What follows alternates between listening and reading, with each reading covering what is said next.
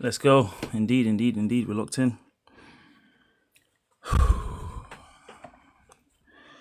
My money being. Thank you for making it nice and prompt.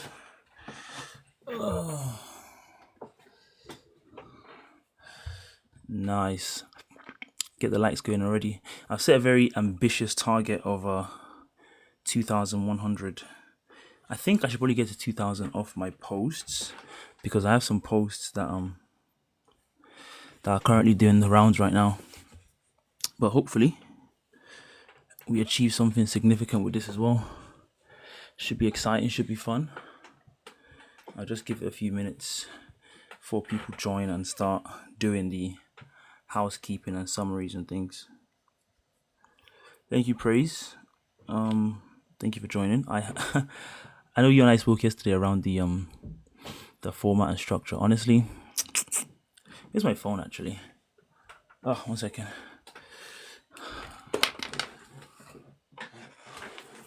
I'm not sure exactly how that's gonna work. A lot of moving parts.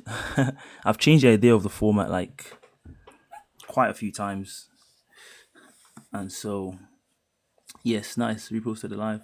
And so I guess we'll see how it all plays out. I mean, since you're already here, maybe you can join for the first one. Maybe we'll see. I mean, to the extent we can have more, and we talked about it. Maybe a couple of girls, maybe 2 girls, 2 guys, something like that. Without it getting too rowdy. T100, what's up? One of my OGs. I think when I was like, was it What in World Weekly 7 or something? The one we talked about, God. I think that's when T100 has been joining me. Really appreciate it as always. How you been, man? You're Nigerian, right? T100. I swear you are. I can't remember. I'm pretty sure. Hey, Top, how are you? Oop. So, you're not. Oh, my bad. Where you from? See, maybe we can't do a. Hello, Amina. How are you? How are you doing? How many accounts do you have? This is your personal account. I forgot. It is smart to actually have a personal one since once your professional one starts to blow. I'm thinking of doing the same thing because sometimes I haven't been doing. Oh, you don't like the dating discourse? It doesn't appeal to you? Bro said he wants to hear about serious stuff only. I thought those were kind of semi-serious, but fair enough. Tried to cater to everyone, I guess. Give your girl money. We're not talking about that today. You just don't have much to say. Well, you can learn. It's not always about saying stuff. And I think maybe part of what I'm going to preach today is like, in as much as I want it to be very interactive and obviously audience and all that kind of stuff, I think it's also important just for people to learn and just listen. We can't have like everyone talking. In an ideal world, obviously, we would to hear what everyone has to say, but we don't really want that anyway. Like, it's a focused conversation, and it's meant to be hopefully something that inspires other conversation in what do you call it, in your respective circles, in your friendship groups. So in as much as you might not get a chance to talk in the live stream, that's okay. Just use it to start conversations in your circles. Move it along. Like, imagine if the live spurs you to have other conversations. That's good as well, right? So if you don't have much to say about dating discourse or whatever the discourse is, just join and hear what other people have to say. That might inform your opinions. That might change some views you have. But anyway, I'm not sure where you're from, T100, but maybe we'll do a what's it like dating in the country you're from. I imagine, like, I won't say I imagine most of the African countries have pretty similar situations going on. What's up, Dan? How are you? Just gonna give it a few more minutes. I'm aware I joined like a couple minutes late. I was again working on this in the early hours of this morning, trying to finalize everything. It's so funny because I always end up presenting like 4 or 5 slides, but I'll give you guys a preview since you got it early. I'll show you what my slides look like. These are all my slides. Housekeeping, which I should probably update at this point. Why this conversation? This ChatGPT came in very handy. But the work that goes into these 5 slides is like so much. Like the structure, how how it's gonna go, I have a whole questionnaire prepared. Where is my questionnaire? Speaking of which, so there's so many things that kind of go into it that are more than just the conversation we're having. Which again, I'm not complaining about that by any means. Like I enjoy the work, but it's always just illustrative for you guys to know like what we're dealing with here. Oops. So where am I gonna put? There we go.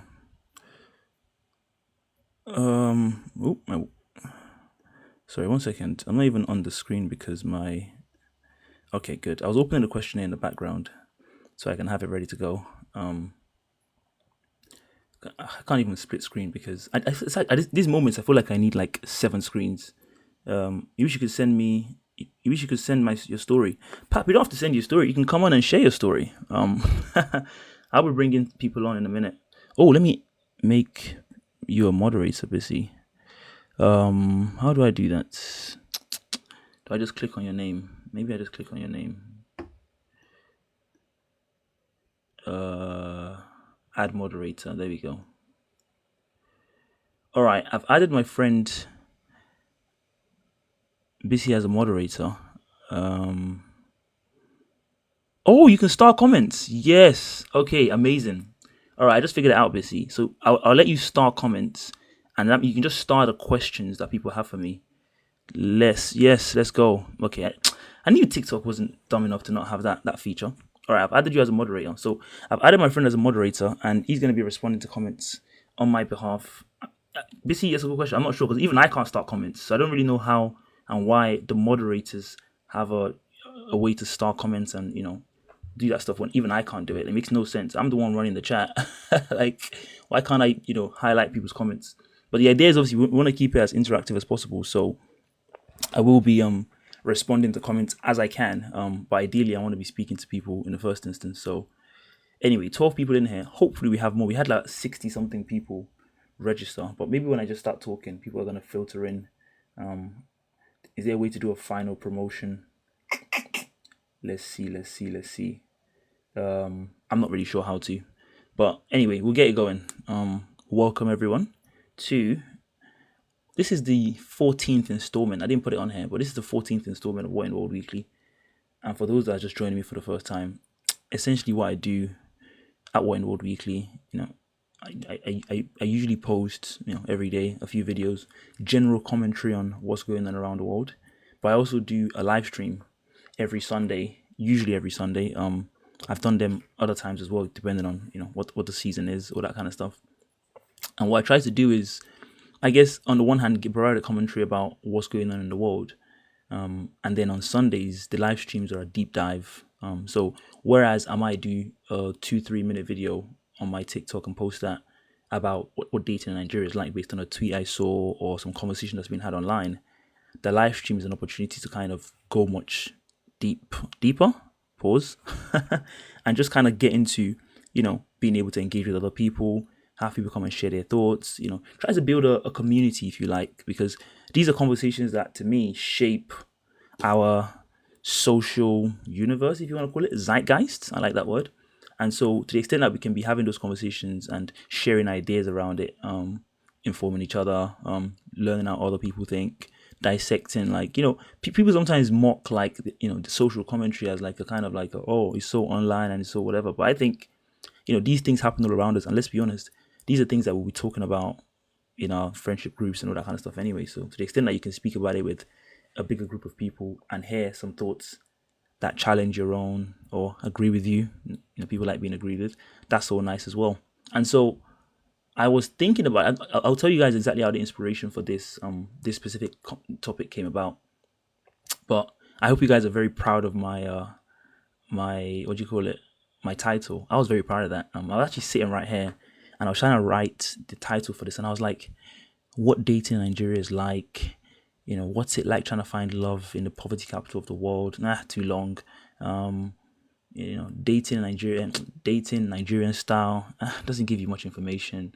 There was so many iterations I came up with, and then I was just like, oh my, I don't even know how this came to me. But I was like, what a title. I was like, whoa, how did you do that? I'm usually stunned by my brilliance a lot of the time, but in that moment I was like, I'm gonna make it. I'm simply too good at this. Like again, now I'm bragging, but like when you have this level of creativity, it's just a matter of time. So pray for me, guys. I just hope I keep working hard and keep staying consistent. Poverty capital of the world never fails to sting. Yeah, I mean you're right. You know what? I didn't put that there because I did want to attract obviously a Nigerian audience that live in Nigeria, and I was like, if I said that, that might send the wrong message. As much as a lot of people have disdain for Nigeria, you don't want to be reminded all the time of what hellscape it is. So I decided not to go with that. But it just came to me. I was like, whoa, this is really good and clear. Oh my god, wow, Ade, your genius knows no bounds. Anyway, Pap, I know you meant I couldn't see your comment. I know I mentioned about. Oh, you said it's a long story. Have I started Discord? Ugh, T100, I really appreciate you just being the battery in my back, telling me to do these things. I'll be honest, I haven't. I should. I don't know what I'm playing at. Hello, Keisha. How are you doing? Is this the Keisha I know? I can't see your profile, so I'm not sure. Oh, it is you. Oh, Lord, I can see your name. How are you doing? Nice of you to join us. Do you feel like an imposter a little bit? I'm not going to tell the people why you might feel that way. I'm just joking. Feel at home. Anyway, I've said all that kind of self-flagellating. Let me get into the conversation itself. And so, what I was thinking about sending it to my DM. Yeah, you can send it to my DM. Why not? If you don't mind, maybe I'll read it out or something like that. People do that on radio sometimes. Like, what's it called? The Receipts podcast. So someone sent this dilemma in. I'm not gonna lie. I always think 95% of those dilemmas are fake. I had a conversation with my friend the other day about it, and I was like, these people make a show. Like the idea that people are still sending them dilemmas is false. Like they make a show and it sounds good for their promotion and production, so they write them a lot of the time. Is my theory. Pretty sure about that, but anyway, that's besides the point. And so when I was thinking about this, I'll show you guys the tweet that got me thinking about this. And by the way, like I said, my follow goal is very ambitious, but if you're in here and you're enjoying the conversations, please feel free to like and follow me accordingly. We've got more coming. So you can see the 3 sub questions here. What's it like dating back home? Because this is primarily meant to educate people like us, diaspora people who, we're Nigerian, we feel Nigerian, but a core part of being an adult is like dating and romance, right? Which we don't really have a frame of reference for. So I thought it would be very good. Like this conversation is meant to almost like inform us on how that kind of goes. Oh, thank you for sharing the live, Ortega. Really appreciate that. Yeah, guys, share the live.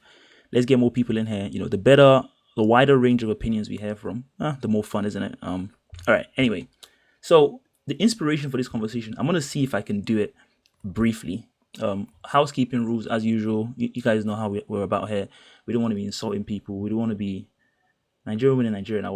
We don't want to be insulting people. We don't want to be, we don't want people to like be saying stuff in the comments where someone clips and be like, oh, look at these guys saying incendiary stuff about women. And we don't do that here. We try to be genuinely insightful, interesting conversation. Sunday afternoon, there's not really much else to do apart from sports if you're into sports. So let's have a good conversation. Anything else I'm missing here? I might refer to these periodically once the people come on. Why this conversation? Now, this is a tweet I saw, I don't know, a week ago. Should I read it out? I mean, you guys can read, so maybe I should insult you. You like the leadership? I am a leader. I think girls like that nowadays. I think you're talking about me.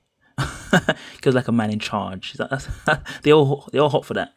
Thank you. Really appreciate the compliment. Anyway, so this is a tweet I saw around, you guys can read it to yourselves. I'm guessing you guys have read it by now. And it got me thinking, like, if you read this tweet, would you imagine or assume that this is a Nigerian person saying this? Probably not. Let me know in the chat if you guys disagree with that. Like, if you saw this tweet and someone asked you where they were from, would you guess Nigeria? I don't know. Maybe you would. Maybe I'm missing something. Let me know in the chat. But I feel like most people would say no. So then, again, because my mind is a wild place, I started thinking, absolutely no, I agree with you. I started thinking, that means that anyone that says no fundamentally thinks this is different to Nigeria because Nigeria wouldn't have this sort of thing. So then it's like, what do we have? What's our version of romance like? Oh, thought-provoking question. Because now it starts to get into the idea of like, maybe every country has like their unique system of romance. I mean, some countries in the world right now, they don't really have much romance in the traditional sense, and it's all like arranged marriages and stuff. That's also a thing as well. Interesting to explore that maybe another time. And so, like I said, that's the one that's Nigerian, a lot of Nigerian friends, all that kind of stuff. What is the quintessential Nigerian romantic experience? what is that informed by? We see a lot of tweets going viral around different things, billing this, billing that. I'll be honest, I've never seen many tweets like that go viral in Nigeria commenting on like how romantic this person was or that person was. Everyone seems to almost be complaining about the dating experience in their own way. The men might say something like, "Oh, all the women want money." The women might be like, "All the men are sexist and misogynist and blah blah blah, whatever, whatever, whatever." And now given the situation in the country, it seems like the third aspect to that is like romance is not really in a lot of people's minds like that. Okay, again, that's also a fascinating thing to explore, right? We're capturing the kind of social mood of the country in that way. And so that got me thinking about the features of Nigerian romance. Like, what are the things that are, about Nigerian romance that's quintessential to it? So, like, trying to get to the bottom of what would shape the experience for it to be the way it is. And then, to me, there's three elements to that. There is the romantic environment, which I've represented by the the picture of the. Hopefully, that looks like Nigeria enough, right? I'm not sure about this is a ChatGPT generated image, by the way. So if you're wondering why that bridge is that's not Third Wayland Bridge, is it? I don't remember what it looks like. It looks a bit fancy. Maybe it is. I'm not sure. There's a random I don't know, like power pole. I don't even know what that is. Where else going to Light Bridge? Okay, I don't know what that is. Where else going? So the features of Nigerian romance, Nigerian romantic culture, or whatever. I guess there are three things. Obviously, the men and the women that are involved. Unless you identify as, I don't know, something else that happens nowadays. Fair enough. And then also, the environment, which is like the environment affects men, affects women, and then they react to it, and they form their own romantic perspectives and opinions. Yeah. So, what are the features of the environment that are, to me, the most significant, the most influential in shaping your personal romantic experiences? So, thinking about that, you can start by developing stronger institutions. Fair enough. The three things I came up with that, to me, most significantly shape the romantic dating experience are poverty, or just economics. Let me just say that. I don't know. Not everyone's poor. Conservative society, which you're going to see a tweet for that later on. And feminism. Feminism is an emerging one, and I think it's more relevant to people like us that are like, I don't know, Gen Z. I am Gen Z, believe it or not. Gen Z adjacent. It's always something that people are thinking about nowadays.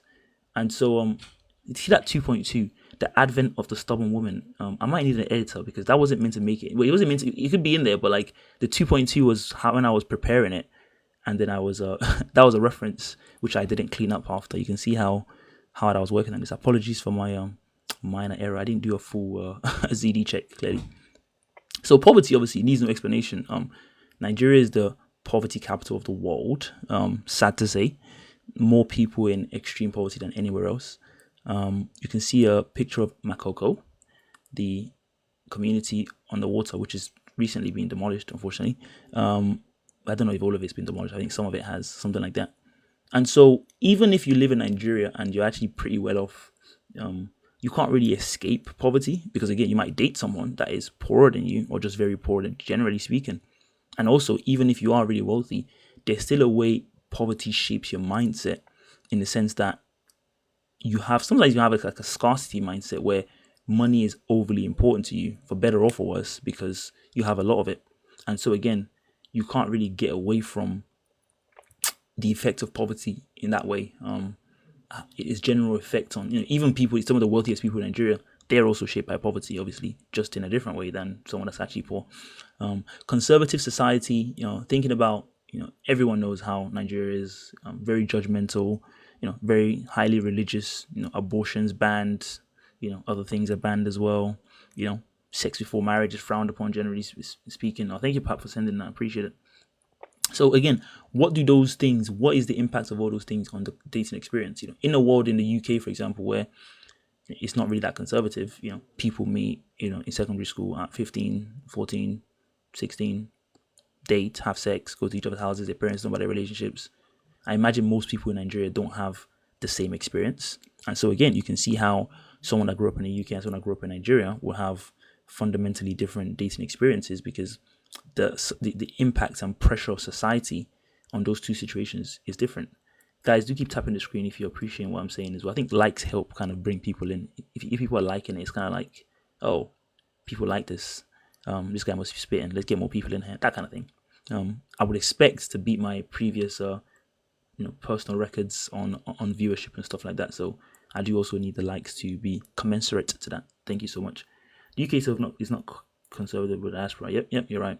In Nigeria, paying a woman to hang out is so normalized. These are the kind of things, Gabos, that I want to be talking about. Exactly. Those things are just different to us. Although, to be fair, given the kind of discourse we've been having in the UK lately on dating and romantics, maybe we're not too far behind. That's what I'm going to say. Maybe we're not too far behind. Also, guys, very ambitious follow goal I have here. But thank you, Pap, for that. I didn't even realize. I think that's the first one of those things I've ever gotten. So if you're enjoying what I'm saying, do remember to follow me. I do this every Sunday, 2 p.m. Got more coming. And also, if you want to come and get involved in the conversation as well, keep your powder dry. Stick with us. I'm going to be inviting people on in a minute or two to come and start giving their takes on this. So if you're someone that has something to say about it, stick around. Once I give the official word, kind of let me know and let's have a good conversation.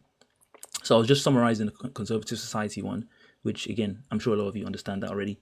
And the third one is feminism. Now, I thought about this one a bit carefully because, like I said, the feminism is more relevant to the Gen Z people like us. And if you're online, you can't really escape conversations about feminism. There's a whole discourse around that. You guys remember the feminist coalition? They did a lot of good work around the NSARS movement, stuff like that. So this is an emergent movement, and to me, again, whether or not you identify as a feminist or you don't, there's something to be said about the impact of that on the current relationships. Because I guess the general thesis would be like, given that feminism generally means like a movement to try and improve the general standards of women in the country, living standards, rights, laws, rules, all that kind of stuff. What you'd expect is a system where it actually leads to more romance because women are more free to exert themselves. If you think of a country that's like incredibly patriarchal and women have like no rights or whatever, it's hard to think of that place as being, having potential to have really romantic relationships, right? Because the women can't really have a say, right? But if you think of a country that's the opposite, where women have a lot of autonomy, a lot of power, now they're kind of meeting the men on an equal footing. So what you'd expect to see is that it will lead to more improved relationships. Now, Pap just mentioned that's not what feminism is in Nigeria. I have seen some the online discourse of feminism. I don't want to get too distracted about it, but you're right. That's why I did say that, because in preparing for this, I actually spoke to some girls in Nigeria, one or two, and surprisingly, a lot of them wouldn't identify as feminists because they feel, again, like you just said, Pap, like, yeah, feminism is different because that's not what it is about in Nigeria. It's about hating men and it's about etc. etc. etc. I guess that's a prevailing opinion. And in the past, what I've noticed about feminist conversations is that they tend to be like gender essentialist, which is like all men are X, all women are Y, all that kind of stuff. But again, we're not getting to feminism today specifically. But if you feel that way about feminism, that's also important, right? Because Pap, if you've met women that the way they view it is not like, oh, men and women should be equal, but like we hate men and we're gonna date them in like a sinister way because of that. There was that whole pay stack conversation, right? You remember the feminist that got caught up in that.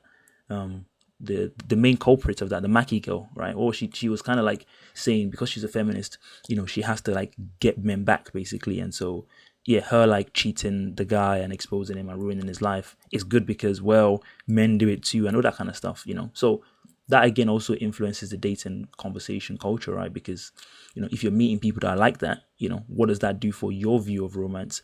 Those kind of people, if there's anyone like that in the chat, I'd love to hear from you. How does that view how you view men, how you view romantic situations? Do you just notice very clearly and blatantly how unfair and bad everything is? All those things are things that are like, important to talk about. And so now I'm going to put the call out. We're going to be starting with, it says, I guess you're right, C2. We're going to be starting with poverty. So now this is the time where I'm going to invite you guys to start requesting to come up as guests. So the format I'm going to try to enforce is going to be a situation where I'm going to be looking to speak to guys and girls. And I'm going to be generally doing like a very quick, not quick, we'll see how fast it is, but like an interview basically, like 5-10 minutes of, what are your views on, I guess, first of all, what's your general, living situation? How would you class that if you feel comfortable to answer that? But then, how do you think these things have kind of affected your romantic viewpoint? We already got a guy requesting. I will bring you up in a minute, pal. Let's just try and get a girl as well. Praise, if you're still here, you can jump on now if you feel like. Oh. And if you have someone else as well that wants to come, preferably I'm looking for people that live in Nigeria. So if you live in Nigeria and you have thoughts on the intersectionality of poverty and romance, do please come and join me. And I'm going to be asking you a few questions around that to understand your views. Again, to me, it's quite important that you state your views. So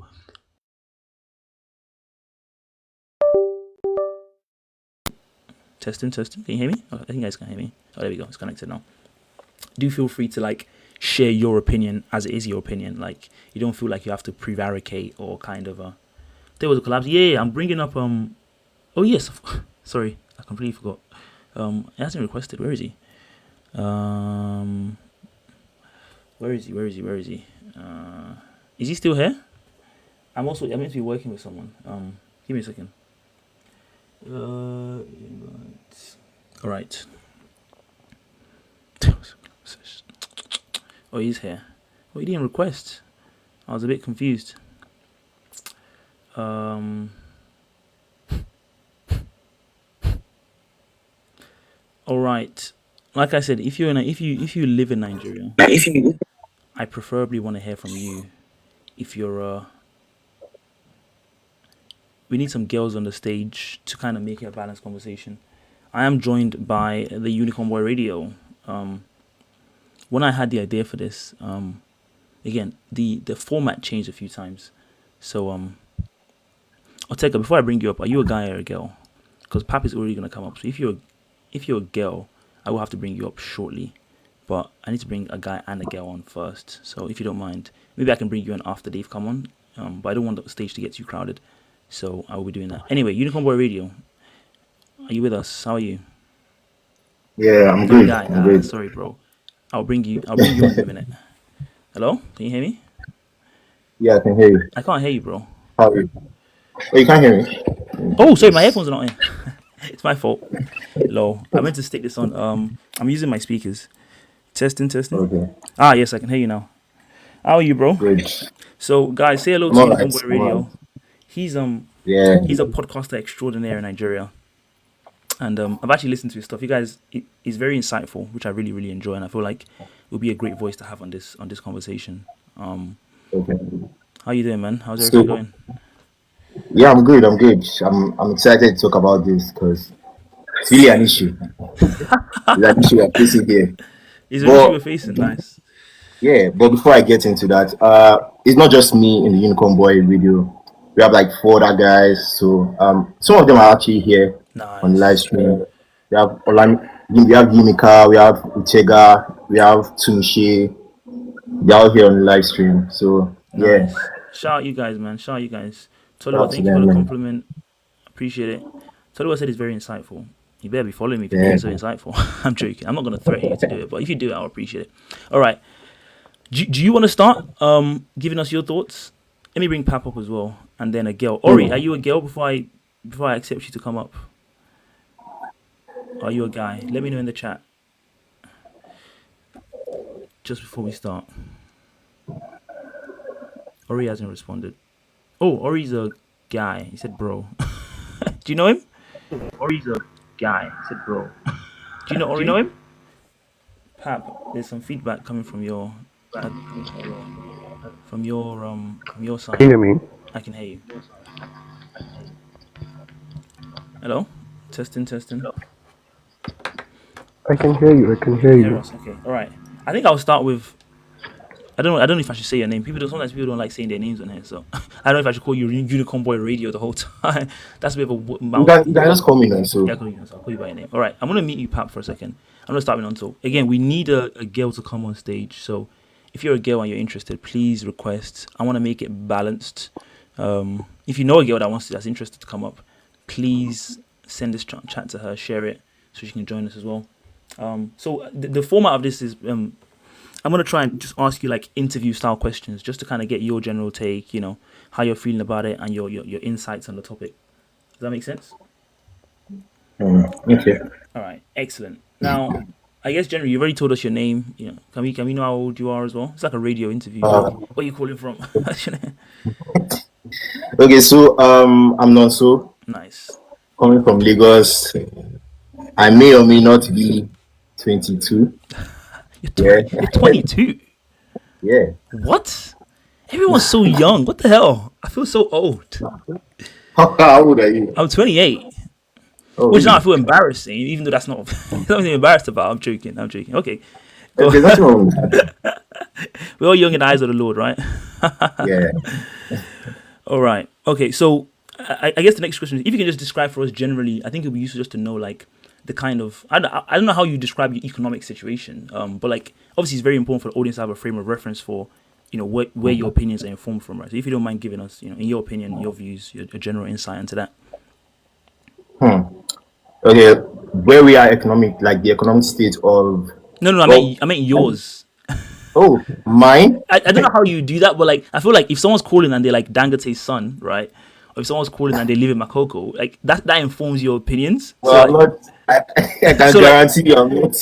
so like it'll be important to know that before you start giving Okay, that makes sense, right? okay. So you can say I don't know if there are grades to this thing because over time the grades just Yeah. yeah. But the safe option is middle class. Middle Yeah, class. Okay, middle I'm class. comfortable. I'm very Comfortable middle class. comfortable. Bro Yeah, said very comfortable. I know what very that means, comfortable. bro. I know you have a driver. I know that. I already know. I already know. Okay. Okay. That's very nice. That's very nice. Yeah, And yeah, very comfortable. when you think about dating and relationships, how present is like money? Do you think about money, whether the girl has it, whether she doesn't, or you just don't really think about it? What would you say? So in Nigeria, but generally, let's even talk generally. I think money is very important in relationships. I think money drives a lot of things. You get money drives happiness. Money drives like commitment, all of that. So I feel like that seeps into relationships. Some have a very huge impact. Others are just like, Oh, let me okay, put that. fine. If it's there, it's there. We can work towards it. But money is very important in relationship. I feel money is very important. Yeah. Okay. And you personally, do you think about that? Like, Money. yeah, like, like Well, in terms of like dating, like, I don't know if you get worry about it or you want a girl to have a certain amount of money, stuff like that, or not really. I mean, definitely, yeah. Right. Because I don't want to be anybody's dad too. Because I don't want to be anybody's dad. Right. Footing all their bills and all of that. But yeah, I feel like there are some responsibilities now as a guy. Yeah. There are responsibilities that I have to, You have to yeah, I obligation. have to. I have to do certain things for her. I have to, Right. you know. But money really is important in a relationship. Personally, I feel like money is important. Nice. For Okay. guys, yeah, the expectancy is more. You know, for girls, I don't think it's that important. All right. Okay. And yeah, Okay. Let me ask Pap the same questions before I then go into more deeper questions, just to keep everyone kind okay. of. Pap, hello, are you with us? I can hear you. Nice. Oh, almost requested. 419ERNG. Are you a girl? Before I bring you up, Pap, can you answer the same questions for us, please? Name, age, where you're from, Oh, my and name then. is Oh, you Pap. answer. My name is Yeah, Pap. just say Pap. That's fine. Pap is fine. You're a man. Can't have to- I'm 20 years old. Yes, Okay. very young. And for me, I think that you like if you're dating someone for my age range, Right. obviously the person is going to be an adult too. As an adult, you should be able to take care of yourself. Firstly, without your partner, you shouldn't have to rely on me for your feeding and your daily needs. Right.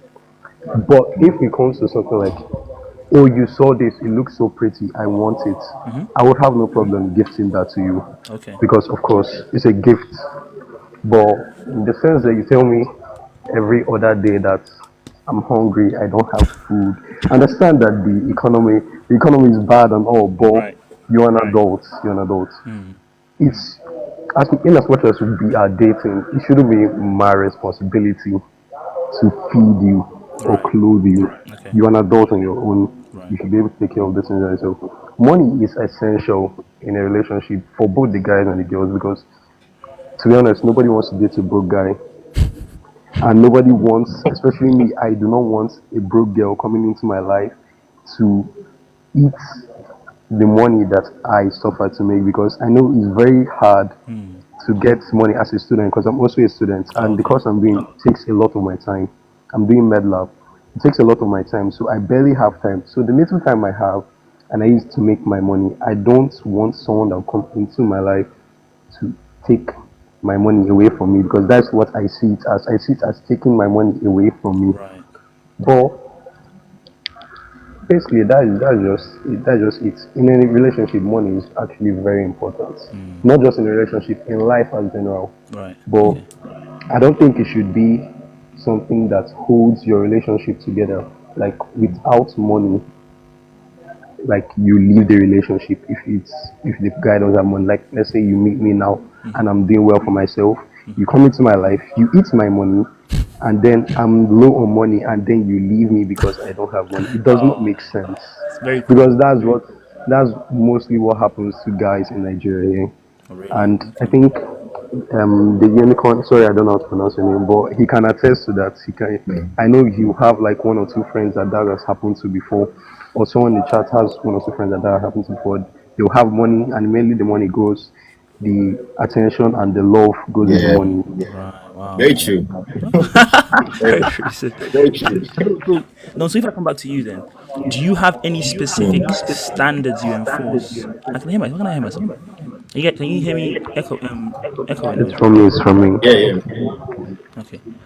So do you have any specific financial standards you enforce on women you're looking to date? Like, do you have like a rules like if she's not making this much, if a situation is a bit like this, or if if in the first week she asked me for this amount of money, but do you have any rules like that or not really?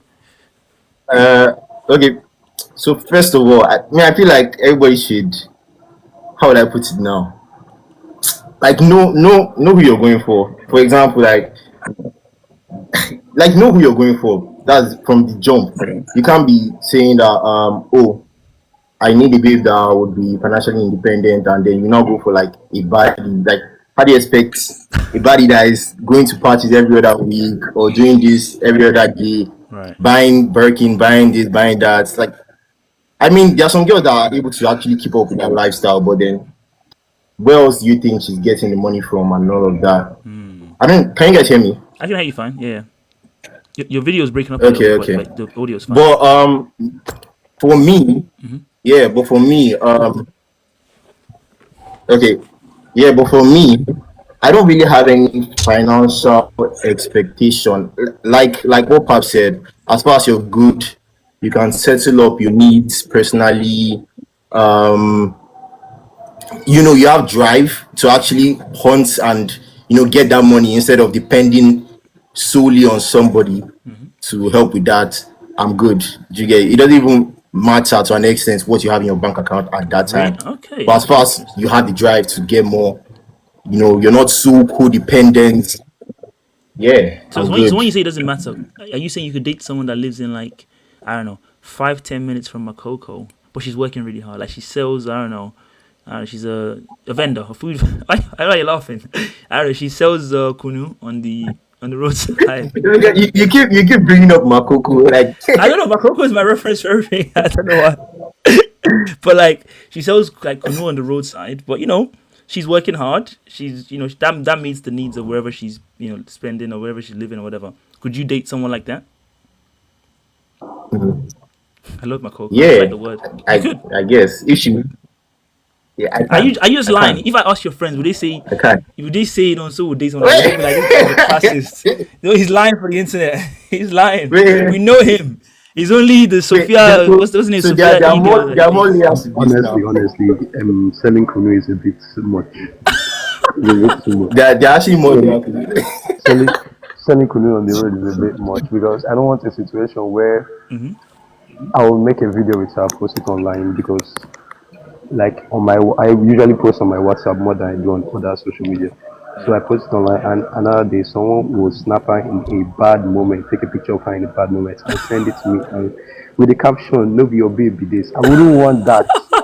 I wouldn't want that to happen to me. But selling clothes is a bit much. I understand what you mean by having But the drive to go out and get money for but yourself, but selling clothes is a bit much. No, Yeah, go, go on. hmm. Wait, so for you, Pap, it's more about the image of it. That's what I'm hearing. It sounds like you'd be fine with it, but you're concerned of basically what it does to your steez. Is that what you're is that what you're saying? exactly, exactly. I would be fine with you. I like get trying to get money for yourself, but you shouldn't do it in a way that degrades you. You understand? Degrades you? People. Not. Maybe I that's a won't say hustle, isn't it? What do you degrade. call that People, degrading? people, people. People No, like, Like, like bro, spell what that do you call knuckle that again. degrading? I, as much She's as like much as as much busting as her we ass every say day. as much as we say don't judge a cover by don't judge a book by its cover. Everyone does that. right. Like everyone does that. You cannot. Nobody is exempted for it from it. If you see someone on the road Mm-hmm. and the person is selling kunu, you would know if as fine as the person is, even if you say you want to take her number or anything, you are not going to take the person Me, seriously, I'll and take her that is just the home. truth. She's You're fine. not I'll going take to her home you like take mad. exactly this is exactly what I mean. You take her home, yes, good and fine, but you're not going to take her seriously, like in a serious. You won't want to have a serious relationship with her because of her image as a kunu seller. So they won't like you don't want people to say, "Oh, this guy is dating that kunu seller." Okay. That's just it. Hmm. So, Everybody, Pap, if everybody I ask wants. you more specifically, then like just trying to drill down into this a bit, is it that you think she doesn't have the, I guess you want to say maybe emotional capacity to love you in the way you want to be loved, or is it more like you feel like the fact that she doesn't make that much money will be a burden? I mean, you mentioned also the kind of embarrassment of it all. I'm just trying to drill down into like when it gets to the emotional level, like what do you think she would lack in that way if we can put aside the embarrassment of it all? Like, do you think that just wouldn't be able to, she won't be able to satisfy your emotional needs, if I can ask that more specifically like that? Like she would, Right. she would. Like Okay. I'm not. It's not about the emotion. It's more about the image. It's more about the image. Bruce, Like Bruce said every. his aura is the most important thing to. The aura is not the most important thing to me, but it's part of it. It's part of it. Pat, It's by the just way, part of you it. mentioned earlier you wanted to share a story. I want to ask you guys around this billing culture. Like we've seen loads of tweets go viral. I think probably every few months, right? Some guy posts something about guy billing is crazy now. Then every girl starts to then you know post and comment about it. What are your experiences with that? How much do you think that kind of impacts the dating culture? Let me start with you, Onso. Obviously, you mentioned that you could date someone that's relatively has less money than you. But are you concerned about billing culture stuff like that? And do you have any insights? Okay, yeah. So I'm actually concerned. Well, yeah, yes, I am because, like I said earlier, there are certain things that I would handle. You get Yeah. responsibility Hmm. and all that. And there are certain needs that she should be able to handle. Although I don't mind handling that too if she needs help with that. But you see, the billing culture in Nigeria has kind of elevated to something else. You get Right. because of the way social media is and how this guy is getting his baby new car or getting this and getting that. Aminat in Lagos that lives in Mokoko or wherever. You get she wouldn't like she would just assume that, oh, this girl is like me. Right. So why should she be getting a car and I'm not? Mm. And me that is dating Aminat now is the one that is suffering it because she'll be expecting me to get her that car and all of that. So Right. those exaggerated, level of billings, yeah, like I don't really support that. Um I feel like everybody should try to live within their means or a little bit above. You get, but I mean that's still left to the people in the relationship Right. and all of that. Personal experience, I don't really mind the billing as far as I can handle it. It's, As far as I can chest it. you got check. It's interesting when I speak to you about like money and that kind of stuff. You don't seem to have any expectations for her. It's almost like I don't know if I say you're resigned to the fact that because I live in the UK, the idea that a Yeah. girl would say to me like, "Oh, there's some financial needs I have." In fact, I'm not ashamed to say like 2 weeks ago I had a live and I was arguing with people around who should pay for the third date. I'm saying the girl should pay, but it doesn't seem like you have the same level of financial expectation. In fact, you seem to be saying like, you expect there to be some level of responsibility, I guess, for lack of a better term, but you don't have any for her. Why? What? Can you tell me what informs that? Like, why do you not have any expectations for, like, I want her to also be able to buy me this and handle this? Okay, so to be fair, I can say social media has also, influenced the way I see things. Right. Yeah, and has kind of put me in that category of people that I expect. Oh, I'm supposed to want to do this, supposed to want to do that. But ideally, yeah, like the brain my mother brought me up with. I believe. I've been with girls that pay for this. Like, we are literally arguing. Oh, I'll handle it. No, I'll handle it. And then when I look away for a minute, she has paid for it. You get so. And that kind of drives me to do more. So she's like matching up my energy. Right. She's matching up my energy as I'm doing more. She's doing more. So I really love relationships like that. I love being with someone like that. But you see, that's fairy tale, to be honest. Like, where we are right now, in Nigeria, you can't expect that for everybody. You can't expect that for every girl you meet. Maybe 1 out of 10. Okay. If you're very lucky. So you think it's so rare that you don't enforce it as your standard? You're like, it would be very nice to have it, but I don't think it's realistic to expect it. Yeah, exactly. Okay. Exactly. All right. What about you, Pap? Let me get you in on this. We're talking about billing. I think you sent me something. The story you sent me, is it about billing? You can share it here if you don't No. mind. It's not about billing. It's about lying. Lying. That's a very. We'll get to that. We'll get to that one. Okay. Tell us what your thoughts are on billing. Obviously, you mentioned that you're a university student. Money's not let's be hard. money's not easy to come by.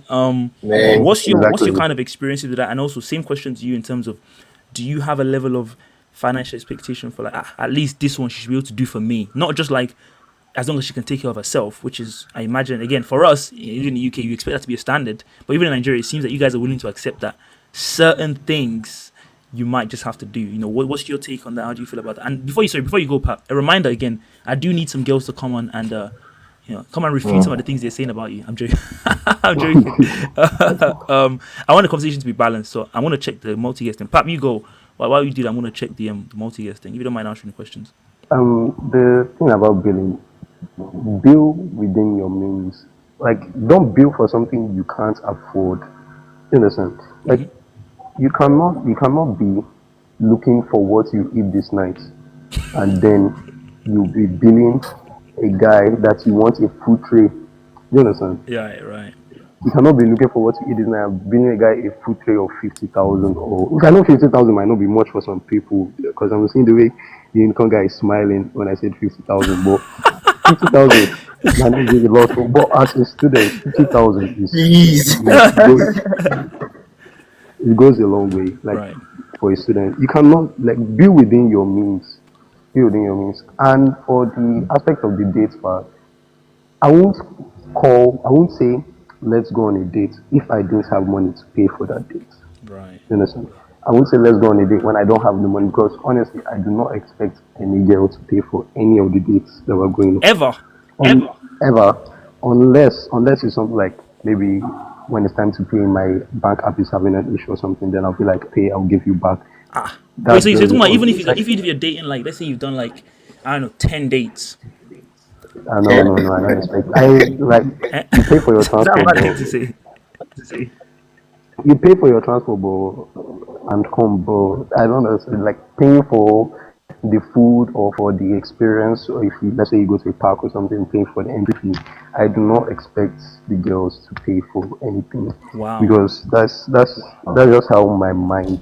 Okay. I don't know. That's just how my mind works. I won't expect you to pay for anything. Even it's not just the girls too. If we are guys and we're going out, the guys will obviously want to pay. They want to split it. But if you say you don't have money to go, I will still pay for you. You understand? If I want to go out somewhere, I always plan ahead.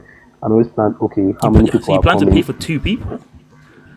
I plan to pay for 2 or 3 people because anything can happen. I know I did because I hate being your friend is good, though. This guy. No. So let me get you straight.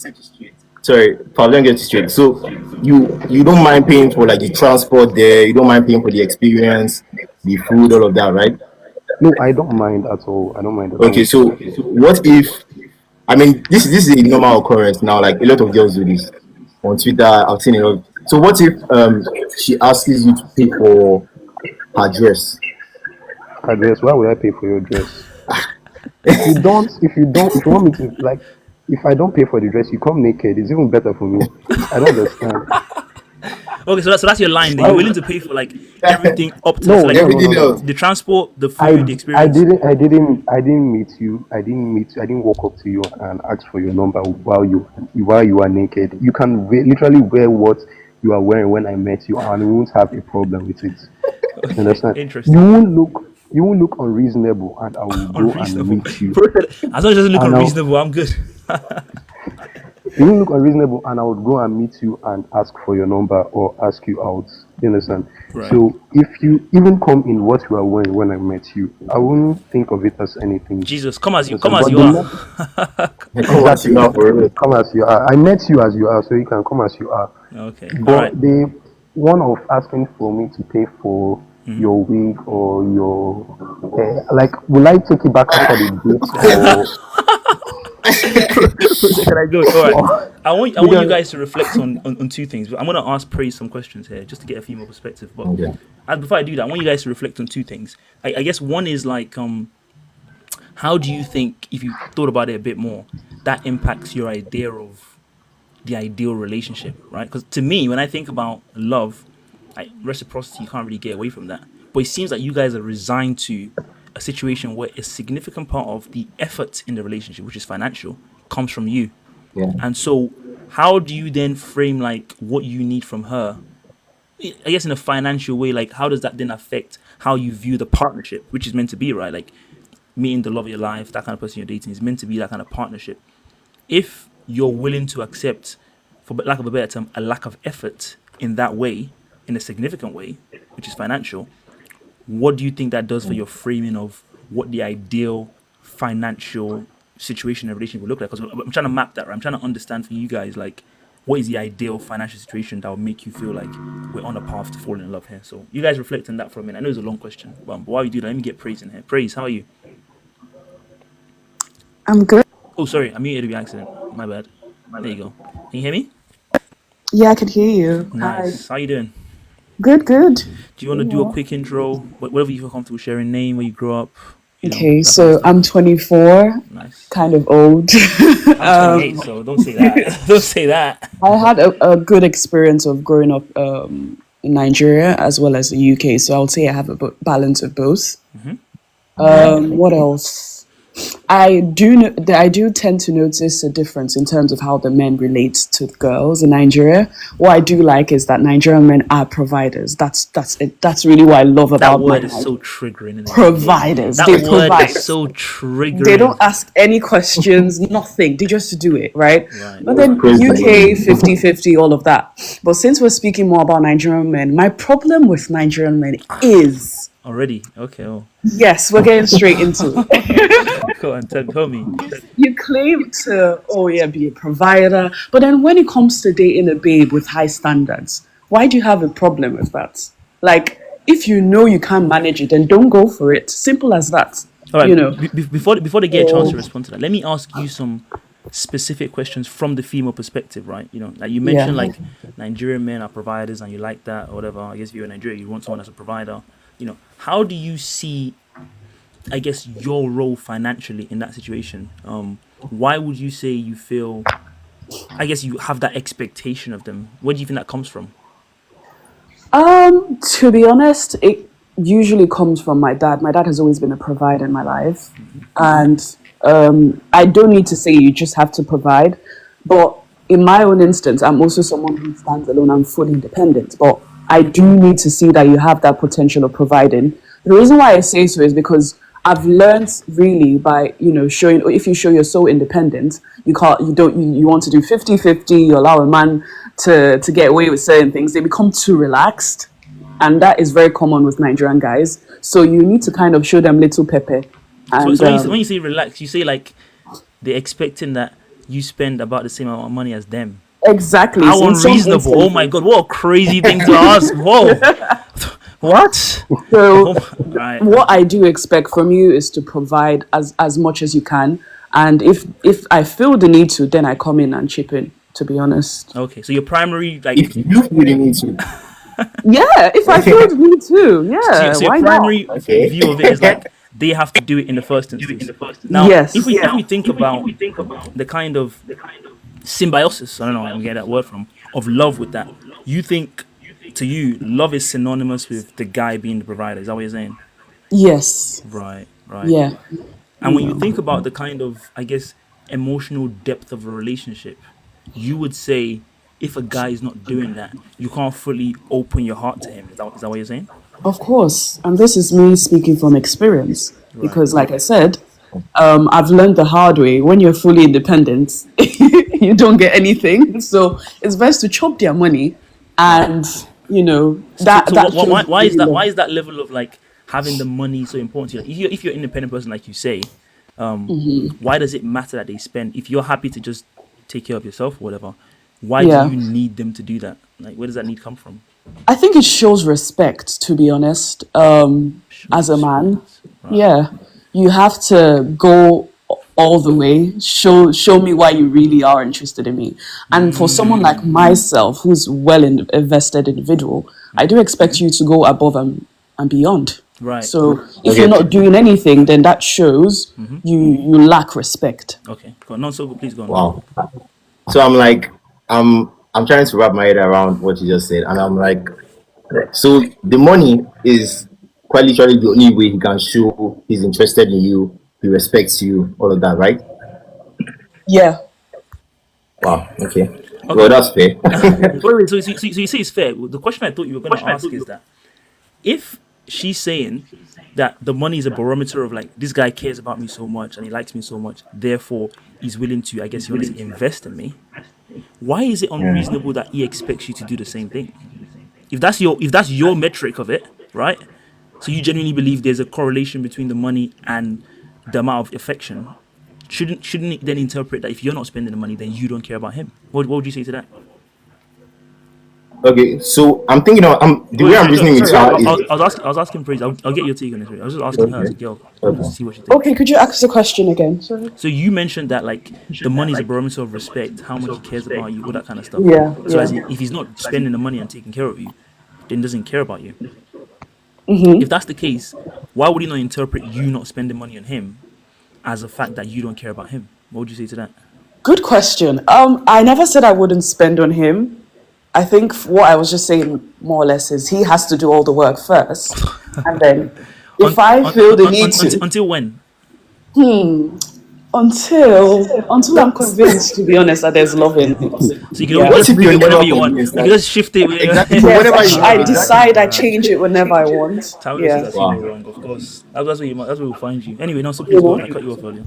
Yeah. The reason I said fair was because I'm looking at it from a traditional point of view now. So the men are supposed to provide all of that, all the work, all the responsibility to bring to the table is on the man's head. Do you get?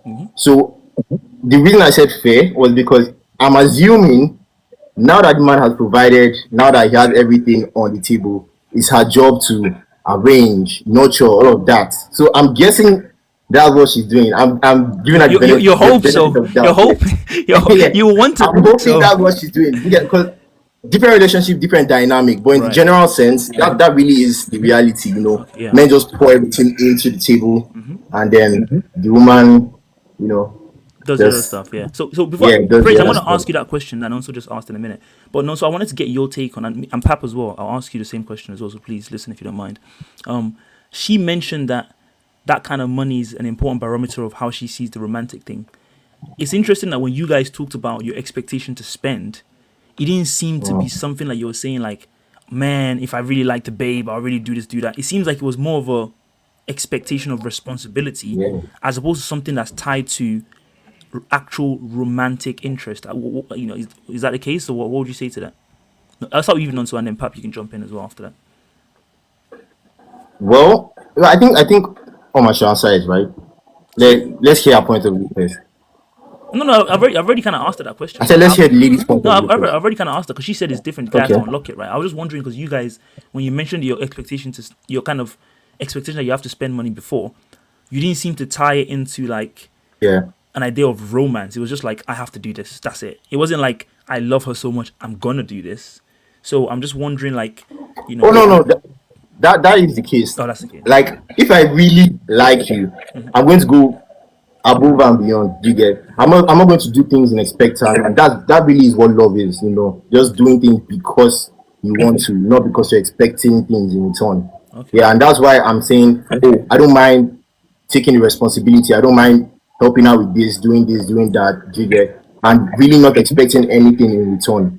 But the way relationships are now is very transactional. Like she said, he provides, she does everything else. Do you get? So that's that's something I'm starting to accept. Right. Do you understand? But not leaving out the whole romantic mindset behind it. That, oh, Right. I'm doing this because I love her, not because I'm married to her, or I'm dating her, and that's my responsibility. Okay. Yeah. What about you, Pat? Is that the same for you, or is it a wording thing, or did I miss that? And spending on the person you like is actually a sign of affection because it's your hard-earned money. You worked for the money. Right. You poured your sweat and blood for that money, and you sharing it with another person shows that you like the person. And there's something that she said about when you meet a girl with high standards, you should be able to meet up to those standards. There's a difference between high standards and unrealistic standards. Let's just be through with that. You cannot be having a salary of, let's just say, the average salary of just all this. Like, guys, this is not the minimum wage, that is the official minimum wage for governmental jobs. Like, for average other places, let's just say it's 40 to 50,000 a month. You cannot be earning 40 to 50,000 a month and be expecting a guy to buy you gifts of over 200,000, 300,000. You can't be doing that. Those are unrealistic standards. You can't do those things for yourself. And so you shouldn't expect a guy that met you at the club or wherever you are or at your workplace or on the road and took your number. You shouldn't be expecting the guy on the first day to spend 3, 4 times your salary. You understand? Yeah. If you can afford those things for yourself, and Why you're not just bringing get the it? guy. No, no, no, not Right. why, If you've not been why doing it not just already, get it. why No, no, don't stop? not why not just get it. If you can afford those things for yourself Right. and you don't see them as anything, then you asking the guy, I see no problem with that because obviously you're a big girl by yourself. You understand? I earn 1 point something million a month. You getting me this bag of 100,000 or this week of 300,000 should not be a problem. You understand? But when You guys' views are different. If you hear my views, you're gonna be like, I'm gonna like, anyway. It's not But about yeah, UK no, no, thing. no. to each their own, right? If you are Yeah. approaching a girl with a high standard, you should know what to expect. Do you get what I mean? I So mean, no, I'll put you on that's just what praise. I was I want to saying. challenge that a little bit. I'm not sure I get what you mean because, as Nonso just mentioned, if a girl has high standards and she's doing that by herself and she's doing that, if you meet someone and you're trying to find out if this person is the love of your life, this is like a very serious emotional commitment. Why would you then expect them to do stuff that you were doing for yourself? What's the rationale behind? I used to get my hair done every week and pay for it Now he because has to I'm do an it. adult and Okay, this is my thing. But see, why would someone else be doing that for you now? I mean, if for me, my perspective is if you're approaching me right, you should, for I know to an extent at least, know what I would like, and I wouldn't want to go lower than what I can afford for myself. Like I said, Nigerian men are providers, so if you are coming to me, I should have the perception that at least you can maintain me, if that makes sense. But you're maintaining So yourself already. yeah, but what I mean is you have to keep up to par. You can't just go below standard because I don't know, that's what you can afford and I have to But deal with it. what I don't understand is what do you mean go below standard? As in, like I met you, you were getting your hair done every month before. I'm paying for it. Then why am I paying for it now? It's still your hair. Well, I'm just used to being provided for, I guess. So By your it's I parents. just yeah, by my parents. Is that So am I your bad? Is that what you see me I'm not as? saying, wait, like I said, it's not like I can't afford it myself.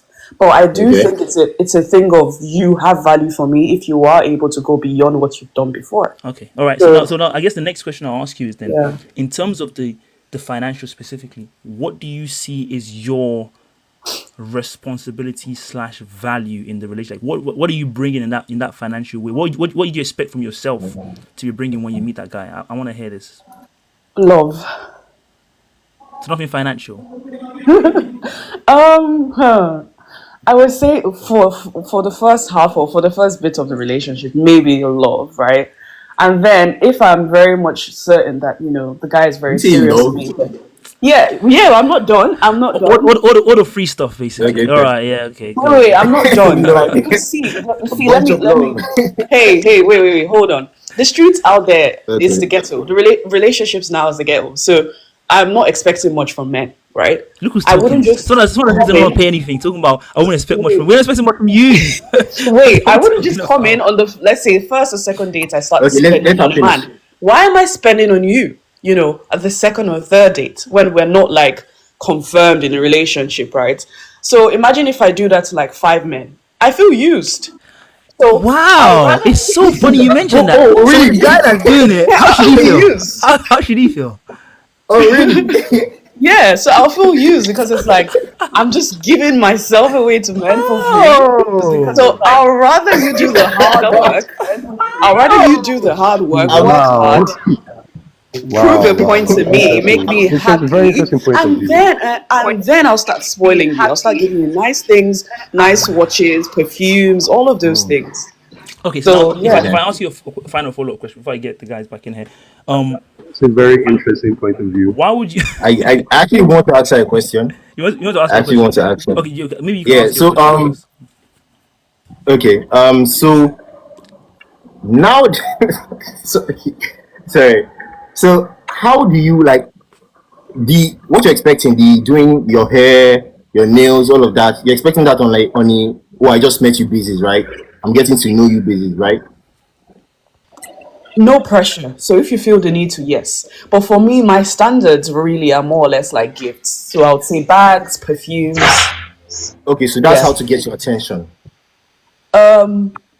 Not easily like that, but yes, somehow, somewhat. No, he's silly like that. Okay. Okay, so a follow up question I was going to ask you is that in terms of a how do I put this, a committed romantic relationship, how do you see the fact that the guy is the primary, as you in your words, provider? How do you think that works in that kind of developing an emotional connection? Like, do you see any downfalls or potential problems with the fact that you're expecting all of that and all you're providing in return is love, which by the way the guy is also expected to provide on top of that. Right, he's meant to love you back, right? Do you see any problem Yeah, in that- trying to develop? No. I feel in a committed relationship it's different. Definitely. If there's a committed relationship, I'm open towards like also supporting with the financial You're things. open. We're glad to Yeah. hear you're open to it. So But like I said, I think I'm this way based on experience, right? Most men, I've actually noticed most men don't like independent women, especially, I'll be very honest, especially African men. So when you're too independent, it's still like a problem. That's why I have this mentality now that if I'm dating sorry, so someone, my question is more about like, how do you think this worldview affects getting to a committed relationship? Like, if this is your worldview, do you think there's a challenge in it? Perhaps that he loves independent women. Women are gonna spend. We need those ones. Bring them. How do you think that affects you actually getting to a committed relationship if this is the view? Because obviously you mentioned all these things that you'd like to do as well. Say like to, but you're not gonna do it until you get there. Do you see it as a problem of if you're not, this could basically lead to a poor quality relationship if you're not doing all those things to get to the relationship? Or would you say not really? not really, to be Fair enough. honest. Fair enough. Tamino, let me get you in here. How are you? I'm good. I'm good. I just finished church, so that's why I said let me just come in and say hi quickly. Nice, nice, nice. Have you been listening to some of the stuff that's been said? Low key, low key. So I'm guessing what everyone is saying. I think I might have a bit of a different view when it comes to. Can you hear me well, or is it We just can hear you muffled? fine. We can hear you fine. Okay. So my view is kind of halfway almost, and then halfway the rest. So I see the beginning stage of a relationship as the part where a man is the one who shows himself more. So he's the one who does all the. If he sees me, obviously I keep my nails, my lashes, my hair done, and all of that. I see it as an appreciation if he does obviously pay for some of these things. It's not necessarily something that I would expect him to take on the whole role, because obviously I've been doing it by myself. I can still do it without you. But you just putting yourself in there to try and assist in obviously the upkeep is appreciated. That's the beginning stage of the relationship. And then after, maybe when we're actually in a serious relationship, we can come up with both of us now sharing responsibilities. Same thing as Omar has said. Mm, Um, a lot of men don't really like independent women, really? Oh, hello. and Oh, a lot of men. Do you hear me well? I can hear you now. Yeah. Yeah, a lot of men, even if they say they love independent women, once the woman comes to become the independent woman that they say, obviously on paper it's nice. The woman who won't chop my money, they love it. But then when the relationship starts to progress, where a woman doesn't really require you to do much in her life, they start to feel a bit more, okay, I'm not needed in this relationship. So what am I Right. doing Yeah, here? Kind of yeah. part. It's a very good point you made, and I'm gonna ask Pap and where's Unicorn Boy Radio? I don't know if his internet dropped or something. I've invited him again. I'm gonna maybe I should bring another guy up here as well.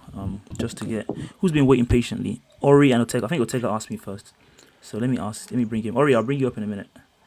Ortega's been waiting patiently. So I was gonna ask you guys then. You guys mentioned the idea of like, if your guy sees you, you get your hair done. It's a way of appreciating. Why does the appreciation have to extend to like your personal upkeep? Like I understand like the dating, even though again I personally wouldn't agree with paying for every date, but why can't it just be like the things you do together? Like I appreciate you, I want to spend time with you, so let's go do X. Why does it have to extend to like stuff that you're doing for yourself personally? I also have to do that for you. Like, can you explain a bit? I'll start with you, Tamino, and then I can get you praise as well. Can you explain exactly where that bridge comes from? And then before you guys answer, sorry, Pap, if you can be thinking a bit about the idea she just mentioned around essentially guys not liking independent women are potentially trying to buy affection. That's something I do think is a potential problem as well, which is like if a lot of the situation is geared around a lot of your how you interpret the financial, like the affection is financial, then it'll make sense that like it gets to a point where maybe you might start to resent a woman being independent because it's almost like she's rejecting your affection. A bit of a weird psychoanalytical point. Unicorn Boy Radio Honestly, plays back. But I I'll let you think answer that in a minute. it's Let me just get Tamino's thoughts on why the appreciation has to extend to like paying for stuff you can do yourself. Can you explain that for me? Okay. I do understand where you're coming from. I think it subconsciously. I don't think women do it knowingly, but because of the way society is, when women get married, there's expectation to actually have kids. You kind of step away from the actual things you would value in yourself. For example, if I'm in the legal field and I work a 9 to 5, once I get pregnant and it's time for me to have kids, I kind of step away from that role for a really long time. Usually in the UK it's at least a year, right? Let's just put in the context of Nigeria, right? You have to step out of your role for a good portion of time. Women subconsciously say, okay, can you be able to provide during that period in time where I have to step away from my role? So you being able to provide those things that I see as a luxury to myself, or I see as something that is required for myself, in the future, will you be able to keep up with that? Does that make sense? So you're saying it's meant to be like a foretelling of can he do that when you actually Yes. really need it? Yes, can you do that? Can you Mm, provide for us and the family when I leave this does he role? really have to do that Evidently, I have early to for leave. you to know that in the future? Is that really something that he has to do? But how would you be able to tell? Is it after when I'm married to you and then when I'm pregnant, I'll not be like, you can't even provide for me? Okay, so You know, these are the things that you have to what if think a guy about. says, "Oh, when if I meet you, I need you to already be bringing home cooked meals and showing me like how you're cleaning the house because I have Exactly. to make sure that you can No, do that but when we get married." Would you say like that's fair enough? that's not like a thing where a man asks. It's already expected of a woman. If you take a woman to your mother's house, do you think the mother is going to expect her to sit down in the living room? Let's take in the context of Nigeria. If I go back to Nigeria right now and I'm with a man who's from Nigeria and we both go to his house, do you really think I'm going to be expected to be sat down in the living room while he sat down with his dad and his mom is in the kitchen cooking? Of course, No, I'm but, going there to but, go but, cut but onions. I think we're talking that situation around when you get to meet the parents. That's you've been dating for a while. The situation we're talking about now is like the early dating Like stage. you're already saying like After first, after first day, second day, you're already saying in those first few weeks, you should already be paying for like stuff like your upkeep to show that you can do that when you get married. So I'm saying, I guess, Yes. if it makes sense that in the first date, then if he's gonna pay for all those things, then maybe you should bring some food for him to take home and make it fresh and buy all the ingredients so you can show that he's showing that he can take care of the house and that, but you're showing that you can also make a home cooked meal. And you guys, would that be fair as a standard? No, I understand what you're saying, but I think we're looking at two different things, right? In the context of making food and everything, it comes almost the same time when it's like asking for you to take care of their nails, like specifically nails, lashes, all of that. It comes almost at the same time. Most men, if I'm being very honest, most times when I go on a date with a Nigerian man, the first thing I ask is, can you cook?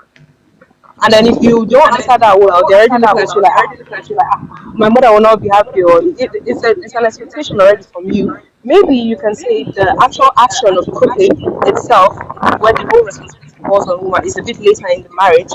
But I think when it comes to both of them being okay, woman taking on responsibility of cooking and cleaning, it still comes in the dating stage. Same thing as the whole expectation of taking care of the lashes and nails.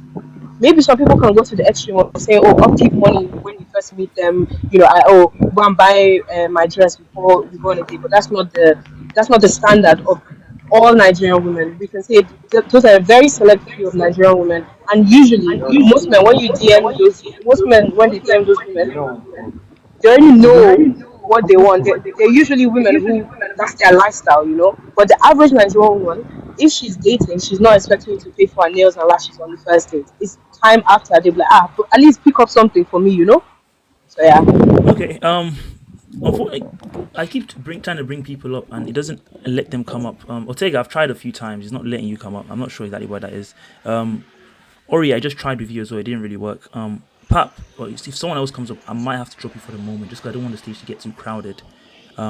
If you don't mind, thank you so much for joining, though, and hopefully you'll be able to join. In a bit. This conversation. This is only the first topic, and we've already been going for, an hour 16. So there's gonna be more time to come up and talk about something. But at the moment, I'm gonna drop you just for now, just to keep the stage uncrowded, if you don't mind. Now, Nonso and Pablo, can you hear me, Pablo? Hello? Yeah, I can hear you. You can hear me. Nice. All right. Sounds like you're doing like a deep voice for your late night conversations or something. All right. Anyway, there's some girls on the stage. I see you. Fair enough. Fair enough.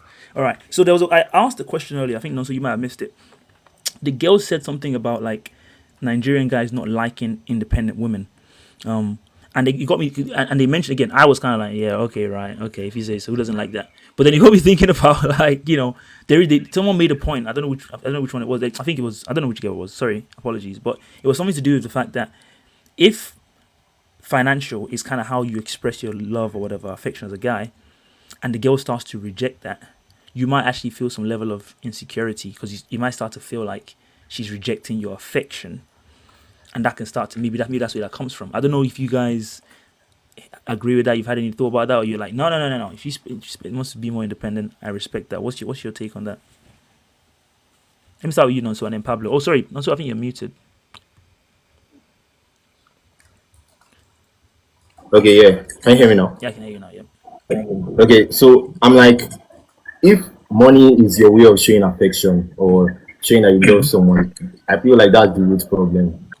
And that even goes both ways, Why is money the way you should? What happened to calls or affirmation? Money never need love language. Let's even start there. I mean, the things money can get, yeah, but why is money the first thing that comes to your mind when you're trying to show that you love someone? Yeah. And then again, I also wanted to say something. I think it was Chris that said it. I don't know if you guys hashed it out while I was off. But she said something about like matching up to the energy. Yeah, the guy bringing in the money and all that. First date, second date, he has to get attention with the wigs, the meals, all of that. And then, like, I also like what you said about, oh, can she come over, cook, work meals? Maybe okay. Let's even go as far as, can she wake up early in the morning? Rush over to my side, or even cook at our side and get it to me in the morning before I go to work. So like something like that. And they are dating. Right. Because like bar for bar, that's the same. Do you get? Bar for Exactly. bar, that's Exactly. literally the same. Exactly. So, Okay.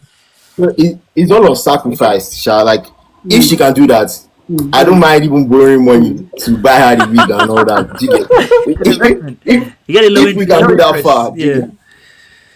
Yeah. Nah. Okay. So Okay. that's Pablo, it. what about you? What do you think about independent women? Do you feel threatened by that? Does that concern you, or do you like that a lot? Not really. I'm not really bothered about it. As long as she respects me, that's all that matters to me. Let her make all the millions in the world. In fact, I'm willing to sit at home while she goes makes money. I'm willing to take her as long as she respects me. I don't. I don't ask for too much. Let me put it that way. I don't ask for too much. Okay, and obviously, I haven't got your take on the previous kind of situation in terms of how you, I guess, how much you choose to lead with money or the kind of expectations you have. Um, is there a kind of do you have any expectations of women in terms of money, or you said you don't ask for too much, or not really? So in terms of money, I don't like leading my relationship with money because of it leads to something else. It's kind of set this whole expectation in our mind that you have to bring something even when you don't have anything. So mine is just let us have fun, Hmm. experience, and all those things. Yes, money is needed. Like money is actually needed, but you showering out with money, money, money, money, and the way Nigerian ladies, the way they run after men with money, money, money, money, money, money, to lead them astray. Then you now think, okay, when the money now finishes, they will go to the next person that have money, and you're Yeah. left alone. Like everybody, I get, do you anybody can get get this money. thing? Do you get? Like, do you get? Mm. Anybody can get Anybody can money. get money. So Yeah. Legally, legally, whatever it is, you get. So if money is your business, then wow, that's an issue, man. Yeah, it sounds like from both of the guys, those are good points. And again, I'm not trying to judge you, ladies. I'll be honest, but it does sound like if you place that much of a significant, I don't know what's the word I'm looking for, I guess value in money, and the fact that all those kind of upkeep and expectations, I'm not really hearing how much space is being given to the emotional element. Like if you have a kind of a pie chart of all the things that matter to you when you're looking for a guy, it seems like money is a significant portion of that chart. And I think what I'm trying to get at is that I wonder how the kind of emotional depth of relationship you can have if that's how you're viewing it. Like it would be the same for a guy if, like, again, maybe it's a bad example, but if all a guy is thinking about when it comes to the woman is like, I just want to have the biggest ass, like biggest bread, just looks look 10 out of 10. Like if she's not a baddie, this she has to have this nails, blah blah blah blah. I guess that can be your type, right? Fair enough. But if that's what you want in a clearly like aesthetic vain way, someone has to question how deep that connection is going to be if your primary focus of what you want is just something that's just aesthetic and on the surface of it doesn't have any connection to depth of emotional relationship, especially when you're kind of saying you on the one hand view that as an important barometer of affection and love, but you're not going to do the same thing because until the person loves you. So it's like, how do you say this is a way of developing love, but you're not trying to develop the love with the same method? It seems a bit contradictory to me, if you guys get what I'm saying. I just want to say, Go on. I think the expectation of women needing money, first of all, I don't think it's just a women thing where women have been the ones who just founded that foundation of a relationship. I think men have also done their part in having that foundation and society as a whole, because, as you said, Nigeria is a poverty capital. If you have money, everyone believes that your problem is solved. So a lot of women, that aspect of money is a huge percentage of the requirements in a relationship, and it's not just because women have set that standard. Men themselves have also set it. If you can ask any woman who's probably on here, a good majority of men in Nigeria, if you say no to them, the first thing that they will think is, I'll take you on a date, I'll buy you this. Why do you think, what if you're ugly? What if I just don't find you attractive? They don't see that as an aspect. They find the money part, the provision part, as the biggest aspect when it comes to a relationship. And I don't think putting it on women alone is fair. And as for the emotional part, I think the emotional part does come after. Well, I'd expect the emotional part to come after, but I think that's one aspect that a lot of Nigerian men lack when it comes to the relationship. They don't really have that emotional part, and as I said before, it's not something that I would blame Nigerian men alone. I'd blame it on society itself and also women, because society doesn't give us the opportunity to actually have these romantic aspects. The first thing I saw when you started was pushing the woman's hair back when she was looking at something. I can't remember what the prompt was, but you asked if this was a scenario that was based in Nigeria. I think that was Oh, the first this, yeah. slide. Yeah, we don't really think that that could happen because we're not unlocked emotionally. That's not something that we can emotionally connect with. And it's a thing of society, not just men being at fault to not have that emotional aspect, but also a thing of women not being able to unlock that emotional aspect because of society itself. So that expectation of money and that expectation of relationship goes hand in hand with women and men not doing well and society being the cause of it. Well, that's fair enough. But and I think, part of the reason why I think it's good to have these conversations is that I want you guys to also reflect on that. Like, you are part of the society as well, right? So, in as much as, like, this is what it is, you can, in your own small way, start to challenge that and maybe reflect on, actually, you know what? Maybe I want my relationship to be deeper than what we always have. So actually, I might decline on the third date for him to pay, and be like, actually, I'll just pay. That might unlock something in him. That might be surprising. Like, oh wow, the level of vulnerability and comforts might improve. Perhaps, if you try that. Just a suggestion. Just one. I will. I will say I'm not. I'm just going to toot my horn. I don't really expect too much when it comes to the first date because I just see it as a let me just get to know them, all of that. So maybe if he pays for the dinner, if we're leaving, I can pay for dessert and everything. But I've seen that a lot of the time when I do pay for it, there's just a kind of look that they'll give you, and it's just like, okay, what does that look mean? And I just feel they think, okay, maybe I should use her next. I don't know how to explain it, but it's like, oh, okay, maybe I should use her. And this is me talking when it comes to dating Nigerian men. There's always that look like, oh, okay, let me use her now. And I don't know, I don't like it. And obviously men on paper they'll say, oh, they love it, but when it comes to the actual dating aspect, when it comes to the reality of it, they don't like it. They don't. And every other person here can lie and tell me that they do. But society has shown it. Like almost every relationship where the man and woman have been the same. I think this is not in the context of the UK, of Nigeria, but let's say I think there was this basketballer with his wife. Her name is Gabriel. I think Gabriel she's Union. she's an act. Yes, both of them were in a relationship and everything, and they were doing like the 50-50. She paid for half. He paid for the house, and I think she was the only person who didn't put anything in the house. And the first thing he said was, when they had an argument, was, "This is my house." So immediately from that instance, she started paying half of the house, and after that, he started cheating. So Wait. We there's no don't know winning. if it's we don't know what the correlation is. I mean, you're making it seem like it was We don't know. she that We don't happened know the where the next day. We don't correlation. know that. No, no, I'm not saying that that's the correlation or anything, but you can see that even if when I do pay the 50-50, there's still going to be problems after. Even when I don't do it, there's still problems in it. So we have to come as a society to just say, okay, let's just do what's best for us. If I see that money is the most important part, I will date man with money, but I also have to consider the emotional aspect. And us as people in Nigeria, we also have to consider the fact that we're the poverty capital. So if a woman says, "Oh, I need you to be able to afford and pay for this and that," I don't think you should see it as, this one is a gold digger or anything. You should put in your head like, oh, it's the poverty capital at the end of the day. So maybe Am I I not will. also living in the poverty capital of the world as well? She the only one living in. Fair enough. Fair enough. Interesting point. Pablo, are you still with us? Could I add to what she said? Oh, yes. Sure. Go on. Yeah, so down to the emotional bit about, because you were saying something about, is it that we're saying, oh, as ladies, you shouldn't give in to the emotional side of things? That's not really what I was saying. What I was basically saying is, at that first instance, I don't think I need to do too much till I'm very certain and comfortable with you. Then that emotional side will come in. And just like Tamuna said, I think that's the issue we're currently having in this society.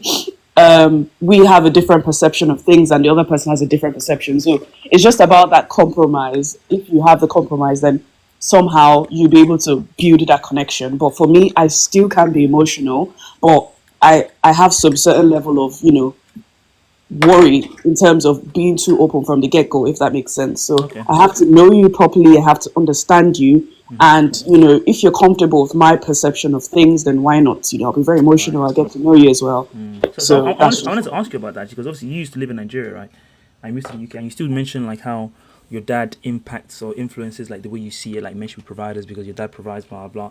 Now, now you live in the UK, and obviously stuff is different. I was wondering how you navigate that because I've spoken to some girls before that like they just moved here. Like I don't know, there was this one particular situation I had with this girl.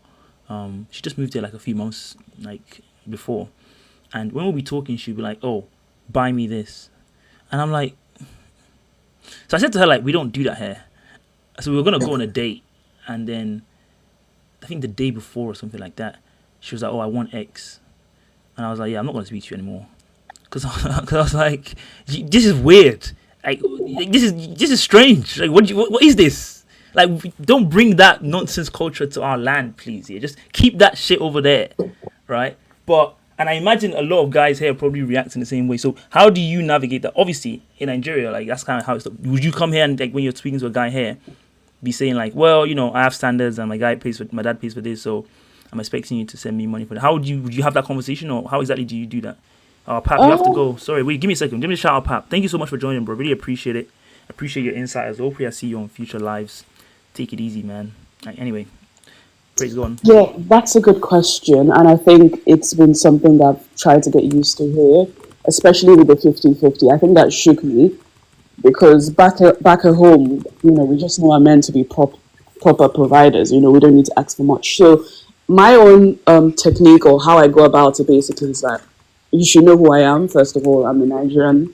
I'm based in the UK, so you should understand a little bit of what is expected. I usually go for people who are providers, so I really haven't had that issue of, oh, am I supposed to pay or not pay? And also, I'm not an upfront person in the sense that I wouldn't just bill you. I know there's some girls that do that, but I just don't do that. And if I feel the need as well, I think one thing I got used to doing here is if there's a need to chip in, you should chip in. Or sometimes, when we're done eating, I also like to surprise sometimes and just pay for everything. But now I'm more or less being, like I said, careful as to that being upfront about payments and just paying things. No, do it first. And then if I feel the need to chip in, I chip in. So that's really my strategy. But it sounds like you moderate that a little bit. Like in Nigeria, you wouldn't at all. But here, you're like, well, you kind of recognize that it's different here. And that's interesting that you would moderate it in this environment, which maybe is foretelling the future. But like, it doesn't seem like you feel to extend that grace to Nigerian men when you're in Nigeria. Why is that? I guess lifestyle has changed, and Can I it's add something after she's done? Yeah, Are please you, go are on. you okay? She's done. yeah, I'm Okay, done. so I'm also in the UK. That's my friend, by the way. I'm also in the UK, and she does date men who are providers. So if you're in the comments trying to DM her, she's not on that unless you're a provider. Um, Let Okay. me start by saying Okay. I'm also I'm also in the UK myself, and to be honest, as she said, it's a bit tough when it comes to that because we come from a society where men are usually the provider. And let me just touch upon the topic on why it's different in the UK, in the UK and back in the in Nigeria, right? Mhm. I think people just brush off the fact and just say, "Oh, men are just natural providers," and men also say, "Oh, you're just natural providers." But I think if you look at the economical situation of Nigeria and that of the UK, it's very different. If both man and woman are both working in the same Okay, great. job in Nigeria, statistically, the man is going to earn more than the woman, but the gap is a bit more closed off in the UK in comparison to Nigeria. So, for example, now Mhm. a man is working as a teacher in Nigeria and is earning 100K. If you ask the woman how much she's earning, she's probably going to earn 60, 50K out of the 100K that the man is earning with the same credentials, same level, everything. But if you ask that in the UK, it's still there. The gender pay gap is still there in the UK. Let's be very honest. But it's a bit more closed off in comparison to Nigeria. So there's an expectation for a man to be the provider in Nigeria because of that. And we're not even considering the fact that a lot of women are not even in the workforce to begin with. A lot of women are statistically going to be at home, mainly because men don't see women um, I mean, some parents don't see women as needing to go into education, right? That's the Nigerian context. But when you come to the UK here, it's more everything is more leveled up. So Right. there's an expectation that okay, I earn money, you earn money, so there's no need for you to hold your own money, and then I will be the one to spend. So that's where the 50-50 comes into play, right? I But mean, then right, for but then us, it also seems like you seem to be saying even if you were in Nigeria and you were dating someone where there was a relative purchasing power parity, look at me citing PPP, you would still expect the guy to be the ones that's doing it more. That's what it seems like you've said that though. No, where I don't understand. You mean if I'm back in Nigeria, right? if you're back in And Nigeria both of and us, you're making 3 million a year, and you meet a guy that's yeah, making 3.3 million a year or a month, let's say a yeah. month, you guys are both living lavish. It seems like you would Mhm. still expect him to be doing the significant amount, like, or would you still moderate that and be like, well, we're both earning a lot of money, so doesn't seem to be that kind of need for him to do all of it. No, it still touches on the topic I mentioned much earlier. There's still an expectation to be a little bit more on the end of providing in comparison to a woman who doesn't work or doesn't earn much. If maybe you're making 3 million, for example, I'm dating you, you're making 3 million, well, in the context of Nigeria, right? And I'm making maybe 500K because I'm working in a smaller size job. There's more of an expectation for you to provide a lot more. But if both of us are working the same job, let's say you're a teacher, you're earning 3 million. I don't know in what world, but you're earning 3 million in Nigeria and I'm earning 3 million in Nigeria. There's an expectation for you to pick up some bits, but it wouldn't be as severe as a woman who's earning the 500K. So that's the context of Nigeria, right? But then when we bring the context of the UK here, Right. we're both earning the same amount or similar in range. Usually, the UK doesn't really give you the opportunity to pay someone who's far, far in salary than you do because everyone is earning under 100K usually. But Right. if you do meet a man now, as Omar has mentioned, there's still an expectation for you to be the provider, still an expectation for you to do, pick up some duties, but it wouldn't be as severe as Nigeria because we understand the context of where we're living, you know? Right. Right. So, So same thing as mine. Pardon? Continue. well, I was going to ask you both of you, both you and Praise. I want to ask you a question, which is like, if it's accepted, let's say for example, Nonso and Otega's with us now. Both of them kind of agree that okay, as a guy, I just understand like I just have to do that. That's my role. So like they're doing something that's like different to you. Like they're bringing something extraordinary in their way to the relationship. What would you say is the equivalent extraordinary thing you're bringing to the relationship, even in that early stage, right? Like they're doing something that's outside of what you're doing. What's your thing that you're doing that's different? What is the extraordinary thing that the man is bringing? Well, they're paying for everything, right? I mean, are we talking in the context of Nigeria? Are we talking in the context of the No, UK? Nigeria. This is like Yeah. Nigerian conversation. Also, and if they were to be the ones providing and everything in Nigeria, like Yeah, being the yeah, ones, right, yeah. I'd say more of the emotional connection is a person who they see as beautiful. They have knowledge. I'm saying for people who I know, if they're dating in Nigeria, they date them for marriage, right? So there's an expectation, not like in the UK where people just date because they just want to have fun. They Fun. date for marriage in Nigeria.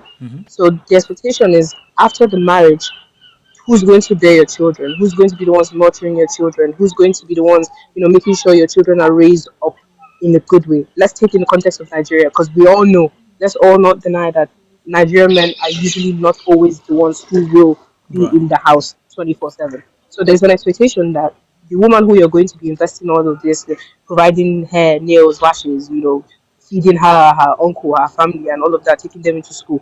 There's an expectation that what you're sowing now, you reap it after when the children are born. So I'm taking in the context of my family, right? My mom, she went to school. She graduated. She has her own degree. She was working as an accountant. But once she got married to my dad, she stopped working. She stopped working, and he was the one who provided everything for us. But as my mom stopped working, she was the one who made sure we were all staying in school. We had good grades. Anything that happened in school, she was the one who was hands on in there. And I don't think you can pay for these kind of things. Feeding the children, waking them up for school, taking care of them, no, it's okay. making So, sure so that they're all I good. think maybe you misunderstand my question. I Yeah. understand that happens eventually, right? And again, as much as possible, I would love us for us to like keep it in the context of our Gen Z, relationship, right? Most of us wouldn't really expect that kind of parent. Maybe I don't know. Some people would, but like generally speaking, like it's meant to be expected and understood that it's going to be a lot more equal now. So my question is kind of like, if you think about how the relationship develops to be committed and eventually get to marriage, right? What the guy's contribution is to that in the context we have now is that he's financially keeping it alive, right? The dates, he's paying for you to do this, paying for you to do that. That's his investment into the relationship to make it what you want it to be. My question to you is that what do you think is your commensurate investment in the relationship that's equal to, or at least try to be equal to, the financial one that he's doing to keep it going? I'll be very honest, there's really none. There's really none, That's a very especially in good. That's a very context of honest Nigeria. answer. Right. No, because as I said, the society is the one that's dictated what we do and the roles we play in the relationship, and there's really none. It's after where you start to see the woman's investment is even heavier than the man's investment, because a lot of women in Nigeria, once they do get to that stage of marriage, they start to reduce whatever they're doing. Right. If you met a woman where she was working, given the context of both of us are teachers, and I get married to you, once I get married, start having the children, there's an expectation that a lot of the things that you will be doing as a woman is going to be much more reduced in comparison to how you were before. You were aspiring to do this, you were aspiring to do that, but it would be much reduced. We could take in and agree that sometimes they still stay in their 9 to 5. Let's take in the fact that the average Nigerian will be doing something in life. They wouldn't just expect their man to, provide and everything. But it's much more reduced in comparison to when she was single and doing things on her own. Praise, do you care to weigh in? Do you have any thoughts on that? Like, what is the equivalent investment in that stage when the guy is spending the money to kind of Spending. keep it? Yeah. Well, one thing I would say I do bring is my intelligence and emotional support. So I would be there for you, more or less be like your support system. And I guess that's what women have been designed to do. So that's really what I do. And So nice of yeah, you. yeah. You shouldn't have. So when I asked Tamino that question and she said nothing, I think to me that was a very illustrative moment. But I think, No, I didn't say nothing. Oh, what did you I say? didn't say nothing. Oh, I said it's not much. Not much. And I said it's not much. Not We are much. All right. intelligent. When Sorry. Nigerian women are Let me, intelligent. let, me, Okay. let, me, let me not misquote you. Not much. Very important distinction.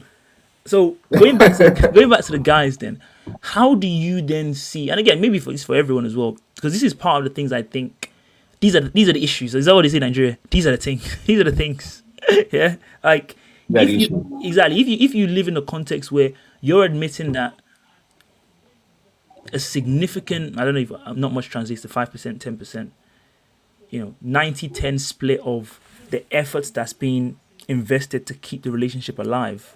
It just seems to me what you'd expect from that kind of situation is the kind of outcomes we do see, which are largely loveless marriages.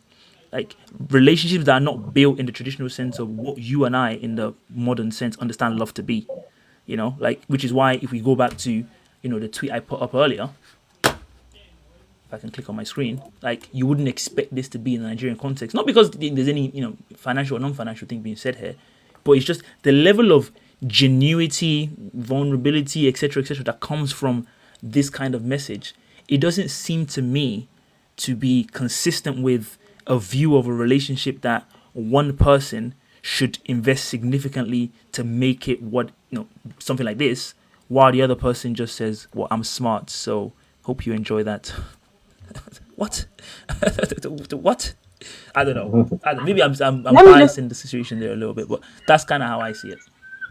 Let me just add a little bit of context. No, not too much of a context, but I do agree with what you said. I don't see it as something that you can actually have full on romance and everything will be leveled up when it comes to relationship in Nigeria, when the man is the one who provides most of things and the woman doesn't. But let me just say, in the context of Nigeria, right? If we're very honest with ourselves, women do provide when it comes to a relationship. The average Nigerian woman is working, she has something going on for herself, and she also does something. A lot of what you see online, a lot of what happens is not reality. Women do provide, women do, give money, give things, give up some stuff. Let's I take mean, it. you guys haven't really said, you guys meant to be representing women here, and you haven't said that I'm going to be giving this, so you're not exactly flying the No, flag here, like I'll be honest. no, I'm saying when we're talking about the whole men providing and everything, we're just saying in the general, acceptance of things, men will be the ones. But in that relationship, we're not just going to say a woman is just going to be there like, looking at the man like a cash machine where he's just withdrawing and then she's just eating the money. That doesn't work. It doesn't seem to make sense. And I don't think Nigerian men are stupid enough to just allow that to happen.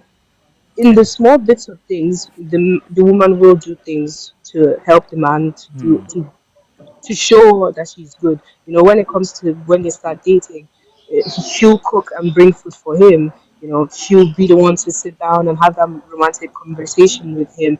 Talk about his ideas, his plans for the future. Because he has not something significant because there's no monetary value when it comes to that, but you can still see the value in what she brings in the relationship. Because I mean, men, I wouldn't see that as insignificant. I guess my slight pushback to that would be like he's also expected to do the same things, so it's hard to kind of but they see that as don't. like a special investment. Given that you said they don't, okay, fair enough. I don't do They that. don't. I don't date Men these can. men. I mean, they can disagree with me here, but a lot Ortega, of weigh in Nigerian here, men don't weigh in have here. that So the question here is that like, romantic Ortega, one. yeah. Oh, sorry, I cut you off. Ortega, are you with us?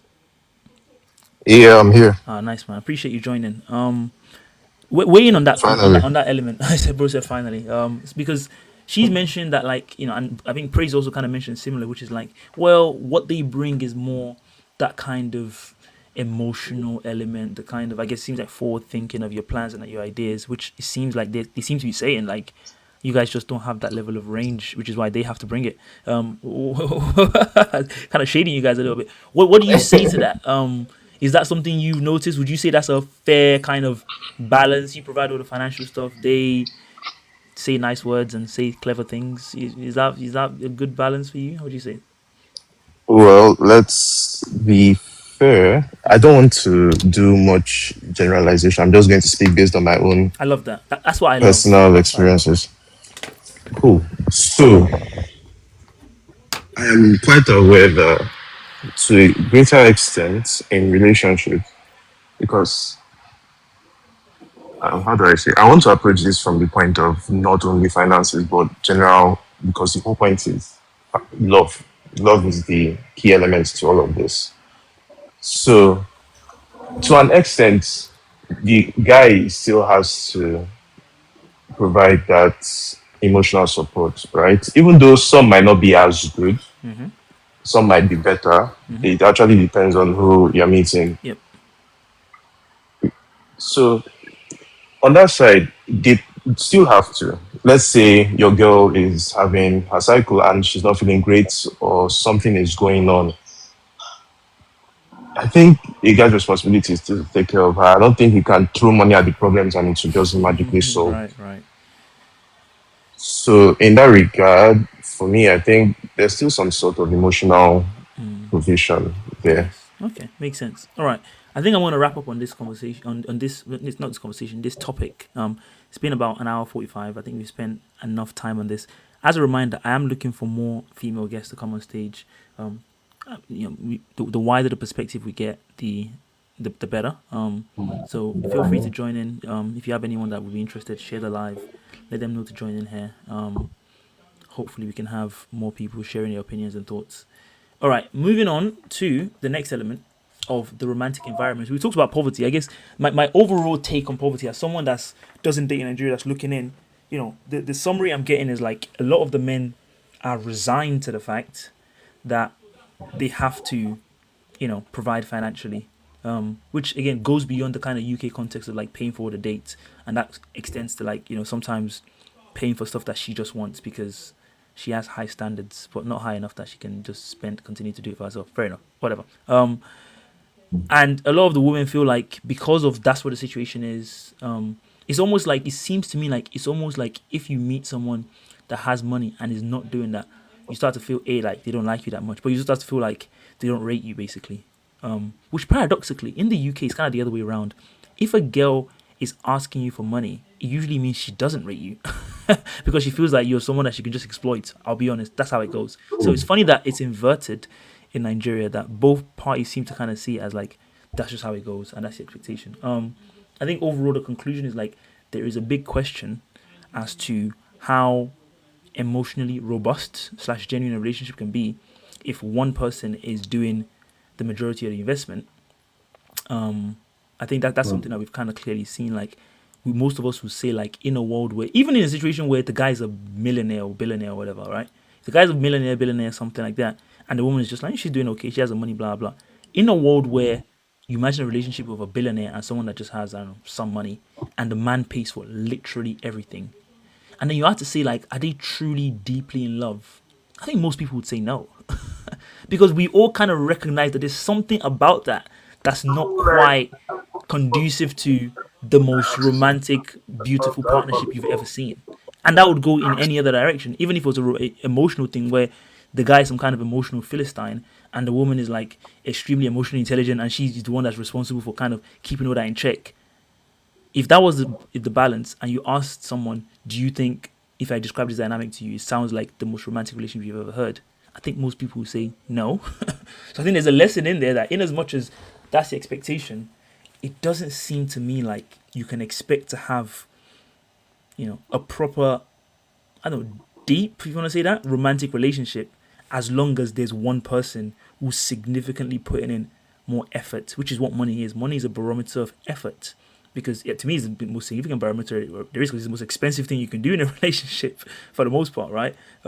So as much as, if it continues to be the case that one person is putting in that significant amount of effort, what we're going to probably be seeing is the outcomes we're continuing to see, which is like, in as much as we're younger than our parents and more, I don't know, emotionally aware, we're still falling into the same patterns of, like, one person's a provider, the other person is like, whatever, and most people would describe the vast majority of those marriages as loveless. There's a reason why. So those kind of things that we've seen from, our parents' generation, in as much as we're younger and more wise in that way, we're actually just repeating the same patterns.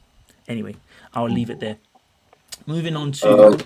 Sorry, go on. Okay, before we move on, I want to acknowledge what Priest said. I think, I'm not sure if it was her, but one of the ladies though, she said something about, like, oh, why would you, see me on Thursday or something and just assume that this, or getting me this, or buying this, or settling all the bills would make me happy, do you get, or would make me, like, want to, then put it like that. Right. So I feel like in the Nigerian space, there's also like, leaving the females out of it now. I feel like there's a pride, ego, play in everything. You get, like, within ourselves now, like guy to guy now, Yeah. because we feel like, oh, if we don't buy this, if we don't get her this, if we don't, like, some other guy is going to get stuff for her. You get, Right. we're just trying to, guys out there are just trying to do their best. Yeah. Machine for machine. I understand. Yeah. I understand. I see what you mean. There is also like a, I guess even in the UK, Nigerian men are kind of known for being like, they're spenders for the most part. Like, most girls would want to be in a Nigerian guy because they're like, they're not shy with spending money. Not me though, but other men, innit? I'm shy like mad, but we're not talking about me today. So we'll talk about other people. Anyway, the society, the second aspect of the Nigerian romantic environment. You can see my tweet. I found this tweet yesterday. This is I think you guys probably are aware of Lotus Cuffs in some way. Can you read that? It's not most readable, is it? Can I zoom in? Is that better? It's not. It's still not readable. There we go. Okay. That's better. Sorry. It's always kind of hard to do. Okay, there we go. I think that should be that's readable now, isn't it? I'm sorry, but I don't take this girl seriously. Oh, wait, what? Really? I quite like her tweets for the most part. I don't know. She seems to be just independent and doing her own stuff. Like, she's funny. Yeah. Okay, fair enough. She's not the sort of She's funny. I won't get distracted by her. So anyway, this tweet, I think, is meant to paint a picture of what I mean when I say society and that kind of stuff, right? In this tweet, you can see, like, this girl is basically just being judged for just being who she is, like, just chilling, just vibing, not minding her business. Oh, she makes up scenarios. Oh, okay, fair enough. I didn't know that. Fair enough. So let's assume this one wasn't made up, because I imagine this has probably happened to some people before. I don't know, in some way. The point about the society here is, like, Nigeria is a society that's, I put conservative here, but it's quite a conservative society where there's a lot of judgment. Religion is a very significant aspect in people's lives. Sex before marriage, things like that are frowned upon. I guess even dating openly. Like when I was growing up in Nigeria, like you'd have girls that like they've had sex, but then people kind of there's incredible judgment, which got me thinking like a lot of times those things are happening are pretty criminal. I don't want to get into you guys get what I'm saying, the angle I'm going with this. So it's kind of crazy that they were judging the girls for that when they were actually the victims in the situation. Very mad. Anyway, that's besides the point. The point is that overall, if you think about like in the UK, for example, you can have people that are in year 7, year 8, which is like 10, 11 years old, be in relationships and their parents know about it. They go to each other's houses. It's kind of open thing like, oh, okay. Oh, is he going to come around to go this? Their parents will even drive them to dates, those kind of things. As young as like, yeah, 11, 12. That's very normal. You know, Nigeria, you can't really imagine that happening, right? And so what you'd expect is that even in the UK, there's a whole conversation around like black dating and white dating, which is like because white people do that from a very young age, they easily get into relationships. Like white people, relationship is nothing to them. Whereas UK black culture is kind of endemic with situationships where people never seem to want to commit, and they always kind of like the relationship is such a big step for them that they never want to quite take it. And some of my theory has been that because white people are very open about allowing that from a very young age, they don't see it as like a significant barrier. To them, it's like, I like this person, they like me, we go for a few days, let's just get in a relationship. Whereas black people would kind of be like, yeah, but is she really the one? Am I sure? Can I, like that's the theory anyway. But overall, what that leads to is like in a country like Nigeria where that kind of stuff is not even. I'll tell you that you can't try that in Nigeria. I'm hitting on the right points. Diva said, "Well, Diva, you know me. You've been in my lives a few times. When have I not been known to hit the right points on social issues? I'm unstoppable. I've never been wrong. Anyway, let me stop self-flagellating and continue. Now, the point about this is that if you imagine the Nigerian context, going back to trying to find true love and trying to experience true love, a significant part of how you develop that emotional development is experience. Yeah? You date one person, you see what it's like, you learn from that. You date another person, you see what it's like, you learn from that. There's an open culture of sharing knowledge about, romantic experiences. You can ask your boy who's been in relationships, how did it go? What should I do? All that kind of stuff. In a world where those conversations, or in a country, I should say, those conversations are not being had, what you would expect is there to be less experience, for people to not really know how to navigate it, for, the depth of relationship to be very vacuous, because a lot of people are getting into their first relationships and they're already thinking about dating for marriage, when they're like 16, 17, but they haven't even had any experience of dating. So a UK 14-year-old probably has more knowledge of how relationships should go than maybe like a Nigerian 21-year-old, 22-year-old, right? Because of the society they've grown up in, yeah?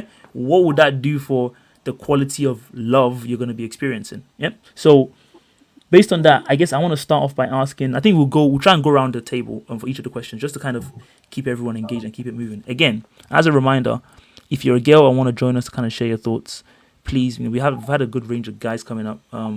Abigail's here. I will bring you up in a minute, Abigail.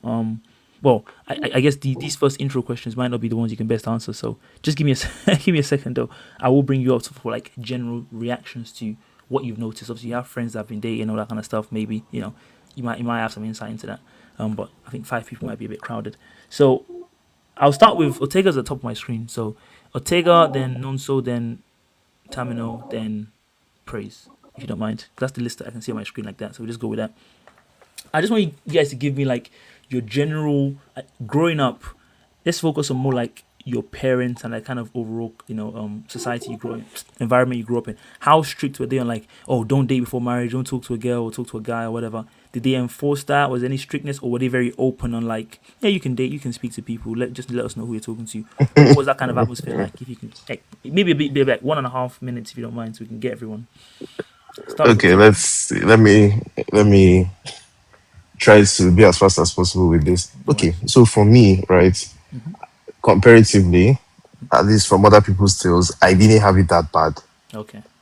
But at the same time, my parents weren't like completely involved in, oh, who am I talking to? Who am I seeing? This, that. But at least I was given a general yardstick to follow, that I should just not be irresponsible Okay. with whatever I do. Okay. But Nice. Interesting. it's not like I ever told them that, oh, I'm seeing this person, or I'm with this person, all of that. So that's generally it for me. Makes sense. What about you, Nonso? So first of all, I want to say that yeah, people really be dating at 11, 14 here in Nigeria. It's just Oh, that it's kept. It's just that oh, it's kept on a from low. because I know back when I was in secondary school, um, like SS2, SS3, so that's even like far back. Back when I was in GS2, I know that some people were dating, and GS2 I was like 11, 12. Yeah, So yeah, people date by that time. And some might not really have the label boyfriend, girlfriend right. thing, but it could be like a situationship type thing that, oh, I like you, so no one else can like you. You get Yeah, yeah, so yeah. I get it. yeah, that was the whole dynamic. And like Otega, I didn't really my parents weren't really involved. Do you get they didn't ask and say, oh, you have a girlfriend or anything at that age, but they were just telling me to be careful or if anything, like just be careful, you get just be responsible, Just yeah, and responsible. all that. So I also don't believe in experimenting or gathering knowledge by dating this person and dating this person because if you're going with the mentality to gather knowledge or test run or try, it really wouldn't last if you think about it. You're just going to be jumping from relationship. Oh, okay, I know in this relationship I'm supposed to do this and do that. Okay, I've gotten everything I need to learn from here. Right. On to the Well, next. no, Do no, you get it's not going to so? be a I feel conscious like experience, guys. It's a bit like how going you in. gather experience for like your career. Like obviously, you see a job you like, the money's good, you're going to take it. As you're Okay. doing that, you're going to be getting more experience, right? But you're not consciously saying. Yeah. I mean, you might do that sometimes, but it's not like you're going for this job because you want this specific Yeah. experience. The money's good, blah blah. But over time, after 15, 20 years, your experience level. That's why you get to partner or whatever, right? The experience level is more than someone that's just starting out because they haven't seen as much as you. So, Yeah. in as much as you might not have consciously tried to go and do that, that's going to be the impact, right? Because you've just learned from the general Yes, experience. that'll be end result. Yeah, Yeah. exactly, exactly. Oh, All right, true. Abigail. Let me get you in there. Can you hear me? Hello. Testing, testing. Abigail. Hi. I don't know. Can you hear me? I I'm can. actually trying to turn on my camera. Oh, Live access needed to go oh on. yeah. Sorry You have about to that. have quite a few followers to have camera access. Unfortunately, Okay, that's it's fine. fine. It's fine. We can see your Yeah, picture I though, can hear so you. it's What's good. up? It's okay. So obviously, I know your Hi, Nonso. Hi, experiences. Tega. I know your experience is a bit Hi, different. Abigail. Um, Mm-hmm. so I guess yours is more of like a the kind of which is actually maybe good actually because yours is more of a Christian kind of thing, right? And obviously, I'm talking about Nigeria's conservatism. The religious element informs that a lot. Um, what's your general take on how that kind of leads to like if you're dating because you're only trying to date because you want to meet someone that's serious and get married and that kind of stuff? Would you say there's a potential disadvantage there in like having a lack of experience because you haven't really done it before? What would you say to that? Well, first of all, experience doesn't have to be something you have personally gone through. I Okay, believe you can learn from other people, and that's one of the best ways to get experience. You don't have to go through every heartbreak, to learn it doesn't how have to be to heartbreak. be It can an be a amazing positive girlfriend at situation as work. well. Please, please. I know there are many tears on Oh these my streets. god. Don't even play. Right? There are many tears that I didn't have to cry because I learned from other people. Right? Fair enough. So, yeah, with that, I don't think you have to, date a lot of people to get experience. I think knowledge really through reading and learning from other people, which I have done, and I believe other people here have done as well. So, yeah, it doesn't have to. You don't have to date just to get the experience. Fair enough. Fair enough. We only have one girl on the stage right. Let me see who's in the chat. Who could potentially come up. There are no native Nigerians here. Laimika, is that a girl? That's a girl's name, right? I'm not sure if she wants to come up though. Maybe it's a guy's name. I don't know. Anyway, never mind. That's not a girl, bro. That's not a girl. Okay. Okay, never mind. Never mind. So, a question for the guys then. So thinking about okay, experience, lack of experience, etc., etc. When did you first start to like? What was your kind of? I guess when did you first start to develop your game, if I can say that? Like your kind of way to talk to girls. When did that first start to kind of develop? How did that kind of come up? How did you kind of you know? So, 'cause for context for myself, I remember I was around. What year is year nine? Year nine is 12, 13? No, maybe Yes, around yes. 13. 13. Yeah, 13. I was 13. I was 13. And I moved to a new house and one of my friends started going to school together. He had a lot of experience with women at the same age as me. I'd never really talked to women before. I just moved to UK like a couple of years before. I didn't really know anything, and so I consciously started to learn from him. I'm just like, whatever he does, I just started practicing, started doing as well, and like Definitely. consciously just started like, I see you say this, the whole like what do you call it, like the insult riz, like always just tease. Actually, I learned it from him. Shout out Devontae Blake, by the way. I'm not sure he's not watching this, but shout out him. That's where I learned from, like started to kind of pick that up. So for you guys, where would you say you started to kind of develop that? I guess my point is kind of like going to like how you start to, I guess, get someone to like you, right? How did you start to develop it? I'll start with you, Nonso, and then Ortega, you can go, and then you can Uh, react. how did I even do that? Oh, do you remember like when, like, I don't know, the first time you started to think about it or whatever? Well, I guess so. At the time when I started talking to girls, like that would be like secondary school. I Okay. know that I was seeing a lot of guys just being well. Well, now in hindsight, rude. Do you get like, oh, just like slap that book from the table or something, and like Right, it was just that it was just that manly persona really right, right, right. that's attracting them. Do Mm, you get? But now times have changed. You get mm-hmm, usually to get usually how I talk to women, mm-hmm. I'm just like organic. Yeah, I'm just me. I just do my thing. And but back then, yeah, when I was still learning the ropes and all of that, Right, I was yeah, even cartoons. Just I watch a lot of cartoons, so I right. just got yeah Johnny Bravo and Anything. shit. You know Johnny Bravo. I love that. I love that. Like, oh, that's what this guy is doing. Okay, okay. I was like, Let me try yo, this. it's Let like me. I was legit taking notes. I Nah. will try this out. So that's how it started out. And But I mean, most of the time it was getting rejected, though. Just yeah, I saying. mean, but he was he was getting some. Yeah, you definitely So lose a lot more than you win for sure in that game. What about you, Ortega? Can you tell us yeah, about yeah. that experience? Can someone play like tragic music for me? Okay, so mine going to do a little bit of an expose. Mm-hmm. So I, by default, I am a very shy person. Okay. Yeah. So actually, when I was younger, I know that I once went to WikiHow to search on how to talk to girls. Mm-hmm. I was in secondary school back then. Google. WikiHow specifically, Okay, if okay. if you know, you know. I know. It will give you step by step instructions. Step one, you should do this. Step one, you should do. Step two, you should do that. But yeah, that was how I wanted to try and start. I mean, it didn't work, but at least I put the effort. So And do you think it didn't work because they didn't factor in like some kind of Nigerian specific context or something like that, right? Because if the person that's going to be receiving the moves, if they don't really know that play, then just like you guys you're reading from this different playbook, you're reading from a different playbook. I genuinely think it was just skill issue. I can't lie. Okay. I think I just I have feel, serious I skill feel issue. like Nigeria has its own form of race. Like Mm. what work there probably wouldn't work here. Right. You Right. can't Right. like Yeah, but yeah. at the same time, there are still some things that, how do I say, neutral-ish. But I Okay. get you. I mean, you can't take your babe out to the park and be reading poetry to her or something like that. Like that It wouldn't can work. work It now. can What are you Bro say it saying? can work. You've tried that one. You've tried that movie before. No, I guess but so. it can work. I believe in this source. Bro said if I have the source, everything is possible. Let's run that. Let's run that technique. So Abigail, in your, as a girl, I'm sure you have a lot of female friends. When you guys used to talk about this, I guess growing up and stuff.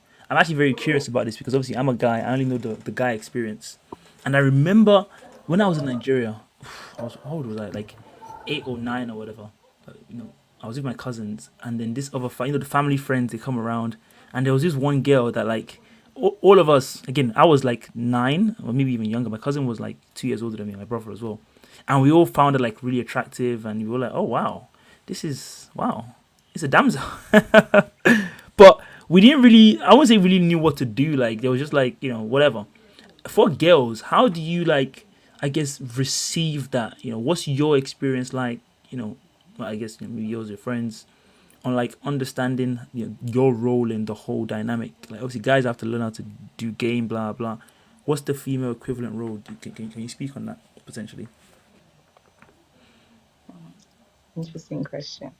Okay, I well that example you gave us from eight. I what I like to point out is that at different stages of, should I say, womanhood, girlhood, then you're definitely going to change your mind on certain things. How I used to receive, what you just mentioned when I was, say, let me not say, I was more conscious at 10. So say 10 to 13, and then 14 to about 16, then 17 to 19, and 20s, in my 20s, right? So growing up, definitely wanted that because yeah, you feel cool. Oh my gosh, Yeah. you look it. Oh my god, that's really exciting. And Right.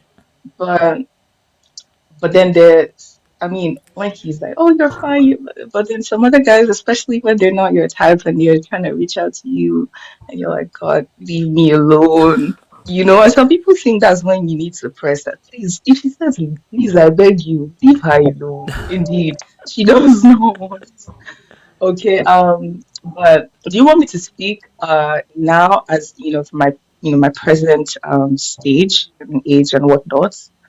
Would you like me to speak from there, or you'd like me to go through all the phases? No. We can speak. I mean, if you want, you can go through the phases. I guess I'm more conscious about what I was gonna ask is like in that Okay. early stage, what is Okay, the as a most teenager, significant like huh? Go factor? on. I was gonna ask like, Oh, early yeah, stage. like as a teenager, maybe it's like 12, 13, whatever.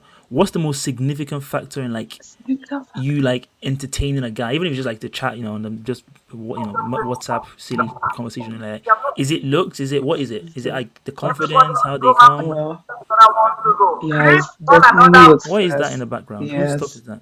before you consider how he sings. But unfortunately, sorry. No, sorry, go on. I was hearing some noise. I cut you off. Okay. But yeah, teenagehood is definitely about looks. But the thing is, I many teenagers, many youths are not really educated well on what to look out for. It's very rare. So if you look at looks first, you're gonna fall. If this guy has bad character, what are you gonna do now after the looks? You're gonna keep encouraging yourself and say, "Oh, be hopeful." Be no, girl. I I I can mean, change yeah, him. definitely looks for that stage, that teenage. What So, did you say if something? you're talking about the back character thing, I just Okay. chimed in the whole quote unquote I can change him thing. Uh, that part, oh my God, I don't know why we feel like we are the Holy Spirit. We're not the Holy Spirit. We cannot change. No, So you said I'm initially about to cry. Sorry, when you're because it's younger, just so it's silly. about And like really, the looks. So just to of confirm. course, Okay. and I was like, oh my God, he's fine. All the crushes I had, and all the, uh, numerous crushes. Like, not so many, but I mean, like it should be up to five. And I changed each of them based on how much more good looking one was than the other, right? Um, but then I started, well, should I say at about 14? Was it? Yeah, 14. I increased my standards a bit. Yes, I was just like, he's fine and all, but then how does this person think? Do we have the same value system? I became pretty conscious at 14. Right. And yeah, now it's even it's even a bit more stronger that before I would look at someone's looks, I'll just try to do a thorough assessment on, do our values match? Do we think the same way? That's really something that's key for me because everything that everyone that has joined this live has spoken on today, same poverty mindset, da da da, it all really ties to somebody's value system and how they Right. think, right? Because how a person thinks would determine how generous they are or not.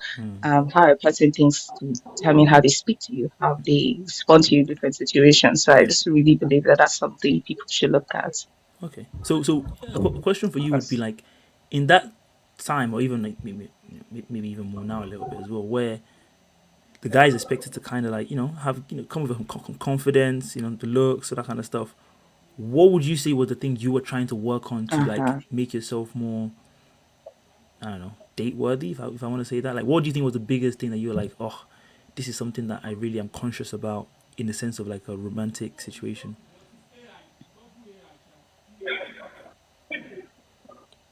Hello?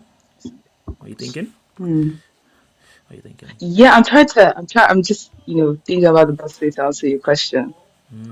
What is something that I was, looking internally and saying, oh, this is something I'd like to work on before being Exactly. in a Yeah, relationship? yeah, yeah, exactly. Okay, so I'll speak to my present situation. Um, hmm. What I look at really, I don't develop myself for the sole purpose of being in a relationship with Of anyone. I know course, that of will course. most likely come along later on, but I look at myself and say, am I a kind person? How do I respond when I'm really upset? Right? Am I uh yeah, am I a kind person? How do I think?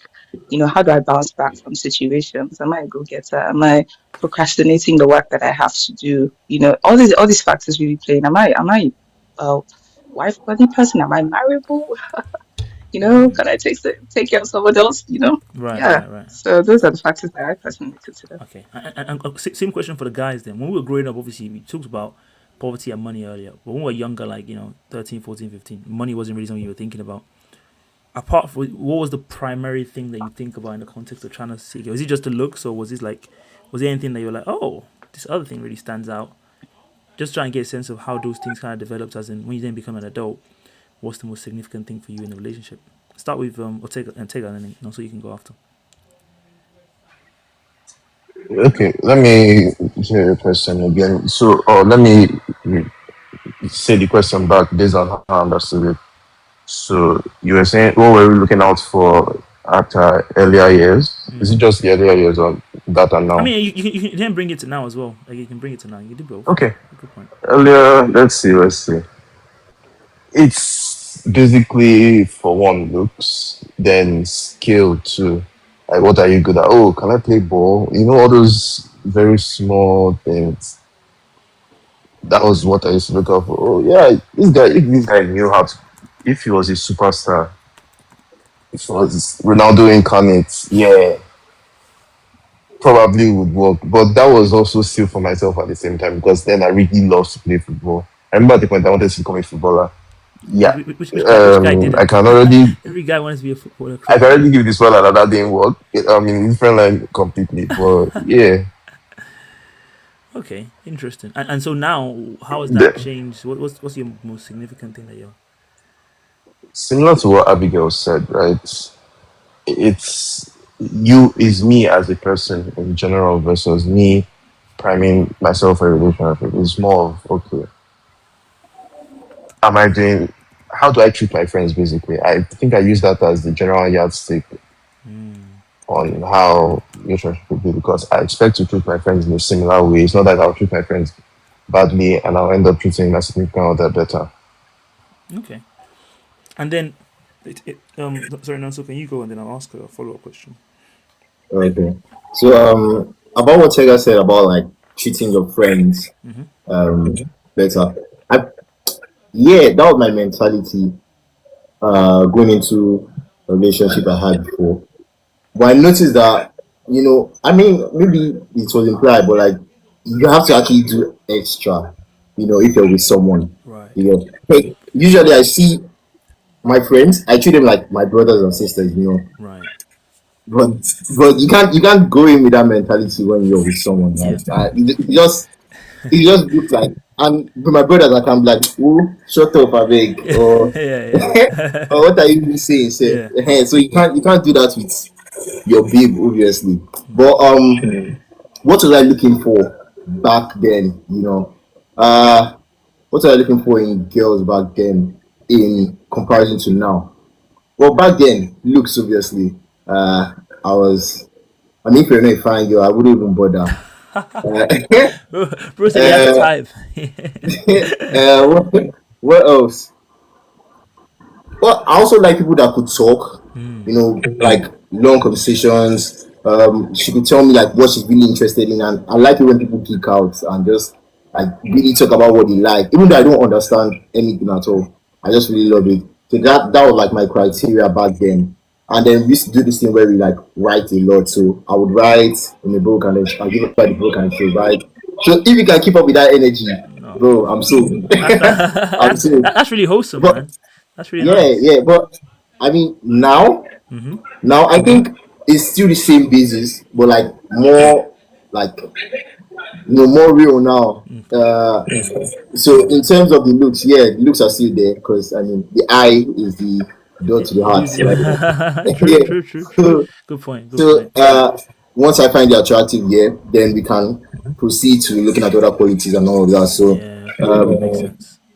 yeah, Okay. Now, yeah, that's it. okay. Basically. Now I was gonna ask you a follow up question, and Tega and Abigail, you guys can answer this as well. Thinking about what would you then say is like your most im- how do I put this? In terms of what you want in someone, right? What is the most important aspect beyond the physical? So just trying to understand again, like trying to build relationships with emotional depth, right? I'm trying to get a sense of what do you guys say is the number one valuable thing that you want your partner to have. Like if you had to pick, not like you have to pick one thing, she's not gonna have everything else, but the one thing that this is the key metric. You know, what would you say? Let me start with you, know. So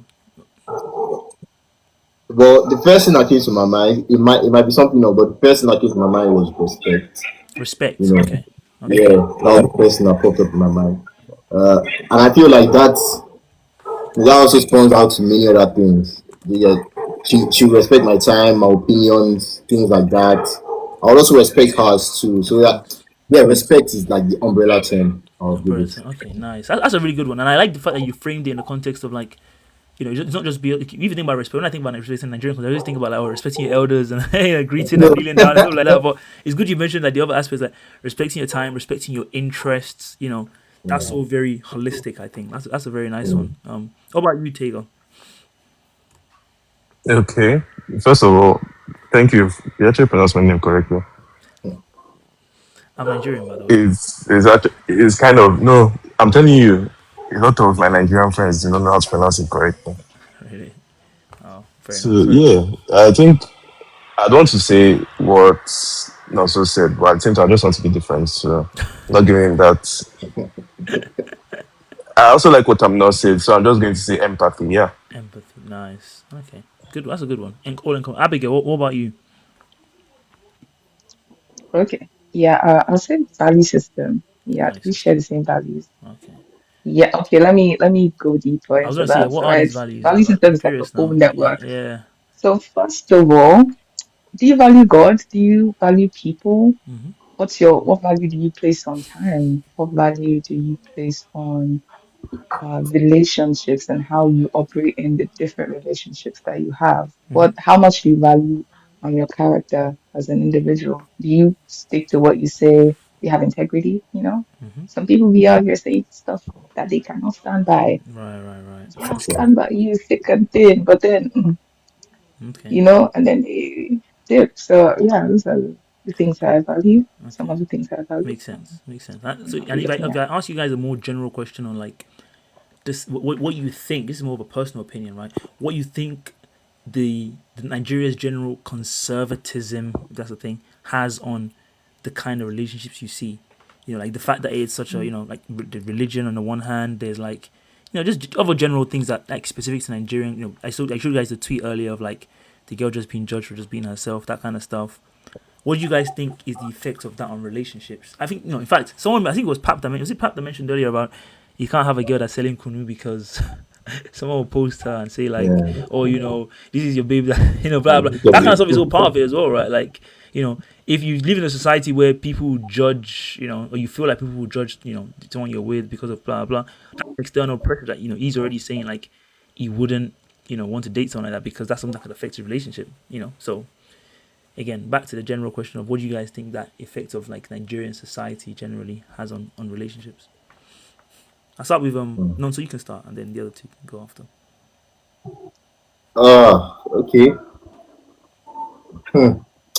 This is actually a very deep question that I haven't thought about before. But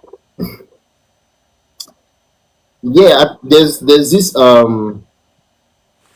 like what Pap said, the whole Kunu stuff, you can't see your babe.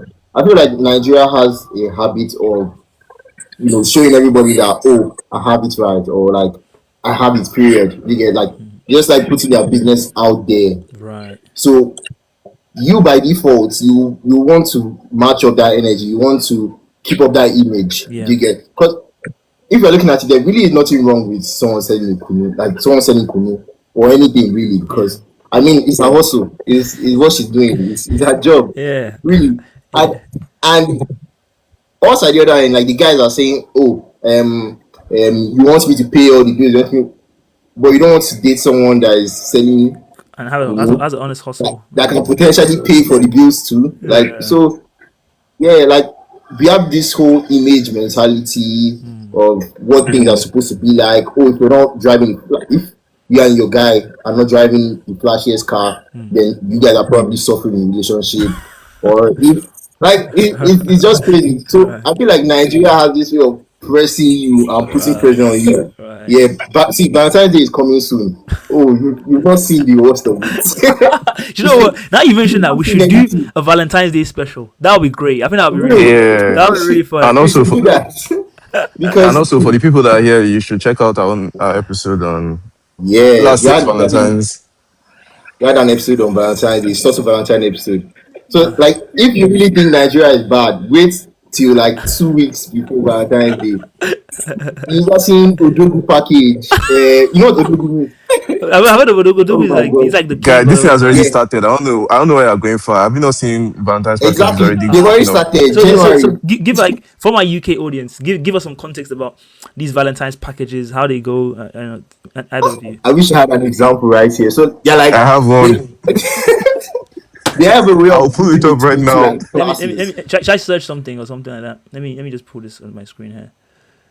It's mostly on Instagram, Sha. Is it? Or Is it gonna let me? Insta. I thought he was gonna ask me to log in. Am I logged in on my Instagram? Probably not on here. I'm not logged in. Never mind. So, but just give us an idea of not what they look like, but like the concept of it, please. Tamino said Yeah, 500k bouquet. for real, oh, the money Real. bouquet. There are different Yep. things. Money bouquet, cake, parfait. Like things that would when I can't even start. I'll be honest. You, you It's you you guys mentioned the Valentine's, but I should probably say like that's not really very unique to Nigeria. In fact, the really packages. No, I mean the packages where like you're having like a whole, paying a vendor to go and deliver something that's a whole blah blah. Maybe that one not as much, yeah. but I've always complained about the fact. In fact, I actively say to my friends, I will not be taking part in Valentine's Day. It's a contrived holiday designed to extort men of their money for no reason. It's all a competition. You have a situation where Valentine's Day is on a Tuesday and people are going to a hotel. We're going to work the next day.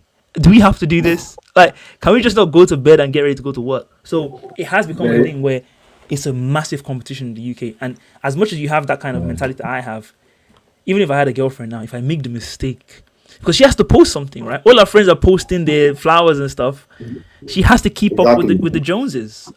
So it's a very ridiculous situation. But I take your general point around like the overall pressure that the situation exerts on you, where like Yeah. the canoe seller could be like more independent, but you still want the baddie because even though the baddie means that you have to spend a lot more money, you be like, I can't have people looking at me thinking that my baby's I'm selling thinking cookies. I'm broke or something, or like I'm with her, or like you get. Tamara, I'm not But if shaving. it's I'm not what you shaving my want, girlfriend. We're gonna be like, we're gonna be doing stuff generally. The idea that we have to be competing with other people for this yeah. fake holiday. I just no. I don't want to. I'm not doing. Please, I'm not doing. Anyway, Tega, let me get your sense on like what you think of the general society. Even like you can touch on like the religious element. Obviously, because Nigeria is quite a conservative, abortions banned, stuff like that. What do you think that does to the kind of relationships? Like in terms of quality, what you've noticed, what your personal experience is. Did you have someone call you out from church and say, why are you going with this girl or whatever like that? Things like that. um, not church, but school. It's cool. Just Okay. that, yeah. Teachers, very, very overbearing teachers. Teachers? Tell me Just about be these teachers. like, What are they doing? it'll be like, I've been seeing you and this girl a lot. Just something's not going on. Next thing, probably report you to your parents or something. Really? Yeah, As in, What do you mean? they'll tell your parents what exactly, like your son is walking with this girl a lot, or they're sitting together, yeah, exactly, exactly. and then your parents. This is a true story. No way. Tell us the story, please, if you don't mind. So, I mean, to be fair, they were not wrong because I was with this girl. I was dating Bro this said girl. This they was got in me. Low my. key, they actually got They me. got me. They got me. Can't even lie. Then I was in year 12. I think year 12 for you, SS3 for us. So I had, as I said, I was seeing this girl, right?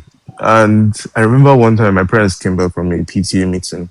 Hmm. And my mom started asking me a question like, who is this girl?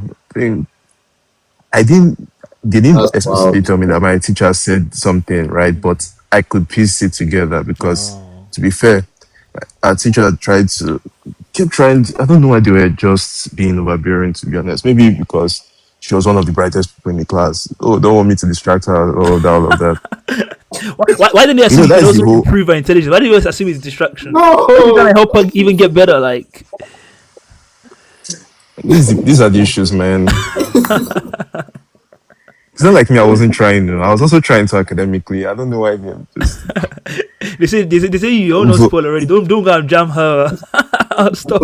no, here's the ironic thing, right? Right. When we graduated, we actually finished first and second in class. Nice. So maybe that is why. Maybe they didn't want their golden The people golden to. goose to you. Oh, okay. That's interesting. And what Yeah, would you think? and I think that's usually So go on, sorry, I cut you off. Let you finish. Go on. okay. I think that's the usual thing with Oh, Nigerian. There's a lot of things that parents say. Oh, I don't want you to get distracted. I don't want you to. That's the usual fear in this case. Okay, I don't want to. I don't want my child to lose their. I'm paying so much on their school fees. I don't want them to not be focusing in class. I don't want okay. them to lose their way. I don't want my daughter to get pregnant by mistake. All of those things. But those things can still. I don't know. That is generally what I think comes into play when we're talking about these things in Nigeria. I see. And I guess do you think that then meant like when you were dating someone, you had to kind of like hide it or be more discreet and stuff like that? Like mad. So what age did you feel comfortable just telling your parents that, oh, I had a girlfriend? Both of you to assume that age has come. The age still has not come. Yeah, it's not come. So even now, how old are you now, by the way? Mm. Am I going to reveal my age? I'm around the Okay. same age as my social. Oh, okay. Okay. So even at that age, you still don't feel comfortable telling your parents like, oh, I have a girlfriend. Nope. Wow. Oh, that's very interesting because But go on. it hasn't happened in 2026, so maybe. Maybe it's a new year, new Who them, new knows? you, new everyone. Perhaps it's Yeah. until he's 27. Tamino, thank you for joining us. You're back. Tamuno. Tamuno, is that how you pronounce it? She never corrected me. Yeah.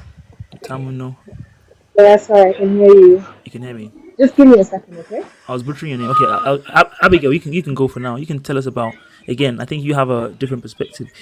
What's been your experience, or what have you seen? I don't know from your friends or whatever around.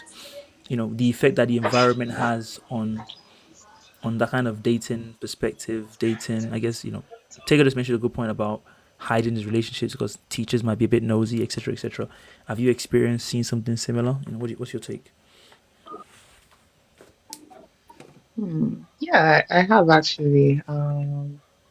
Most the friends I had, they would get in a relationship. I won't tell their parents now because I mean it's Nigeria.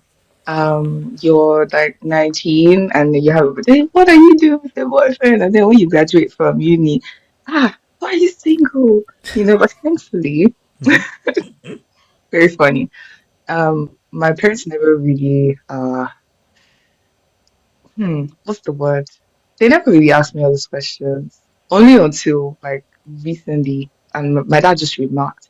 No, it wasn't a remark. We actually had a conversation.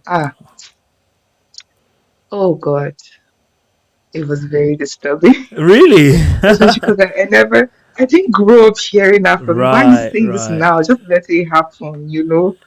Okay. Period.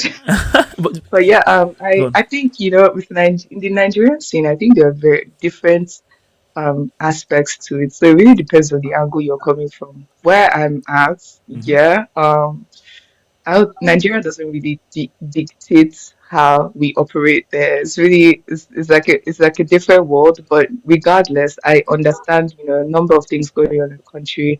And it's even evolving. The Nigerian scene is really evolving, and Mm, parents are wanting to be more involved in children's lives, at least from what I'm seeing. But the right. challenge is usually how they're approaching these things. Mm. Yeah. So a follow up question for you. Then you just mentioned like you had a conversation with your dad recently around, you know, finding someone or whatever. What do you think about the Okay. fact that like he hadn't ever mentioned to you before? Like obviously if you have to find someone, you're not going to just be like you just see someone today, you're going to get married tomorrow, right? There has to be a kind of Yep. process of getting to know each other, which it seems like if I'm just assuming. He didn't really. It wasn't like he told you, like you should start doing that. But now all of a sudden he wants you to meet someone and think about being serious. What do you think Oh, about that? did say that. Oh, He did you? didn't really All right. say me someone. He said, how did it even happen? It was probably in, should I say March or June Mm-hmm. 2025. Right.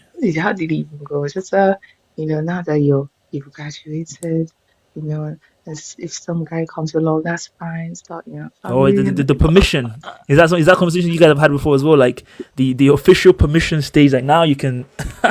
did you see it? Yeah, I guess you can see that. Yeah, that verified. And then once I've actually pranked my dad, I said, Daddy, I have. He said, Oh, really? Nice. And I Oh, said, No, happily. Daddy, I'm joking. But I pranked him. I just wanted to see his See what we see his reaction. I reaction. will Okay. probably not prank him again. Okay, that's good. I don't think so. Yeah. Yes. Tamino, are you back with us? Abi Tamino. I tell you now, you got me thinking about overthinking how I say her name. Nah, don't worry, it's fine. Salvador is okay. Can you hear me now, or is it bad? We can hear you. We can hear you. Okay, cool. I think everyone else has touched on different aspects, and no one has really touched on the religious aspect of these things. Go So I ahead, think I'll just pick up the religious please. aspect. So I grew up on a more religious Muslim area, Mm-hmm. and it has really affected a lot of how people interact in Nigeria.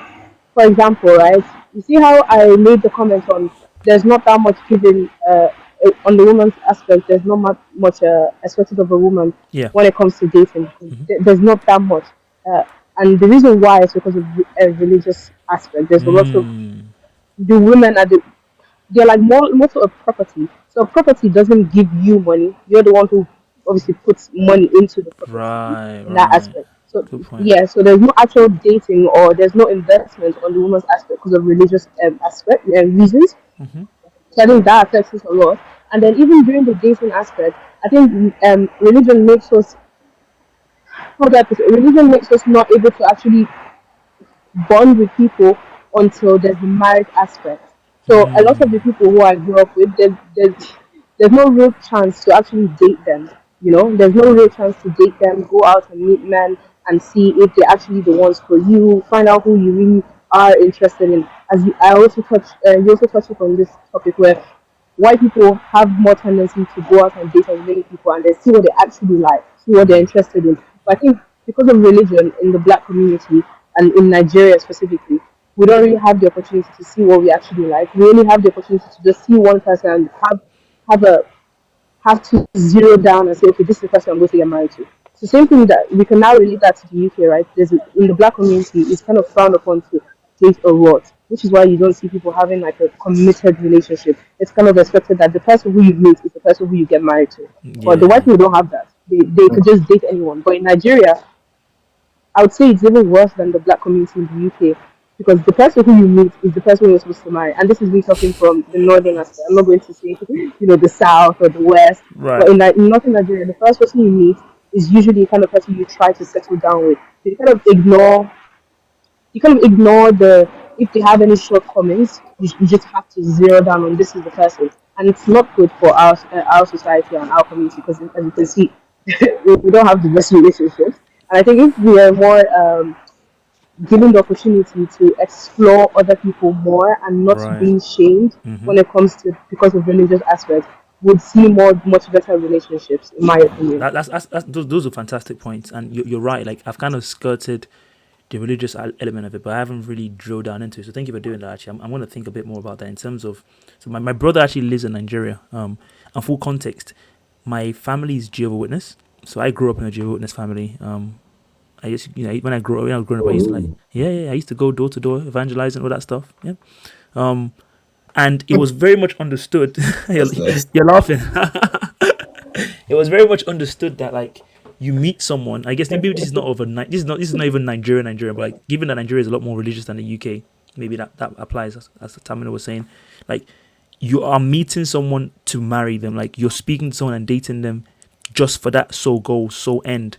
And so I guess if you think about that, it makes sense that in the context where the conclusion is already kind of predetermined, you would expect that, there's probably not as much depth in there because however this goes, again, unless the person is just so horrible, you're just going to like, oh yeah, okay, let's go with it. Like I've had a conversation with my brother where Exactly. he's told me like, oh, this girl is this and like, she's, like, oh, she told me about the girl and etc, etc, etc. I'm like, yeah, but what do you actually want? Like, okay, she's a nice person, surface level, she's all right, etc, etc. But it's okay for you to be like, yeah, she's all this, but she doesn't have this, and so I don't want her. But it's almost like it didn't really occur to him, like, he can still just say no. As long as the girl is just nice enough and, she's all right, there's nothing wrong with her, then okay, let's do it. As opposed to, like, somewhere in the UK where you have more disqualifying criteria, where you're like, she has this, but she hasn't got this, so I'm not going to do it.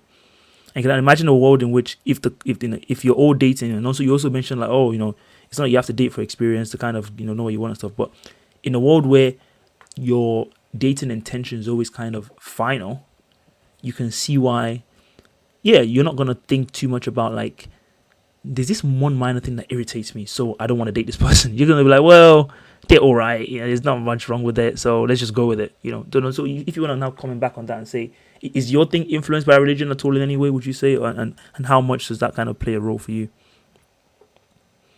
Yeah, my dating experience has and will be influenced by religion because one, value system. Yeah, that one plays a major role. And then like other than the fact that my parents won't be happy if I bring someone from a different religion, home and I introduce them, oh this is my babe.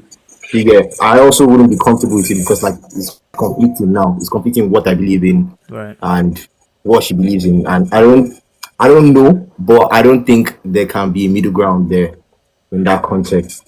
Yeah, Okay. so yeah, my religion kind of it heavily influences my, decision with a relationship, So you wouldn't date someone that's a romantic Muslim? relationship. I'm assuming you're Christian. You might be Yeah, I Christian. wouldn't. You wouldn't. Oh, that's Yeah, interesting. I'm Christian. In the UK, I've met some girls that are Muslim, and unfortunately, they're like, okay, they can't date a guy that's not Muslim. It's always a shame. There was this one girl. Oh, Yeah, let me not even start, man. She was, guys. If you see what we're talking about, Somali. What a woman. It couldn't work. She's Muslim. Anyway, Abigail. Obviously, I imagine that's the same for you as well, right? You're a Christian. How is like the Christian value system set up? How has that kind of influenced your approach on the kind of men you go for, the kind of men you choose, etc., etc.?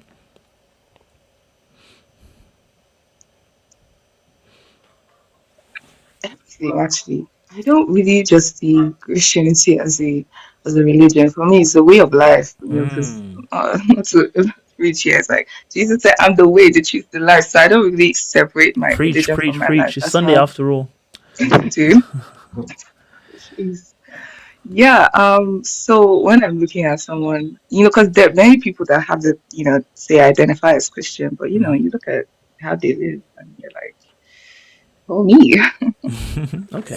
oh me, what's going on? All right. It's a bit. So I mean, that's definitely some things I look at. Not some things. That's my Right. vantage point. Right. That's my view in life. So Yeah. so when you meet someone, you're always looking to like, can I marry this person? You never just like, let me just see, let me just let it play No, out. actually, Oh no, okay, no, okay. Abigail. so let's just say I observe, and when I meet a person, even if it's like, yeah, okay, in this sense now, with the males, of course, we're talking about relationships. So I'm gonna just dwell on, meeting the opposite, Mm-hmm. sex. Um, I look at the person like, where should I fit this person? Can this person be my friend?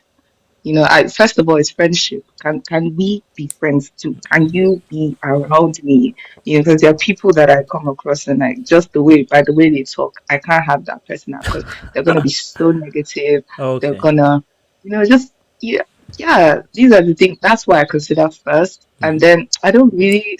I try my best not to say, oh, can we marry each other? Just like walking down the aisle. I try my best not to do that It's so funny you because say that because my we, Somali friend apparently, sorry to cut you off, just a funny story. She said yeah, that's in fine. their language they're Muslim, right, and like they can marry multiple wives or whatever. So they have a phrase in Somali that kind of roughly translates to "Do you have space?"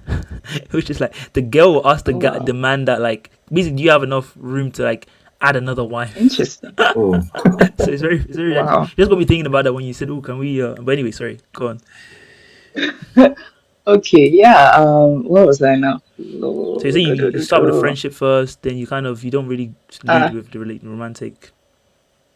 yeah, I try not to fantasy because men and women are fundamentally different. But Mm. I think women we appreciate in can emotionally is does he provide for my emotional needs? Well, men, I think I can't remember what it was that they looked at, but it's definitely something different.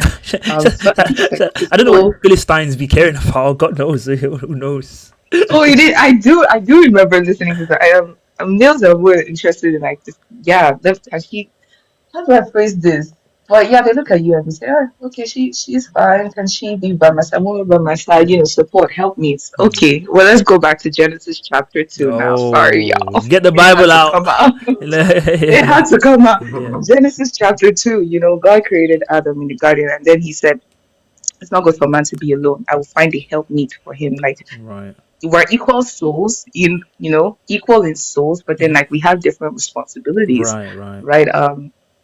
And that's what men are looking for before women. Like, yeah, emotional needs. We're more on the emotional side, Mm. right? And if I early on attach myself to a guy emotionally, and Hmm. that's it's not gonna be the best for me. I see. Yeah, this one now is from experience because unfortunately I have done that and it ended Oh, in I'm a sorry. not so nice I'm tears. sorry. Okay, Don't let that put so you off though. Keep putting at yourself up. all, no, Keep putting I'm yourself up just there. very much guarded now. So he has put you off then. You're very much guarded now. Well, I mean, I needed to. Hello, we're in the wild, wild. In fact, everywhere in this world now is the wild west because Okay. there are people who are around. Though there are people you have to be careful on these streets, What's the say in Nigeria? and No, you no, have to no, no, no, discern. no lose guard. Indeed, don't you have to keep those boundaries? I mean, boundaries are for the keeping, right? So I've Right, learned to right. uphold my boundaries, right? Because Mm, there are many women that just tend to adjust, mm, adjust for somebody else. yeah. Yeah, adjust, but not. I don't adjust your You're boundaries. too much. Yeah.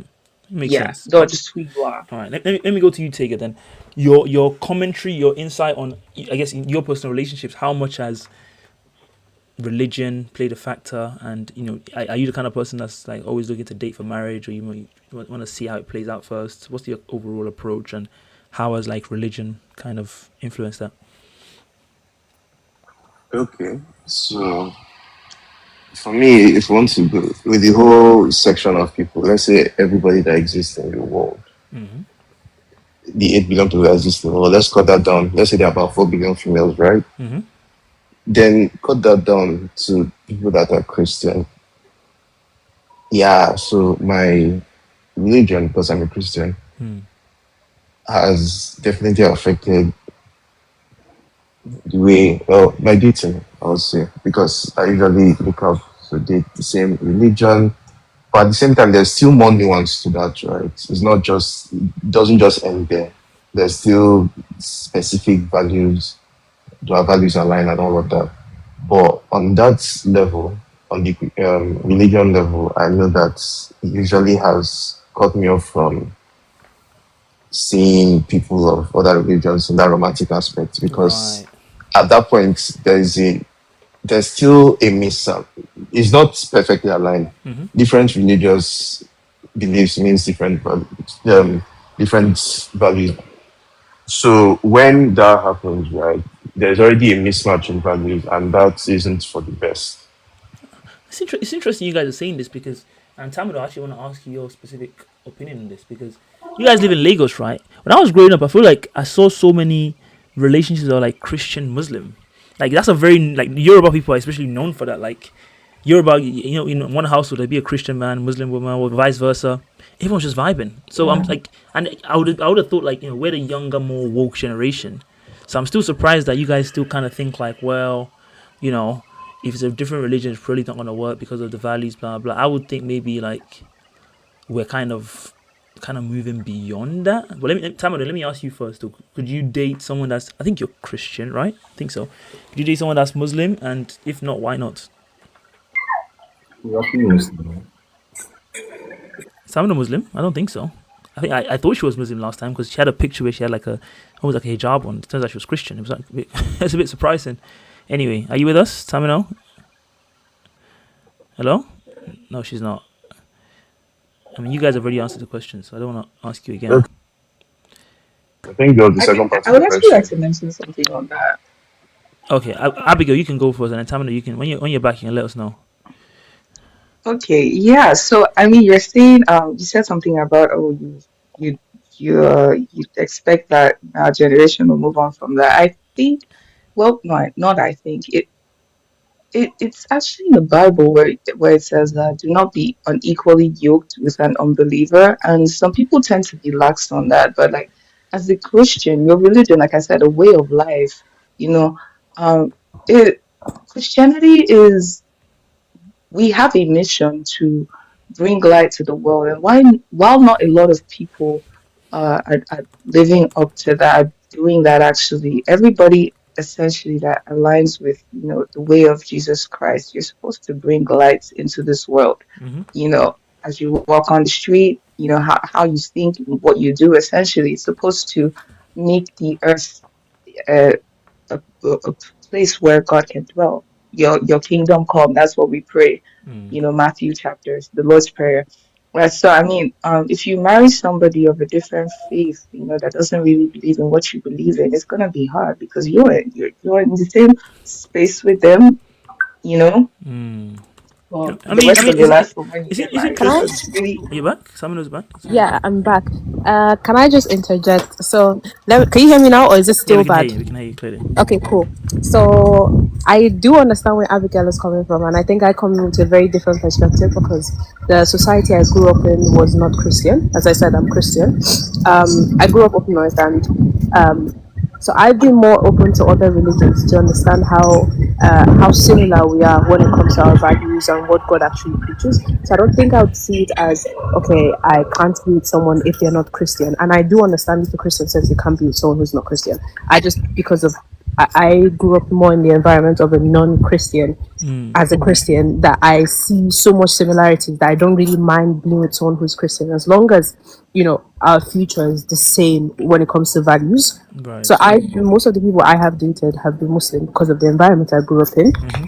I've not had any problems when it comes to religion, as long as we both respect, our religion's values. And same point you picked up on, which was you saw the Yoruba people. And I think Yoruba people, in comparison to other parts of Nigeria, they've had a good equal split between Christians and Muslims. So they've been able to see firsthand how much similarities there is within both religions that they don't see it as something that is extremely important when it Mm. comes to being in a relationship. So as for Exactly. me, when it comes to dating, I do see religion as a very important part, but I see it more in the values. So the values religion brings, not because of the doctrine, but because of the Right. values. Right. Religion asks you to, be a good person, be kind, be your neighbor's keeper, be fruitful and multiply. These are the values that I see should be replicated when you're in a relationship. So doctrine wise, I think it's up to you and how you want to navigate that. Mm-hmm. But I think general wise, I think that's how I see it. So I wouldn't necessarily see someone who is not a Christian and say I can't date you unless I know that the values you hold don't go together with the values I hold as a Christian. So yeah, Mm. that's just my view. That's a very good take. Thanks for sharing. I think I was thinking about. I'm sure, like now compared to at least 15, 20 years ago, there are more younger people, especially that identify as non-Christian, but there's still a very significant amount of people that identify as Christian. And I was just thinking, like, what you guys' thoughts were on that, because in the UK, for example, there's more of a thing about black people always saying like, oh, when they start becoming less religious, start questioning certain things, they struggle to have community. And I could see how in a dating context, like all of you here are Christian. It seems like, apart from Tamino, everyone kind of said like you kind of want someone to be Christian, you want someone to like believe in that kind of, I don't know, belief system or whatever. What do you think that does for like how the relationship goes if it's still founded in that kind of, especially when you consider the fact that, let's be honest, there's a lot of Christian sects, if you want to call them, in Nigeria, that are very kind of, I don't know what the word is, suspicious. The ones with the mega church pastors and all that kind of stuff. Some of those ones, like, some of the culture there is not the best, is it? Like, the kind of things that happens in those churches. I know exactly, what we love to see. So, I think I remember like there's these you always see these sermons go viral where the pastors be talking about, oh, as a woman, you have to respect your husband. What was the pastor that was cheating on? Was he seeing this woman recently, and then he said he wasn't going to marry her and she was going to like offer herself or something? Do you guys remember that story? I don't remember. I think I heard something similar. Yeah, it was really famous. I don't know how famous it was. Again, I'm too online. That's probably why I know these things. But I guess the point is that religion, especially like any religion, it can have its own like quote unquote toxicity or whatever effect on relationships that maybe is not so compatible with the kind of forward thinking way a lot of us see the world. What would you say to that? Start with you, Nonso. So yeah, I'm just going to go way back. And you said while you're still in Nigeria, you're seeing a lot of Muslim Christian Yeah. I mean, even in Nigeria, even in the UK, relationship yeah. household. It's not Yeah. like common, but it's not Well, unusual. yeah, like I think now it's people don't really mind. Yeah, the majority of people don't mind. Right. Yeah. So yeah, your prediction of, oh, we are now the Gen Zs, and you would think that yeah, that's literally how it is now. Oh, okay. So I feel like most people don't even bother asking. Do you get? So they won't, because everybody grows up with this whole, oh, I have to marry a Christian woman, or I have to marry a Muslim man or Muslim woman. Do you get? Everybody like, is that default this thing, because that's what my parents did. Yeah. So I kind of have to do that too. So I feel like now when they are grown up and their decisions are final, you just don't bother asking. Do you get? They meet these Right. girls, they say, oh, are you Christian or Muslim? Yeah. So they won't, that default mentality doesn't kick in. Yeah, And right. they're like, oh, okay, I have to stay away or something like that. Yeah. So I'll say religion very much has a hold on us, like religion very much like influences our decisions in that way, because this is being what's it called? This is being avoidance now. You not wanting to address that is Right. being avoidance now, and then as that's happening, Yeah. the uprising is real. Do you get? Right. There are more Christian marriages. There are more promotions for Christian marriages. Do you get? There are, like you said, the videos and all of that. They are saying, "Oh, as a Christian sister, what are you Exactly. doing Yeah. in the club looking for a husband or something like that?" Do you get? Exactly. So I'll say both narratives are pushing, yeah, in the space, in the country. I'll say both narratives are pushing. So there's really no, yeah, religion is actually a huge, A huge, like, yeah. religion had a huge hand in some of the relationships that happen here. And defining the culture. Okay, right. I'm gonna wrap up on this one because it comes up to 3 hours. I feel like the next topics might be very, very juicy. So I want to make sure you have enough space and time to talk about that one. So any final thoughts from anyone on stage before I do a summary on this one? Yeah. Go on. Okay. Yeah. So about the whole wealth religion thing, um, why I believe Nonso and Tiger and I were just really saying this because when religion, God, let me not stutter. Religion is one of the very touchy areas of one's life because that's what you believe in. So I believe being with someone else is not the same religion. What if God gives you a vision? Go be a missionary in a different nation. And I've seen that with different families.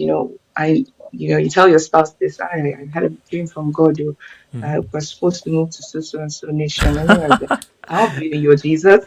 I mean, I've actually heard of Do you get that in the church as well? separation. A certain brother comes to you and be like, God revealed to me that me and you are meant to be. No, no, that one I they might happen. use that I school. have to say that one. See, God speaks to us. So hello. I mean, if He spoke to you, I'm not He hearing my hasn't told own you yet. because my He will Father tell you spoke to later. He just me. wants me to tell you first, and then you can Right here, then. that Okay, one. rest, brother, rest. Not, I don't think anybody has come up to me with that. Even if they do, even if someone tries, hello, I'll shut it down immediately because I know God speaks to me. Hello. Anyway, yeah, I've heard of a situation in history where there was actually separation because this guy married somebody that wasn't a Christian and he was a full-time pastor, and God had asked him to do something and he couldn't do it because his spouse didn't believe. Because marriage is not a light thing. You are Right. yoking yourself. It's two souls becoming one. It's very important. So that's why you have to be really careful. Looking at your belief system is one of the roots of an individual, Right. right? Right. So Right. aside from value, my value system stems from my religion, from Jesus Christ, right? It's not just, oh, is the person kind? How would the person act when they're angry? Because some people, they can be kind, but when they're upset, oh, you're going to see something else. Right. You're about to see something else. But in that situation, from my religion, we have a perspective. Be kind to those who hurt you. It's painful. I'm not going to lie. It's so painful. It's a way of death. That's why Jesus says, pick up your cross and follow me. So not a lot of people want to pick up their cross and follow Jesus. So, I mean, if that's something you want to do, then it's best to get married to somebody who has that same belief as you as So it well. sounds like you're saying, is there any guy in the chat Yeah, so that's on that wave? You should message you. Is that what you're saying? Inquire within. I did not say that. You see So that? I yeah, I didn't. I'm I inferring. didn't I'm say anything inferring. like that. All right. Thank you for Okay. saying that. I'll summarize in this one. I think overall, my general sense has been like I mentioned conservative society on the screen. I think religion is probably something that even when I was preparing this, I probably could have just called that religion. I didn't reflect on that in the same, which again shows my own cultural bias. If you want to say, I'm in the UK, again, I've been religious for a few years now. So in as much as I'm in around it tangentially, it's not something I think about in the first instance when I think about dating. But Nigeria, religion has a massive way in influence in setting the culture. Even Tamil was mentioning growing Yeah. up in the north. If you grow up in certain states in Nigeria, you can't do certain. They have a religious police, don't they? That's also enforcing, you know, certain laws about alcohol, but also imagine sex for marriage and this, that, and the other. So we haven't talked here about LGBT or whatever, but you can imagine again those kind of people. What kind of quality of love are they experiencing in a country that is actively repressing their self-expression? Not very good, is it? So overall, I think the sense is again, you guys didn't say it, but I think my overall summary of it would be there is a constraint that the conservative nature of the country places on true expressions of love. And you guys might disagree with me, but I think not being able to not being able to having to hide or restrict how much you want to learn about dating people, etc., because of the overall conservatism of the country is probably not helping. Because again, if we take people that have, for example, been dating since they were much younger and have a lot of experience, and your emotional depth grows from that, and you take people that haven't been doing that because they've grown up in a society that doesn't encourage that or actively discourages that, what you'd expect to see is that the quality of relationship, quote unquote, is better in the ones where they have a lot of experience and they've been doing that for a while. So the culture generally embraces it. So that's my overall takeaway on that element. I guess there's no there's no gender blame in that one to go around. The last topic we're going to be section, topic, highlight, whatever you want to call it, when we're doing today is feminism. Now, one of the people on the stage, when I asked her about feminism yesterday, she wasn't even sure if she identified as a feminist. And I've heard people say, let me bring Pap up actually. I've heard people say stuff like, well, feminism is good, but the kind of feminism practiced in Nigeria is etc., etc., etc. I mainly added feminism because we're all Gen Z-ish here, and I think whether or not you identify as a feminist or not, you can't ignore the effect that it's played positively or negatively in kind of starting new conversations. And I think I thought Pablo dropped it. Starting new conversations and also just kind of shaping men and women's perspective and ideas on what romance should be like, or just generally, if a woman starts to become more feminist and she's like, actually, the whole world is so unequal, especially Nigeria is so repressive to me as a woman. Her views on how she views men, so certain things that you might be able to get away with and think is fine, she might start calling you out on that. Oh, Power's gonna be right back, etc., etc. But also as a guy, how are you reacting to that? I think Pat mentioned earlier, oh, this is all hating men. If you start to feel like a lot of the people that believe in this doctrine / ideology, it's actually just an expression of man hatred as opposed to like just them wanting equality. How do you react to that? That's kind of my general reason why I want to talk about this. Let me actually see do I have a tweet for this? There we go. I do have a tweet for this, which again you guys probably can't read. So I'll zoom in. You see that? I found this before I came up. Said feminism is equality, but the illiterates in Nigeria have turned it into hatred towards men. Okay, fair enough. I didn't call them that. That's an insult. So the general idea around this is kind of like there is a Nigerian. What am I doing? There's a Nigerian strain of feminism. It seems like, I don't know if that's a thing, but what I've seen anyway, if I should say my thoughts on that, has been like the kind of idea of feminism that I see being promulgated in Nigeria is one of gender essentialism, where men are this because they're men, and women are this because they're women, etc., etc. But let me go around the table and just start off by doing some background questions to all of you. So I think the order on my thing is DEI. DEI, is that what you call it? Hello? DEI, are you with me? Hello? Is he in traffic? Or is it she? I don't know. Okay, I'm just going to disconnect you. If you're ready, I you can think come there's back like up. the Can you hear me? Was she talking or was she? Am I confused? Yeah, she was talking. She Oh, was talking for a bit. hello? yes, I'm with you. Hi AJ, good evening. Hi, how are you? You're a girl. This is amazing. This is what I love to see. Oh, Hi. I think there's some delay I'm fine, on thank your. you. I think there's a delay on your thing, so you're hearing me a few seconds later. That's not great. All right, I'll mute you for now. Maybe we'll come back to you in a minute. All right, I'm just gonna go round the stage and just get a quick. I don't know which question I should ask first. Maybe I should ask. Okay, I'll just ask first. No, I'm so side eyeing the screen. What do you think is coming, bro? Okay, I'm gonna ask first. Do you identify as a feminist? Yes or no? We're gonna go to the definition after. So everyone, calm down, calm down. I just want to know. Yes, yeah, I don't know. You're testing like, what would you call that? What do you mean? I'll get to that. Just a quick yes or no. I want to start with Nonso, then Tega, then Abigail, then Why me? because I'm going bottom to top. I'm just going bottom Okay. to top. And Okay, fine. DEI, if you can join us in a minute as well. Once you sort out, let me see if she's requested again. Oh, she's gone. There was a slight delay. Yeah, if another girl wants to come up, please, I would appreciate that. As well, just to get more balance. Pap is not back yet. All right, starting from the bottom to top. DI is requesting again. Let's hope she's sorted out a mic issues or delay. I don't know. I'm having an internet thing. Sorry. All right. Yes or no? Okay. Let me just let her connect first before I get to this, and then we'll do definitions in a minute. I think she's connecting. All right. We'll just start top to bottom. When she connects, she can answer the question. All right, Nonso, are you a feminist? Yes or no? Yeah. This guy, I know what you're doing, bro. You're trying to get the girls. Oh, he's so caring. He's a feminist. I know your game. I know your game. This guy. I know what you're on. You can't trick me. You can't trick. I know. Bro's gonna clip this footage. He's gonna start posting it on all his platforms. It's gonna start You got me. Tactics. I'll catch you at school. What about you, Tigger? Are you a feminist? Yes or no? Yes, I am. Yes. Abigail, are you a feminist? Yes or no?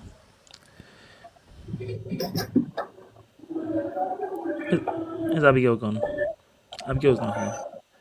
That's a shame. You can't hear me. No, Hello? I couldn't hear you. Okay, you can hear me I now. can hear you now. Are you a feminist? Yes or no? Hello? Hello? Yeah, we can hear you.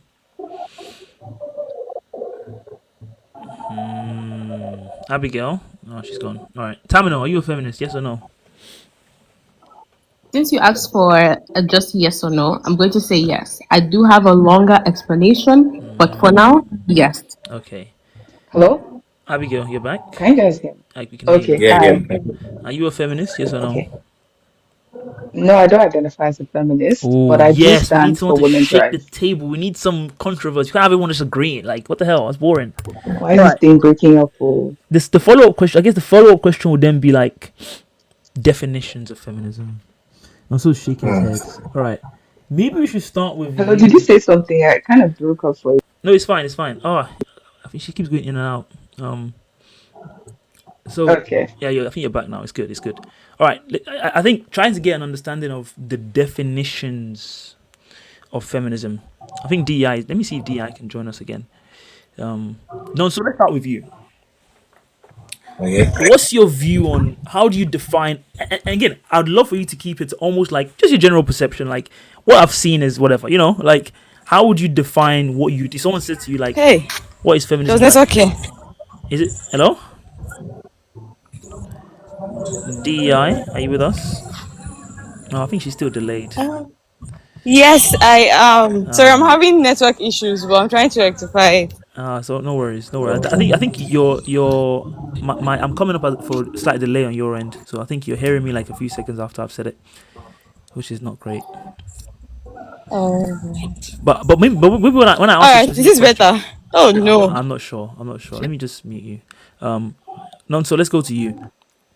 Okay. Tell me about your what's the phrase I'm looking for here? Your perception of feminism, it's like as a definition. So this this is crazy. Okay. So feminism. Hmm. Let me even talk for myself now. Yeah, So I please. said yes because Hmm. at the bare sense, like the bare meaning of feminism, I believe in that, Right. equality for women. Hmm. You get so yeah, like I believe in that. You get Hmm. so I like to say Twitter's version of feminism. Right. I don't buy into that. Okay. And the funny thing is that most people don't even know the meaning of feminism and what it entails. Hmm. So they just turn it to a whole women thing. Women have their way in everything, or even hating men. Like that's what you saw. Very true. Right. Very true. Yeah. So So how would that's you that's it. define for us then the kind of what you think is based on your experience on Twitter as well? What you think they would define feminism as? Like you're trying to get behind their head or whatever. What do you think is the definition they have on Twitter? That's the point. They don't have any definition. They just Oh, right. like they just use feminism as a mask to justify anything they believe in. You get Right. Okay. like like for instance, the whole okay, let's say a guy or a lady says she's not so like she's just supposed to be pampered in the relationship Hmm. and she's not supposed to bring anything to the table or okay, the guy brings the money, but she can't do any of the wife duties and all of that. They will say, oh, because she's supporting that, she's standing up for her rights, so that means she's a feminist. Like they just find threads to link things together, Right. all the way back to the whole feminism stuff. So I feel like the major issue here in Nigeria, like they don't really know the meaning, Right. Okay. or what it entails. So yeah. Okay. Tega, what about you? What's your take? How would you define feminism in your view, based on the experiences you've had and what you've seen? There are multiple schools of thought, as Nonso said, Hmm. but my definition of feminism is giving women a fair chance. I wouldn't necessarily say equality because there are still some things that are more likely going to be able to do better in some cases, not all, Hmm. obviously. Yeah. But at the very least, in every opportunity, every possible opportunity, Hmm. both males and females should get a fair chance at it. The better person still gets obviously gets what's, I don't know, how do I say? Let's say a job now. Hmm. And both a man and a woman apply. It should just be based on who is better for that job, who is better suited for that job, and not necessarily if if the gender. I don't know. I don't know if you get my No, point, no, no. sure. I get it, but maybe. Okay, thanks for sharing. I'm moving to Abigail. Maybe Abigail. Maybe I'll ask it this way. 'Cause obviously, you didn't identify as a feminist. Obviously, trying to give like a general definition of what you think it is probably the wrong approach. Maybe I should ask it more like, based on your experiences, what's been Mhm. your perception of feminism? Is that a better way to phrase it? So not like the definition of what it means in a dictionary or whatever, but like how have you kind of experienced it? Especially given that you say you're not a feminist, can you give us more, you know, Mhm. details around why you don't Okay. identify as Okay. Yeah. one So and before I actually, okay. Yeah, so before I actually go in, I did look it up, just to have have a grasp of what it is really right. per definition, right? It's essentially a social movement to stand for women's rights to see that women are equal as men, right? Over the years, that has evolved. Actually, feminism has done a lot for women because back then women couldn't go to school, they couldn't have jobs. There was just a very, very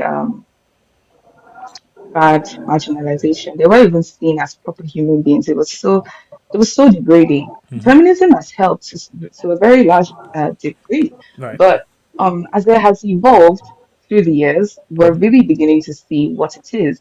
Right? My experience now is I've seen where feminism is trying to put men out of their place in family and society. So now it's not about, oh, give women a chance, but yeah, we're equal in terms of roles, and like, a father can never be the same as a mother, Right. you know, um, that kind of thing. So that's actually my perception to answer your question. So you don't identify as a feminist because you feel like it's kind of strayed away from the original intention, and now Yeah, it's more about what do you say is more about now? Because you mentioned like a specific example it's of more about like women having just what's the word now? Trying to just it has come to something that we're trying to get ahead of men, and just kind of put them out of their place in society and come at men. Just a vicious approach, that I've seen. right. Yeah, that's honestly because I've seen things online and Ori said just I know, joined it again. man. I already know Abigail's right. bro, bro just joined for 10 seconds already. I've already made my up. Tamino, you're next. What is your view on you identify as a feminist generally? Yeah, What's been Okay. your take? You're gone. So I'm going to have a very long conversation now. So just pardon me. I don't know what Please, the next please. question is going to be, but so I um, said I at the onset, just a question. I do agree. I'm going to agree as a feminist, but I think the more you read into it, the more you understand that if you're a person who follows like the Abrahamic religion, it's very hard for you to fully stand on the grounds of feminism, Right. right? So obviously, Hello. oh no, it's got cut off. Uh-oh. I was really enjoying what you're saying. Yeah. That was an interesting angle to take, to be honest, about the religion Yeah. and the intersection of that. Like, is it compatible? Is it not? Hello, are you back? Terminal. Testing, testing. 1 2 1 2. All right, maybe we'll let her hold on to that. Pap. Oh, we can't hear you, Terminal. No, we can't hear you. can you hear me now? We can hear you now. Okay. So as I was saying, because of if you follow an Abrahamic religion, it's really hard because obviously the Bible has already assigned roles to men and women, and then the core definition of feminism is equality in everything. So be it political, economy, society, it's equality. So I agree with it, and I can't necessarily walk in spaces of feminism because I agree with the Bible also. So it's a big challenge back and forth when it comes to feminism, right? Because I still believe in the assigned roles that God has given to men and women, which is where I think Abigail has a problem with because she said that a lot of feminists try to remove men from their roles. And as she said, she's a Christian. I can see the conflicting problems with that. Right.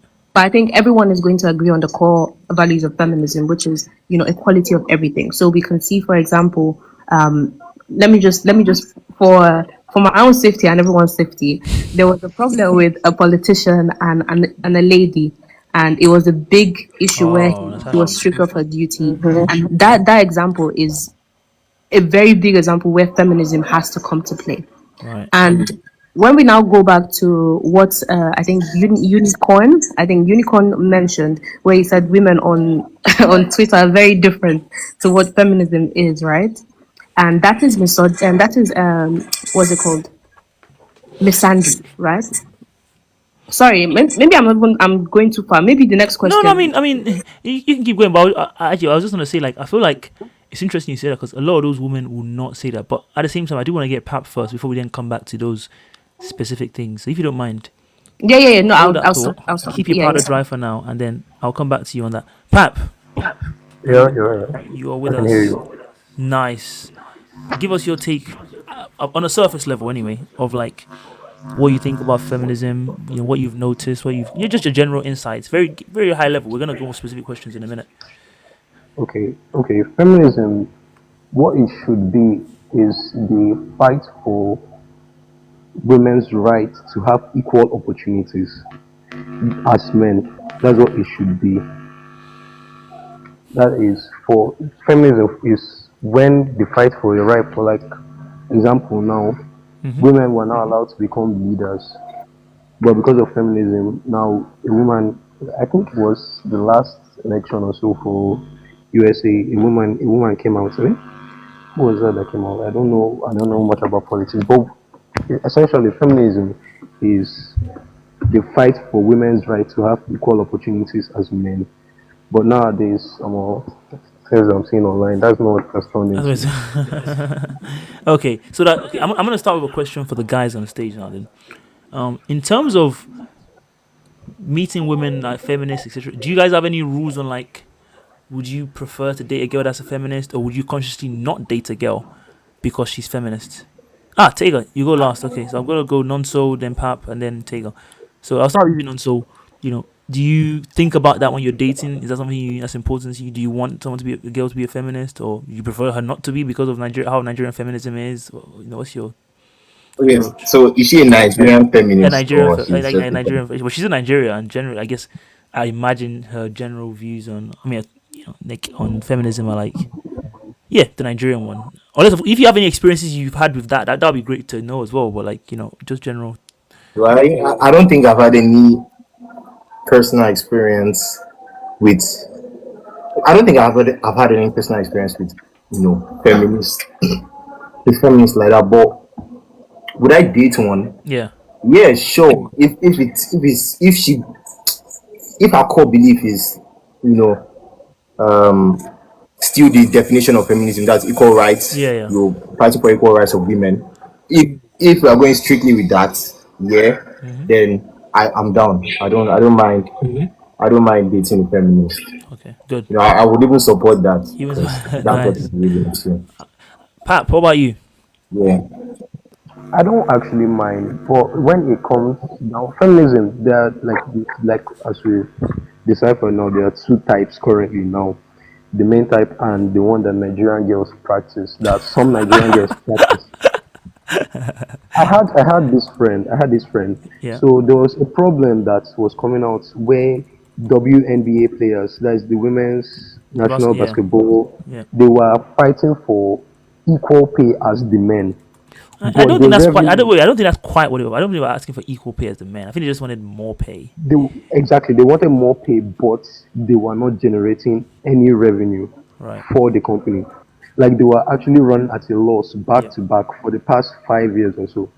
And one of my friends came to me with this argument because I posted it on my status, and she was like, "This is why Nigerian women turned it into hating men because when women try to put a valid point, this were her words. Mm-hmm. When women try to put a valid point out there, Hmm. people start shutting it down." And I was like, "What do you mean by that?" She said that they should pay them higher because they have started playing better. I was like, have you seen the revenue that they generated? She was like, all those ones don't matter. They are women. They should have equal. Exactly. That's how she said it. They are women. They should have equal pay as men. And I was like, this girl doesn't have common sense. Is that why common sense is your number one thing when I asked earlier around the things that exactly, people want? exactly. That's why common sense is the number one thing. Because in as much as okay, they want higher pay, they should be performing better to Wait. get the higher pay. Tamino said they deserve equal pay if they're all under the same company. Well, okay, It's I'm not not gonna pick a side on that. Tamino, the context about this is that the NBA and the WNBA are actually two different companies. You want to say that? companies. Yeah, and they generate money. So like the primary way they generate money is through like obviously sponsorship and like TV revenue. So the TV companies pay a lot more for the NBA, whereas the NBA it's very hard for them to get sponsorship because a lot of people don't watch. So the pay is not the pay is a lot of time based on like how much money they're getting. It's a revenue sharing arrangement. So I guess the general point is kind of like if you're not generating that much revenue, there's not really much money to share. It's not like they get a salary in the same way. They do get a salary, but like it's kind of based on like how much the revenue is being generated. Then they share that, which is not the same as like a company where like in a company if you're loss making whatever, it's not really, it doesn't really matter. It's just everyone at this level, this rank or whatever gets paid the same. That's the context there. But sorry, I cut you off, Pap. Now Exactly. that's That's your take. that's my take. Tamino said, "Why do they?" Okay, we can do a whole separate conversation on why they don't generate revenue. Primarily, Tamino. Actually, I'll just answer this very quickly. The primary reason why the women's basketball doesn't generate as much revenue is because women don't go and watch them. Women are not that interested in sports, unfortunately. Like there's around a 50-50 split of men and women in America or wherever. I guess most places. If a lot of women were interested in sports, women are already a natural audience. They're about the same as the men in terms of numbers. But the fact is, men are just more interested in sports. So unfortunately, women don't really watch. That's basically why. Anyway, we're not going to get into that. The question I was going to ask for the women, especially Tamino, I think she can answer this. Maybe let me try to see if I can bring DI up. Is that we're talking about feminism and the fact that it's meant to mean equality in the in the original sense, and it's meant to be like equitable, etc., etc. But it seems like some guys would say that, despite that, some people might say that it seems that people only want, or certain women only want that equality when it benefits them. So we spoke earlier around money, right?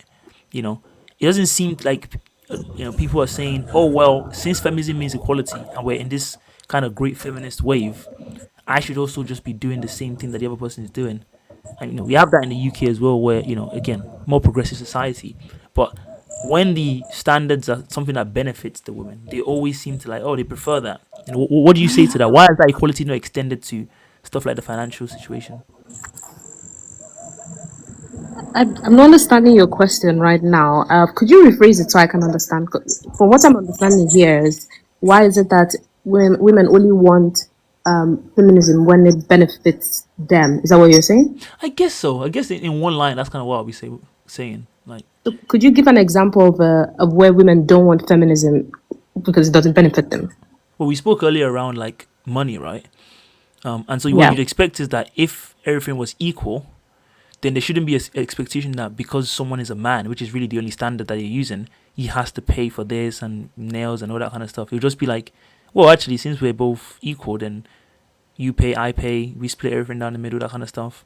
It doesn't seem like that seems to be a very popular opinion, even amongst a lot of feminists, like yourself, I think. Why is that? I mean, for one, when there's equal pay, there's actual 50-50. So there's no actual dependency on men. So we can take, for example, I think it's Germany. Germany, Sweden, these countries, there's a very even split of 50-50 because the work rate is the same, the salary is the same. I think they're one of the only countries that have really achieved proper equality when it comes to workforce.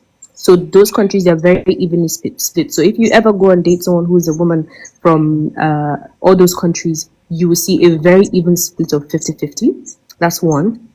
And then two, I think the reason why someone like myself who would say I identify as a feminist but would still expect a man to carry on more responsibilities, as I said, there are reasons why these happen. And I had to question myself on, okay, why do I expect a man to pay more if I'm a feminist and I believe that there should be equality? And that's why I said there is an expectation that a couple years from now, when I'm dating a man, I'm going to get pregnant, and when I'm pregnant, there will be an expectation for him to carry a lot of the duties of the family when it comes to money. So now it's like a test. Okay, can you be able to provide these things? Although this expectation and this test is not necessarily something I would say is the best, because paying for my nails, is it going to be able to sustain us for the Yeah, next is it?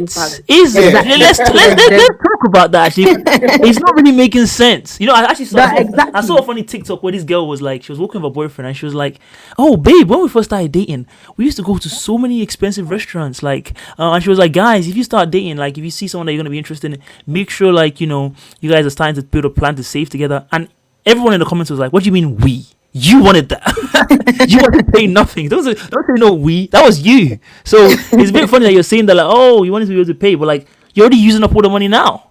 I'm not understanding. It seems to me like it's a convenient excuse. Like you have the plan, you just think of the excuse. You know when someone does something like, did you think of the excuse before you did the action? That's really what it's given. Like that's really what you want. You just have to find a way to now justify it. So you start to say, oh, the gender pay gap days, oh, the women's rights No, act no, of no, the no. 1900s and the 1600s, oh, suffragettes and Emily Pankhurst, all these excuses that they would just shall say what you want. Just say the real thing is, as a guy, you wanted to press money. Just say it. You don't have to be. Don't go around the corners. Let's go direct. I'm dead. Nah.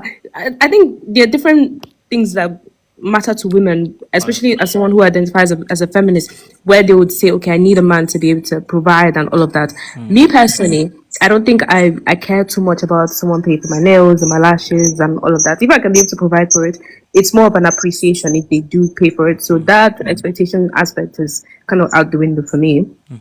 And then for your question, just to circle back to your question, where you said women kind of want feminism when it benefits them in a sense. I think if you're a feminist, you should be able to understand that you want equality, and equality is equality, despite benefits or no benefits. I don't think I've seen a situation where if a man is benefiting, a woman shouldn't want that. Like from the way I'm like most times when people say why is it that women don't want equality in times where it doesn't benefit them, I've never seen an example of a woman not wanting equality when it doesn't benefit them. Are you getting what I'm saying? Like, Are you saying everyone does it for themselves? What you're trying to say, like, oh, it's just because basically if it benefits us, and we'll be doing the same thing. no, so let me give a scenario, right? So I was having this kind of conversation with my friend, and he said that, for example, if you know, in construction now, women don't fight for equality in construction. Like, because let's be frank, like women wouldn't say, "Oh, I want equality" when it comes to working in construction. Right. But Or the that's an army. argument. Pardon? I said, or the army. Yeah, or the army, right?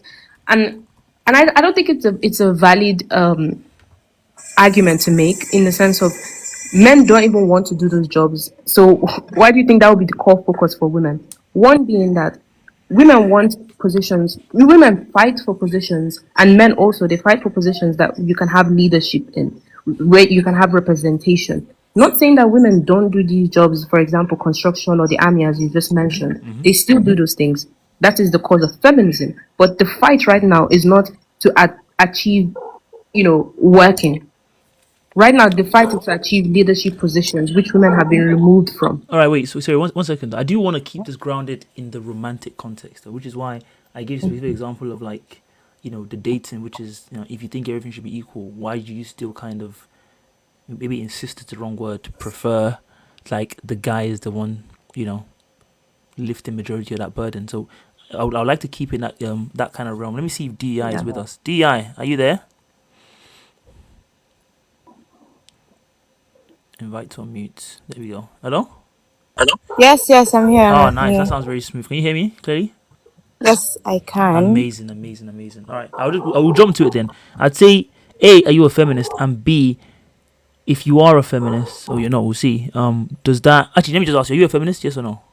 No, I'm not. You're not? Oh, okay. Now I have to ask you why you're not a feminist. Okay, go and tell me why you're not a feminist. Okay. I have a friend that's a feminist. Hello. And then seeing her display, sometimes it's just like, I'm like, I don't want to be the way you are, because I feel like she's an extremist. She does it overly. I'm not going to lie. I love feminists. Don't Give me get some me wrong. examples of the kind of stuff she does as extreme. Okay, it's safe to say, I don't know which one is hate for men now. Is it misogyny or misandry? Misandry, yeah. Thank you. She's tilting towards that side. Like, we can just be passing a group of guys and maybe they say something. It's something that normally would just, okay, this guy is just shitting and everything. She would really want to take it so personal with them. And I'm like, guys, sometimes just leave them. Do you get? What kind of things would they say? Give me an example. Okay. I'm trying to look for okay, so we went to a shop to get perfumes. So the guy came in. We came in before him, but then he came in. We are going to get a lot though, but that's not an excuse. And then he just started chanting. Sorry, what? everything. And so It's she like made her point from the it's beginning. like She's like, okay, you chanting. cannot. We the guy he came into like he wants to block us and go in first. Oh, Can at you the get door. me? Oh, at the door. Oh, okay. So she's like, oh, you can't come in before us. We came here first. Are you with me? Yeah, I'm listening. I'm listening. Yep. Yeah. Okay, so she's like, you can't come in before us, we came here first. For me, that was okay, you've made your points clear and everything. And so I was like, okay, just let it be. He just gets in one, we'll get more. And she's like, no, like it was actually a fight. They were doing band for band. This one will drop words, this one will drop words and everything. It was clear Wait, that wait. So okay, wait, that it's not the just to perfume understand, she was arguing with him about who enters the shop first. Is that what you're saying? I don't understand. who purchases first. Oh, who She gets was to pay dragging in first? this, yes. She's now like, if it was another guy, you wouldn't do this thing. You get that kind of thing. Ah, okay. Yeah. And you kind of felt like that was a bit over the top. Like, it wasn't that serious. I felt like it was a bit extra. We're getting a lot. He was just getting one. It wasn't right. He had already told him off. There was no need to continue. You get? There was a lot of hate energy. I'm not even going to lie.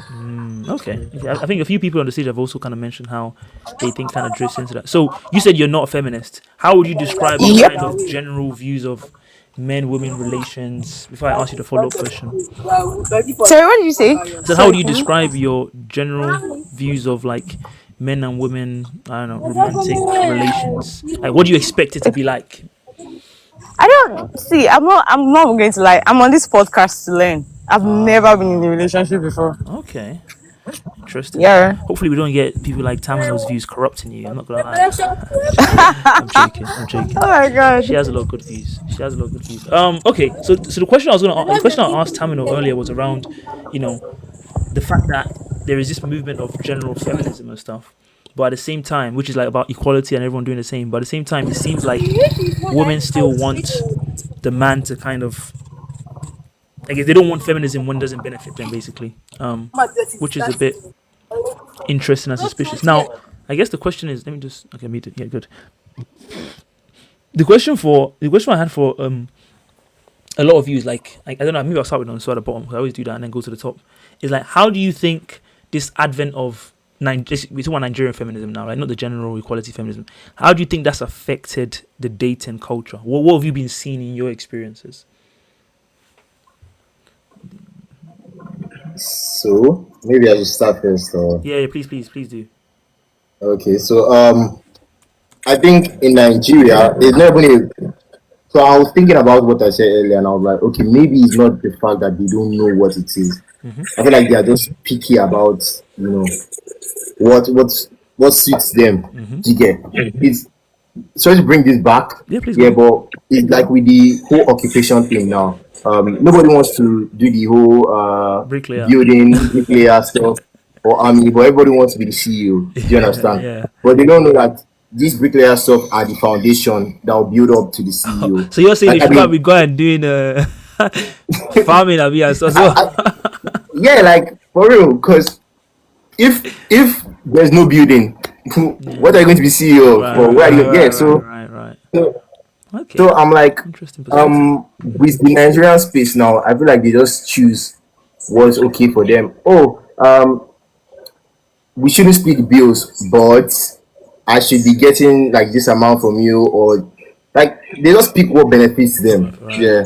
So I think that's how feminism. And how do you think that's affected like the dating culture? Like, has it made it more? Because for example, in the UK now, we do have, I don't know if I want to call it that brand of feminism, where it's almost kind of become like the argument is like we live in a patriarchal society, therefore women are historically oppressed and marginalized, blah blah blah. Therefore, as a man, when you're the one paying for everything and all that kind of stuff, really what you're doing is kind of paying women back for all the kind of historic inequity of the world. Even though a lot of these women make a lot of money, by the way, they do very well. Exactly. But they're still kind of like, and it even goes to like, oh, you're in a club or whatever. Oh, you have to buy her a drink, etc., etc. And it's like, why can't you just buy her own drink? Okay, like, bro. And again, I understand sometimes it's part of like impressing them or being nice or whatever. But there is also always that element of like, now it's become a thing where is, again, to me anyway, is negatively affecting the situation where it's not really about, like you guys have said, the equality situation. Now it's more about like almost it seems like to me taking advantage of someone. So I don't know if you guys have like noticed that kind of like as that kind of strayed into that, or maybe as it led to like a situation where because they don't they have a kind of like disdain for men, it's led to like some relationships that are not so ideal. Do you have any experience with that at all? Maybe not you specifically, maybe your friends or people that you like, someone that you know has dated someone. It's like she's a feminist, and you kind of realize that this relationship is a bit strange, or maybe it's actually made it better because she's really emotionally aware, and it leads to like a better relationship. I'm gonna ask the women a slightly different question on this, but I'll ask the men that kind of angle first. Hmm. I can't say for sure. Okay, fair enough. I can't say for sure because like I said, feminism isn't what feminism is in Nigeria. So I can't say for sure that it No, no, has I mean, affected the way I mean, I want the relationships are Nigerian, here. I want the Do you Nigerian. No, understand? but I want the Nigerian experience, right? Because obviously you've mentioned like what you see is a lot of this online Twitter feminism, right? Which you don't think is not the actual feminism. And do you think that's had any? Unless of course you don't think it has. Do you think that's had any effect on the way relationships go? The increase of that Nigerian feminism, or not really?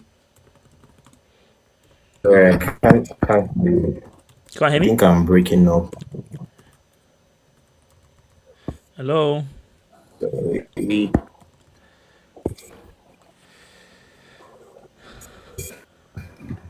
Yeah, I'm sure, breaking sure. Tell me up. now you can. You're breaking up. Okay, maybe I'll come back to you then. Tega, what do you think the advent of Nigerian feminism has done to romantic situations?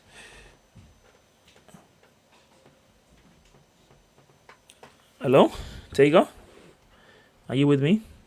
Is he there? Tega's not here. Alright, Tega's not there. I'm not sure why. Alright, Tamino, you can go then. You can go next. You want to talk about feminism? Maybe touch specifically on what you think that's done to the romantic situation first. Like, do you think that's had a positive effect, negative effect? What do you think overall? Um, just to answer your question, I think, in my opinion, I think it's done much better than people might think. In order for us to achieve what we were talking about much earlier, which was the emotional aspect and the financial aspect coming together, and having a long lasting relationship, feminism has to be taken extremely seriously in Nigeria, and not just as a joke where people just make comments and everything, but it has to be very, very serious.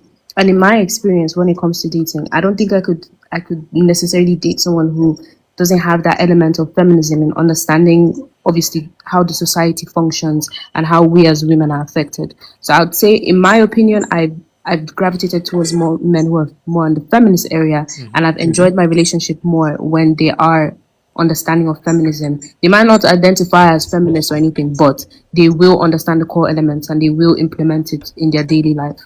Okay, and the Nigerian feminism, which a lot of these guys have described, which is kind of like fair, veering into what they consider to be misandry. Do you think that's had any kind of impact, positively or negatively, on relationships? Or I think despite what people say on Twitter and how people see women who are feminists on Twitter, I think in the general day-to-day life, those kind of women on Twitter have been the ones who have done the most work when it comes to good point. dating and Good point. just the way society functions. So things like the feminists now, they've been the ones who have pushed things like not having child marriages, not dating someone within your age group. Without those people would still date people who are significantly less in age, and then there's a huge age gap, and that also just ruins relationship dynamics. But because of them, there's been more push towards dating someone who's in the same tax bracket, the same age range, the same Right. educational range. So I think they've done more good when it comes to relationships. Yeah, you're right. Abigail, are you there? I think those are good points. In as much as like, I think Abigail's joining us. Hello. Yeah, I'm here. I can hear Nice, you. nice. So same question that I asked Tamino then. In terms of, do you think, and again we can keep it to Nigerian feminism. That's what you know about, right? Like, do you think this Nigerian feminism, Hmm. it's good, it's bad, all its warts? Do you think it's had a net positive or net negative effect on relationships and romantic relationships in Nigeria? Well, I would say women are now more guarded, but then I see it from a place of fear. right? I feel like it's from a place of being taken for granted, and the reaction is really, I'll say it's valid because over the years, I think when you first began this conversation on feminism, Tamino did mention something, religion wise. There's just a general disrespect for women, and I don't know why that is because many people believe that the Bible, uh, yeah, I'm gonna bring this in now. Brings that in and he says, "Oh, the man is the head." And many men, especially in Nigeria and in Africa, they've used that line to oppress women, unfortunately. So even people that might not necessarily be Christians or even have an understanding of what God meant by that line, they'll say the man is the head. But I'm going to take it back now to what the writers of the Bible actually meant because there's just a general challenge in interpreting the Bible, right? Because the people that wrote it, they wrote it in Hebrew, and then the New Testament was in Greek, right? So English language is very, very what's the word now? It's lacking a lot, right? In the Bible, you in English you can see meditate, meditate, meditate, Right. but in the original manuscripts, there are different words for meditation in Hebrew. I don't remember all of them now, but I'm aware of about three, and I know that there's more than that. And each one of them connotes a different type of meditation. So now back to what I started with, they use the line, the man is the head of the home. So I mean, I personally had to look that up, right? What God meant by head is source. And that's why, I mean, if you're marrying somebody, if you're marrying someone's daughter as a man, you should be responsible for taking care of her. Now, keyword, I said marriage, right? Many women are expecting this in dating, but yeah, he should show you that he can be generous, and this is something you should be looking out for. Generosity, of course, but then marriage is now the covenant part, right? You Right. are obligated to take care of this person. So the word head used there, the Greek word is actually kephale. Kephale means source. So as a man, you are this woman's source. You nourish her physically, even financially, emotionally, and the Bible says the wife is the crown, of the husband. So you have to decorate your But woman but as a don't you but don't you husband. think that still falls into like, I don't know, someone said it's still patriarchal where that in as much as that's meant to be like, take care of her, look after her, etc., etc., it still kind of Yeah. connotes a kind of relationship where one person still has more power than the other one. Because you would imagine that if someone is doing all those things, again, I'm not going with those hmm kind of people, they now say, yeah, but like we're equal in everything else. Are you really though? Are you really? Well, yeah, you're equal. Actually, we're equal souls. God created us as No, but I equal mean you're souls, equal but as with different people, roles. individuals. I'm talking about in the context of the relationship, right? Like if the woman is a Uh-huh. crown, it almost sounds like the woman is like the prize a little bit. Like she's the crown, like she's those all those are Somewhat. prize words, like they're like, prize possessions type things. You have to cherish her and look after her. It still again connotes a kind of relationship of like patriarchy. Let's just call it what it is. So But she is bringing in something as well. The women, like I said, they we help you to fulfill your mission. I think women's roles, childbearing, those that biological role and other things, is really just underrated, right? right, so So that's a much good so point. that in Good point. today's world, even feminism is coming up against a woman just sitting at home and raising children. That's not wrong, but Yeah, many yeah, people you've are seen very that. Yeah, you've offended. seen that. Yeah, yeah, you have seen that. Yeah, yeah. Many people are very offended, right? A woman can take jobs. She doesn't have to cut off her jeans. But I mean, at the end of the day, you choose what you want to. I think there's just a very um prevalent and serious misunderstanding of gender roles, Right. really worldwide, not just even Nigeria. And there's a lack of value for each one value. One gender is undermining the other, and the other is undermining the. Everybody should we should just really understand what we're here for. If we place more value on women, we wouldn't even be having a talk of feminism because you respect a female, just the fact that she has a soul, which is a very prized possession. That's something that should be largely respected. You should care for another person and respect another person. But unfortunately, that's not seen, which lets the advent of feminism in society. Fair enough. Fair enough. Tega, are you back? I don't think so. I'm not sure. Hi, Ah, you're back. All right. Okay. sorry, I It's all right. was in a meeting. It's all right. Yeah. So I forgot the okay. question I asked you. I asked you a question earlier around Someone whether. says yeah. Well, on your mind, yeah, definitely. So I asked a question earlier around Taker around whether or not you think the advent of even Nigerian feminism, if you want to call it that, let's just focus on that specifically. Do you think that's overall been has led to better relationships, or do you think it's actually been a No, negative? No, you said okay. Go on, tell me more. well, to me, the quote unquote Nigerian brother feminism has done a lot of harm. A lot of harm. Okay, listen. Actually, as I said, the one that I think is disguised that feels more like misandry, right? Hmm. It has done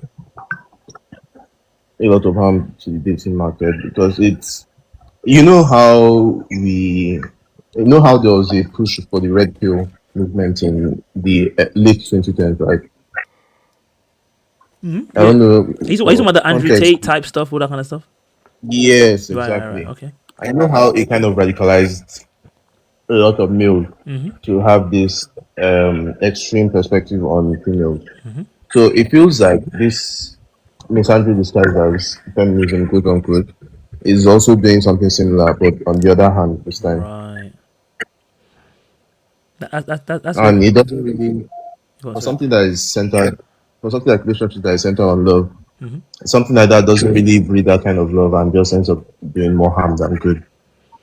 That's a very good point. That's a very good point because actually I did a video yesterday or this morning that's currently kind of going viral, semi-viral. This was about a UK situation where this girl apparently was cheating on this guy, and Shara Seven is she? I think Shara Seven might be a creator that Tamino was telling us about. Um, but everyone online, or in the UK space anyway, not everyone, the vast majority of women have kind of been like, kind of supporting, defending her. Yeah, the guy had it coming. He's this, he's that. And I did a video saying like, yeah, I feel like what you're saying, Take is exactly right. That there's a significant contingent of women now who believe in like what they think is feminism, but they actually don't really like men as people. Like they don't view men as having the same level of emotional depth that they have. And sometimes, again, in the Nigerian context, they might say, "Oh, because a lot of these men are misogynist and sexist, blah blah." Those are fair. I take those points. Again, this was a UK, so like it's not even a Nigerian one where you can even say that.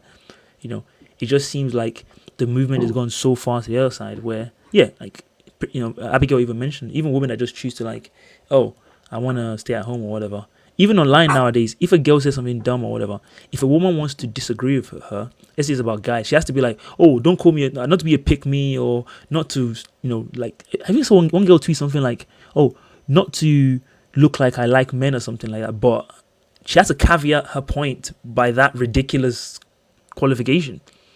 So it's almost like, yeah, like men are basically like not cool anymore, like they're kind of out. So I can see how that can lead to a situation where even do you guys remember the whole pay stack story that came, a few weeks ago? Was it a few weeks ago, like a month or a bit ago, that surrounded all these feminists and the pay stack guy and all that kind of stuff. And you can see in a lot of those conversations that it was all about, oh well, men are historically bad people, so anything we do to them that's also bad is just really us kind of getting the men back, the collective men group back, for all the bad things they've been doing since our species started existing. Now, my theory about that is like that probably is not going to lead to, again, a relationship where people feel comfortable to be vulnerable enough to, love people. But at the same time, I think the Tamino that made the point around, I do understand that a lot of these people, it's kind of hard what they're doing. So there has been a lot of positive, like shifting the conversation, even though sometimes they might shift it a bit too far. I have to respect that. You're not always going to get it right. And I think in a world where more women are aware of their right, because you probably have a lot of like internalized misogyny in Nigeria as well, right? But in a world where Tigger said neither of them is excusable, fair enough. Yeah, you might be right. In a world where women are generally more aware of like this can be better. It doesn't have to be this way.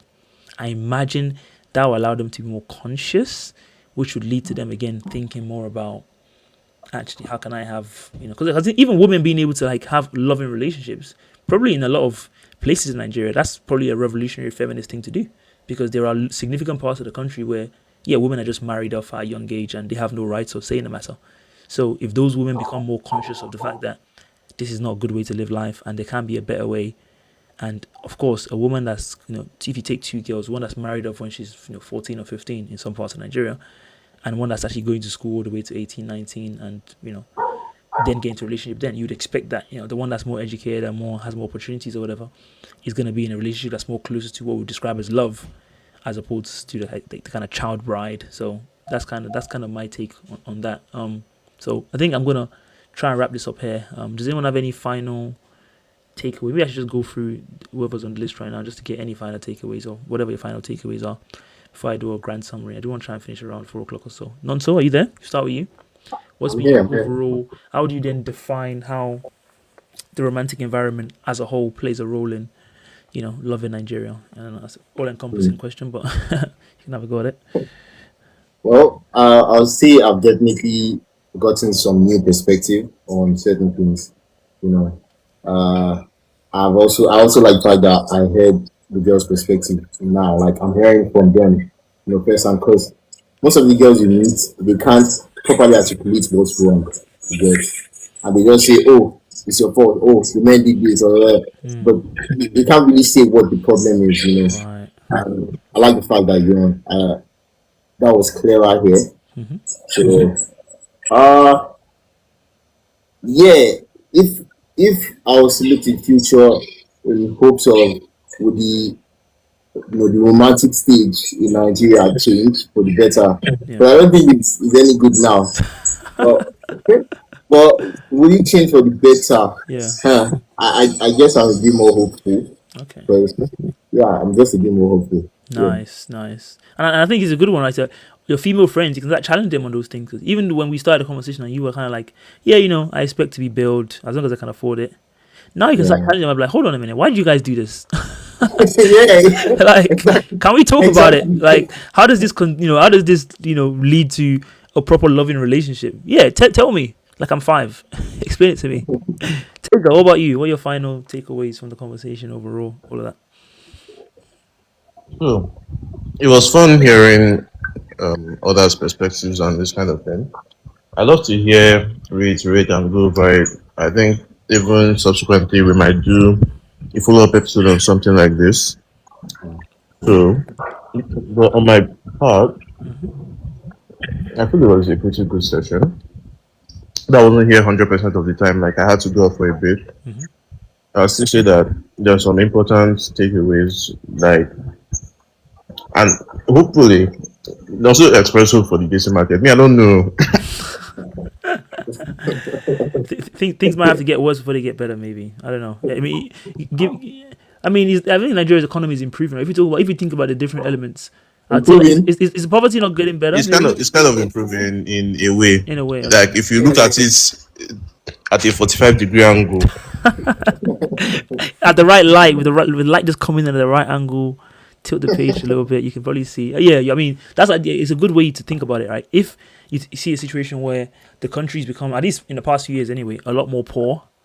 Are we getting more conservative? I'm not sure. I mean, I did a topic the other day about, I think my most viral video now is the one where these schools are telling the children they can't have beards and they can't wear gowns and that kind of stuff. So in that kind of world, are we expecting the romantic situation to improve or get worse? Unfortunately, maybe the other one. Anyway, Abigail, any final takeaways and thoughts? As soon as I said that name, she just dropped. I don't know what happened. Tamino, any final takeaway or thoughts from the conversation? Hello, are you there? Hello. Okay. Oh, I didn't know you were talking about me. I was just sat here waiting. Can you hear me? I can hear you. Yes. Okay. I really enjoyed this session, honestly. This was one of the best sessions because it actually gives men the opportunity to chime in and see what their opinions are. And I really enjoyed it. At least I get to hear men's perspective. And one thing I do say I've taken away from this is men don't really understand the cause of misandry. And I think we've been able to hash it out a bit. But as I think one of them mentioned that we should have a follow-up session. So obviously the information has been given to us. Maybe if we can go home and just research it a bit more to understand things more. Okay, why do I believe this? Why do I agree with this? Why do I disagree with this? It gives you more of a grounded understanding. So the next time you can come ask the next person and maybe you can even listen to someone else's opinion. So I really enjoyed this session. Yeah, I really did. Thank Thank you. you. Thank you. I'm glad you did. DEI. I know you joined, a bit late, and you said you were just here to learn and stuff. Maybe I can ask you a different question, like, what would you say you've learnt, if you have learnt anything from today's conversation, and what are your final takeaways on, I guess what you think about what love in Nigeria is like, and if you've been challenged in any way to kind of rethink any notions you have around how it should be. A lot of questions, but sorry, take your time. Alright. Anytime. I learned a lot. I actually did learn a lot. And I feel a little more confident to go into the dating market now and try my luck. I'm not going to lie. I'm gonna add that to I'm gonna add that to my CV. I'm improving people's romantic confidence. I'm meeting things all at Actually, once. yes, I want to say thank you to Tamino, to Abigail, to everybody that spoke today. I really learned a lot. And I'm going to agree with UBR when he says he has hope for the dating market. I feel like it can eventually get better. Because if we have people like this, like Abigail, like Tamino, like people like this with this kind of mindset venturing into it, though it takes little drops of ocean to make little drops of water to make an ocean, I'm sure it will eventually be a big river one day. So yes, I feel like the dating pool. Yes, That's a very good perspective. we'll see the Appreciate that. evolution. Thank you, Abigail. Any final thoughts? I just really like to say thank you for having me on. It was really lovely hearing everyone speak. I'm glad that Tega and Nonso are on here. Actually, friends from school. Oh, Then I was nice. lovely speaking with Tamara. Tamara sounds like she's a lawyer. I don't know. Oh, she got Abigail cut out. How's Yeah, she and gone? thank you, AJ, for having me on your live. Really interesting page you've got. No worries, no worries. Thank Oh you for my God, joining. she is. She is a lawyer. I know them. I know them. Come on. Nice. All right. I'm even bringing people together. Wow. There's nothing I can't do. Excellent. So I guess to wrap up for me, I think I've also learned a lot. Hearing firsthand about the Nigerian perspective, it's been fun to kind of, I guess, challenge some of those notions. We talked at the start about, a lot of guys are like, yeah, I guess you have to pay. Some people are like, maybe why? A lot of the girls are also like, well, as a guy, you have to be a provider, and that's why I've learned, blah, blah. Actually, maybe some of those entrenched dogmas, if you want to call them that, are the barriers to us having, the most purest, deep, best forms of love we can ever have. Maybe in a world where, in every aspect, financially, socially, emotionally, there is more of an understanding of partnership. And I think that's something that everyone can coach, right? Like, I'll challenge the guys, like, if you start dating a girl, you can still kind of bring those conversations up, not from a perspective like, you're scolding or anything, but like, how about we try it this way? Because, I actually really like you and I want this to work. So I think for us to have the best potential relationship, no luck for the boys too. What do you mean? Sorry, Taylor. For us to have the best potential relationship, it would be better. It could be good if we tried it this way, and then also for the If you look girls. at the former chat, you get more context. Oh, But sorry. Oh, okay. The sweet. And also for the girls as well, right? A lot of us grew up in Nigeria. As a guy, you're meant to do X, Y, and Z, blah blah. But maybe you start to think, actually, if I want my relationship to be different, to not just be the quintessential Nigerian relationship, which most of us would say the average Nigerian relationship, love is probably not the most significant aspect. If you think about the pie of what the relationship is, how much love means in there is not very high. If you want to have different relationships to that, you have to do stuff differently. Like if you're gonna do the same things that everyone else does, you're gonna have the same results. So really challenging yourself and like, actually, why do I believe this or why do I want this? Time to say good luck to everyone. We're gonna need it. I think all those can be helpful. And like Dee mentioned, small drops of water or whatever. It does. Yeah, we can change the world in our own little way. Even if it's just your friendship group, you're having these conversations, and that can start to improve stuff. And hopefully they'll tell some other friends, tell some other friends, and collectively we can all start to make it better in our own way. Because I do think if we all kind of, I guess, thought about it in that way and apply that level of consideration, things overall will be better. So that's my overall takeaways. Hopefully my UK viewers learned a lot about how the Nigerian relationship stuff goes. I was making a joke around like a lot of people that live in the UK wouldn't date someone that lives in Nigeria or is from Nigeria just because the mentality is being so different. So hopefully you guys get my UK audience has got a sense of why exactly they do think in that way. What are things that are different about us that means that sometimes the compatibility isn't quite there for that. I think on that note, I'll leave it there. Thank you to everyone for joining. Obviously, I couldn't have done it without you. All the people that came on as guests, Non-So, our first collab. Hopefully, we do many more moving forward. I would love to kind of like, I'm Nigerian, I'm from the diaspora stuff, tap more into the Nigerian audience, just share experiences. I can, join you guys stuff as well, and talk about some UK context that can be useful, whatever. Just kind of That'll work. We'll talk on that. no doubt, no doubt. Just kind of bridge that whole gap. I think that would be really fun. It's like a very nice, if you want to call it movement community we're building here. So the more we can do more stuff like that. I think very much like what you do, Unicorn Boy Radio, guys, check that out. What you do, I've listened to some of your podcasts. I think it's very much on the vein of that, like having conversations that are like, semi-serious in a entertaining but also insightful way. I think that's fantastic. So, I'm really glad to have, met you in this enterprise, and really glad for your insights and thoughts coming on as well. As always, shout out to everyone that's been able to join. If you find this really entertaining, I do this every Sunday at 2 p.m. 2 p.m. UK time, 3 p.m. West African time for the moment. I know our times are going to change soon.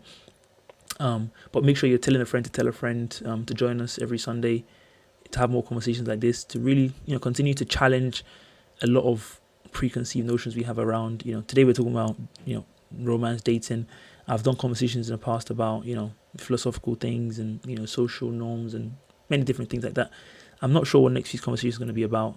And to think about that, I had to spend a lot of time was invested into preparing this, so I haven't even just think beyond this. But hopefully you guys found it enjoyable, entertaining. If you have any tips on anything you want to talk about in the future, I know someone mentioned around I forgot already. Tamino mentioned something just now.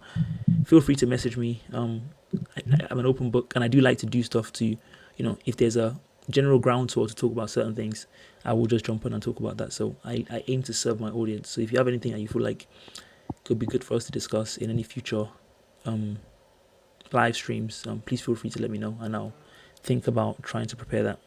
Overall, thank you guys for all the follows. We didn't quite get to the really ambitious goal I said, but you have to aim higher, don't you? So thank you for all the follows. If you're not following me and you're watching this, do make sure to follow me.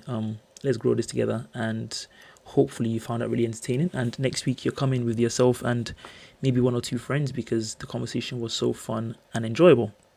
On that note, I will leave it there, and goodbye to everyone. Enjoy the rest of your Sunday, and hopefully see you. I didn't even do my I had a page for like thank you for tuning in and stuff, which I forgot to show. Lol. Anyway, thank you everyone, and I will see you hopefully next week at 2 p.m. UK time, 3 p.m. West African time. Bye. Bye. Bye. Bye.